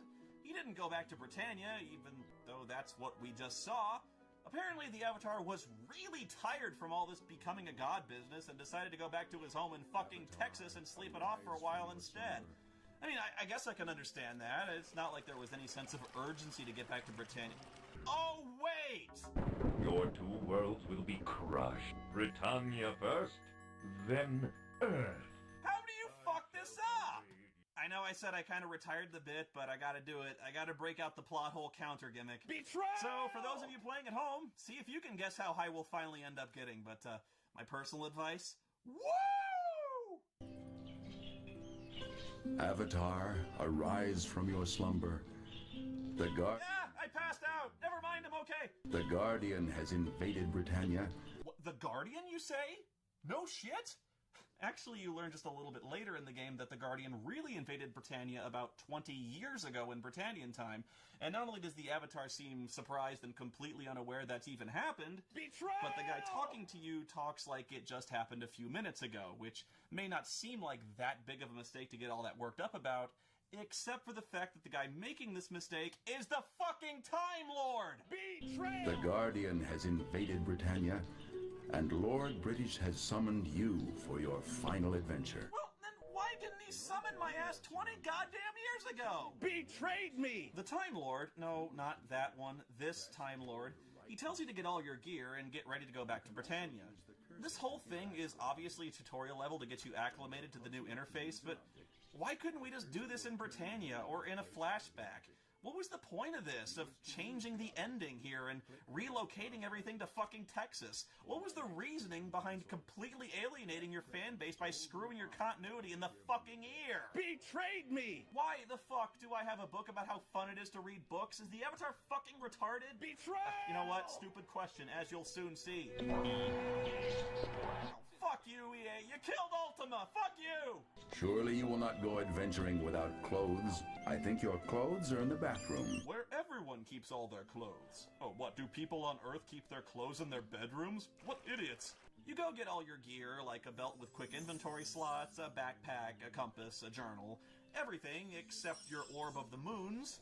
You know, that immensely powerful and useful thing that opens moon gates. I guess we won't need that, since we stopped the moon gates from working in Ultima 7. Oh, wait! This game sucks! Fridge doors do not sound like this. I mean, not even the ones they made of steel in the 1940s. Listen to this. Oh my god! It's not real. It's not real. It's not happening again. It's all in your head. Why does the Avatar have